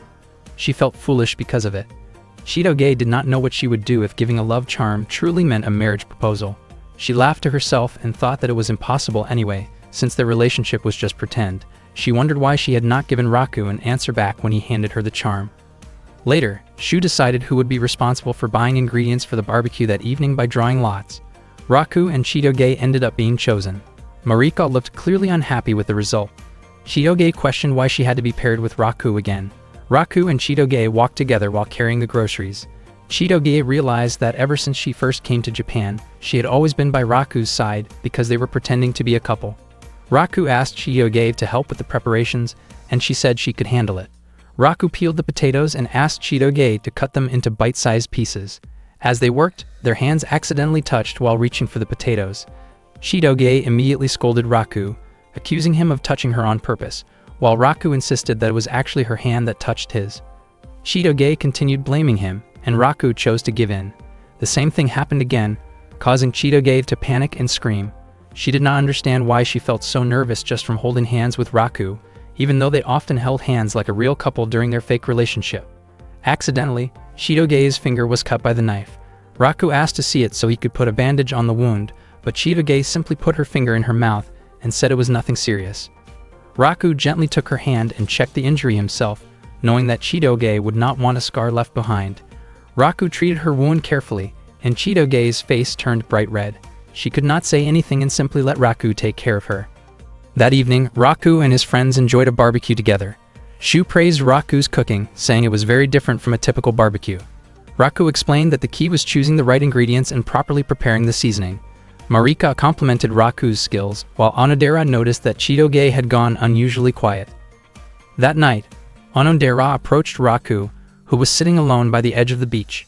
She wondered if something had happened between Raku and Chitoge, since she had noticed that Chitoge seemed unusually low on energy. Raku himself did not really understand what might be wrong. He then asked where everyone else was. Onodera explained that the ones who lost the money game had to clean up, and Chitoge was with them, helping tidy things up. Onodera honestly did not expect to feel so nostalgic. Back when they were in middle school, she had also gone to the beach with Raku. Raku remembered that, even back then, they hardly talked to each other. He asked whether Onodera still could not swim and whether going to the beach was actually fun for her. Onodera replied that the fun part of being at the beach was building sandcastles. She then asked whether Raku was having fun. Raku admitted that he wished he could stay and play a little longer. The two of them quietly gazed at the beautiful ocean. Onodera felt incredibly calm while talking with Raku. She truly liked the atmosphere they shared and wished she could spend more time alone with him. Deep down, she wanted that moment to last forever. Meanwhile, after Chitoge and the others finished cleaning up the supplies, Shu suggested heading back to the inn. He asked where Raku and Onodera were. Chitoge immediately ran off to look for them.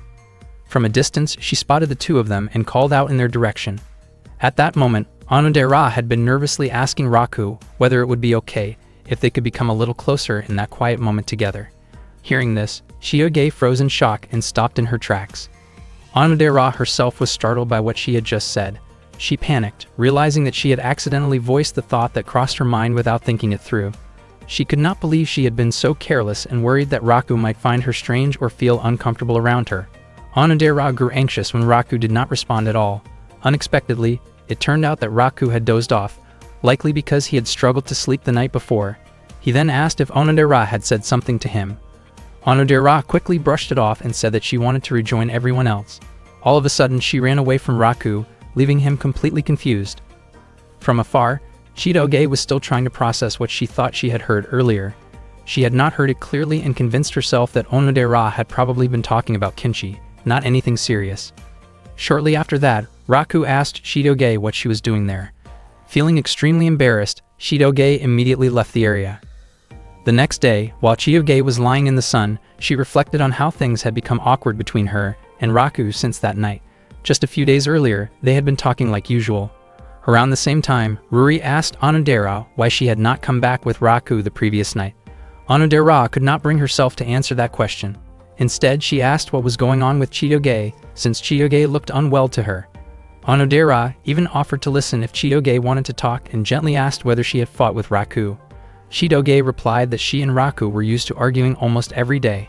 She then shared a story about a friend who, whenever she got close to someone, felt her heart race and her chest tighten, making it hard for her to speak. Chitoge admitted that she had been feeling that way lately but did not understand why. Onodera guessed that the person Chitoge was talking about might be Shukumi. She suggested that it sounded like that person might be in love. Hearing this, Chitoge was taken aback. Her face turned red as she thought about the idea of love. She realized that it did make some sense, but she tried her best to push the thought away. Suddenly, Onodera laughed softly to herself, wondering if 10 years ago, they might have talked about similar things. Chitoge's father had once mentioned that Chitoge, Onodera, and Raku used to play together often. As Onodera slowly began to recall those shared memories, she felt a sense of longing every time she talked with Chitoge. Chitoge felt the same way. Out of the blue, Chitoge mentioned that next time she would bring kimchi for Onodera. Onodera looked confused when she heard that, unsure why Chitoge suddenly brought it up. Chitoge smiled happily after chatting with Onodera, while the rest of their friends were busy playing together. Chitoge found herself thinking about love. She wondered why Raku kept appearing in her thoughts, and she questioned whether having these feelings toward him meant that she was actually falling in love. Her face turned red as she tried to push those thoughts away. Even so, she could not understand why her heart always beat so fast whenever she was near Raku. That night, Shu invited everyone to light fireworks to celebrate the end of their summer vacation. Suddenly, Shukumi mentioned that she could not find Chitoge. Onodera was about to look for her, but Raku offered to do it himself. Raku followed footprints in the sand, and before long, he spotted Chitoge sitting alone, looking downcast while playing with fireworks. Chitoge did not want to be near Raku because she felt nervous all the time. If things continued like this, she felt she might not be able to keep pretending to be in a relationship with him. She tried to calm herself down and waited for the fireworks to burn out. All of a sudden, Raku showed up and asked why she was there.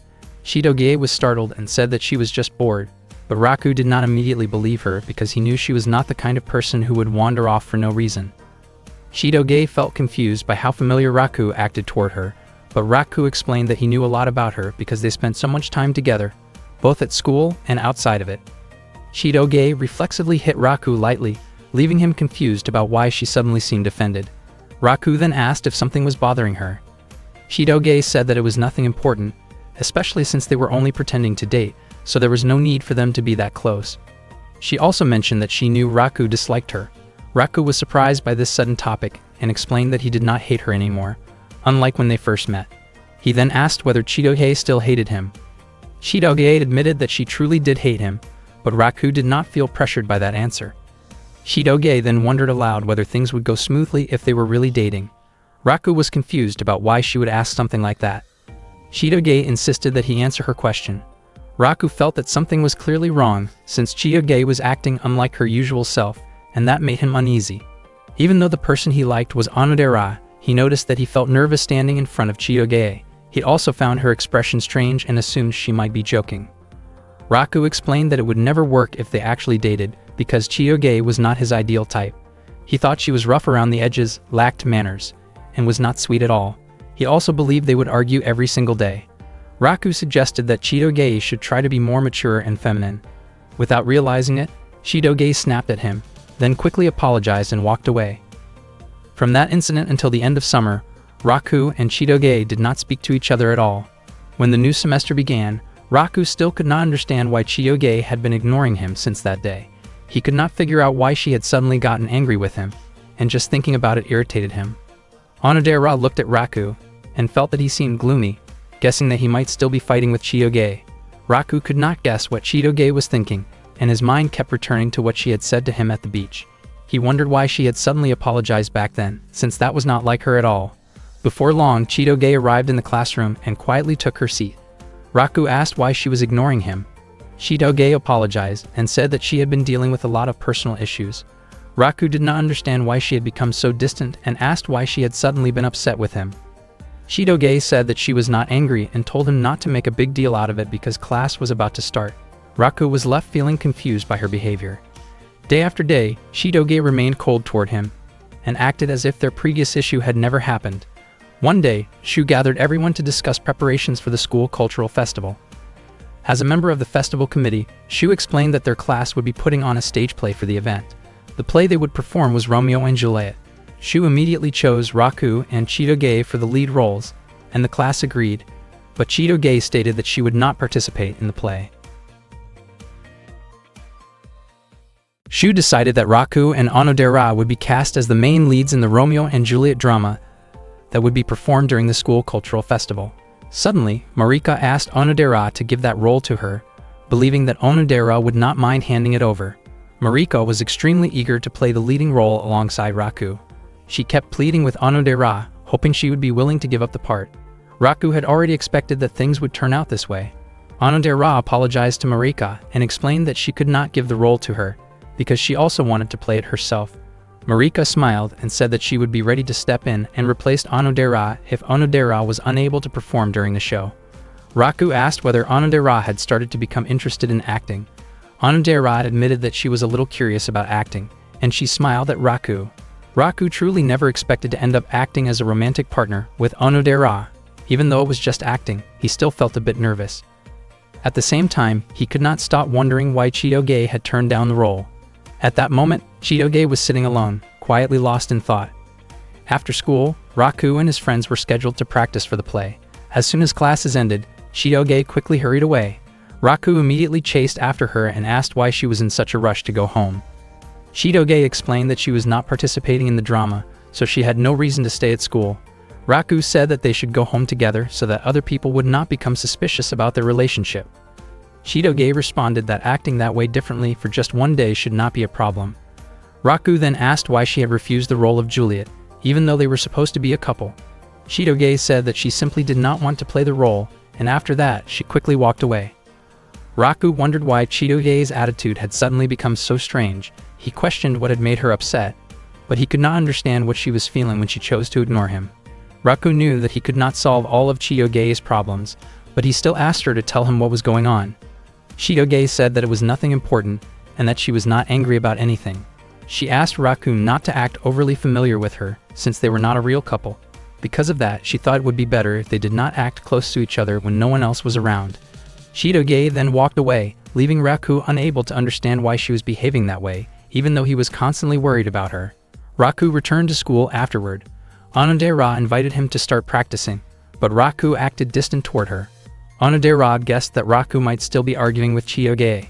She was also still curious about the photo of Chitoge that Raku kept, and she wondered what Raku truly felt toward Chitoge. Onodera delivered a printed copy of the script to Kyoko in the teacher's office. Kyoko was surprised to learn that Onodera had been cast as Juliet and felt confident that the role suited her well. She said that she was looking forward to watching a great performance. When Kyoko opened a drawer, Onodera was shocked to see a photo of Chitoge inside. She asked what the photo was about.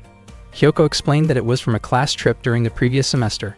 The photo had accidentally captured an awkward moment of Onodera in the background while she was changing outfits for an activity. Kyoko admitted that she had been careless and had not noticed it at first, but fortunately Raku had realized it and returned the photo to her. Kyoko was sure that no one else had seen it, so Onodera did not need to worry. Kyoko jokingly assumed that Raku had shown unexpected maturity in how he handled the situation, even though she had promised Raku that she would not tell Onodera about it. Kyoko then asked Onodera to keep the matter a secret from Raku as well. Only then did Onodera fully understand what had happened. It turned out that Raku had met her that day when he brought the photo back to Kyoko. At that time, Raku had still been thinking about Chitoge, but he tried not to dwell on it because he was with Onodera. Raku began practicing his scene, but Onodera became nervous, her face turning red when she heard Raku, as Romeo, expressing his love. Her thoughts drifted back to the photo, and she felt deeply embarrassed in front of Raku. Meanwhile, the students worked together to prepare various props for their drama performance. Raku practiced his lines as Romeo, declaring his love for Juliet, but Marika interrupted by reciting the lines along with him, which annoyed Raku. Marika did not mean to interfere and explained that she simply wanted to play Juliet. Raku was confused about why Marika kept interrupting, especially since many of her lines were incorrect. After all, Romeo and Juliet was a story about the heirs of two feuding families who fell in love, but were not allowed to be together by their families. Marika said that the story was similar to her own situation with Raku, which made her confident that she could play the role well. Raku asked Marika not to speak carelessly in public. Shugumi became irritated and scolded Marika, firmly stating that Raku was Chitoge's boyfriend. Marika smiled and said that it did not matter, since Chitoge was not playing Juliet anyway. Shugumi grew even more upset by Marika's words. Raku noticed Chitoge standing outside the classroom, but he tried not to think about it and focused on the drama practice instead. Unbeknownst to him, Claude was watching the situation from afar at that very moment. The practice session for that day had finally come to an end, and Shu asked all the cast members to gather together. Raku wondered if they were about to hold a meeting, but it turned out that Shu was organizing a costume fitting for the performers instead. Raku was immediately impressed by the outfits. He never expected that they were completely hand-sewn. The costumes had been carefully made by members of the sewing club. Meanwhile, Marika loudly questioned why she had not received a costume. Since she was only a standby performer, she did not get one. Raku, on the other hand, could not wait to see what kind of costume Onodera would be wearing. When he finally saw her, he was completely captivated. She looked incredibly sweet in her outfit, and Raku found himself nearly speechless because of how charming she appeared. Onodera smiled and wondered if the costume suited her well. Raku felt that it fit her perfectly. Onodera then returned the compliment, saying that Raku also looked good and that his appearance suited the role nicely. Raku smiled and thanked her. The Juliet costume had truly been crafted with great care and quality, and for a brief moment, Raku imagined how it might look if Chitoge were the one wearing it. He immediately pushed that thought away.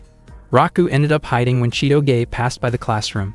He did not understand why he was avoiding her, but he knew he struggled to deal with Chitoge's distant and indifferent attitude. At the same time, he felt nervous because Claude was constantly keeping an eye on him.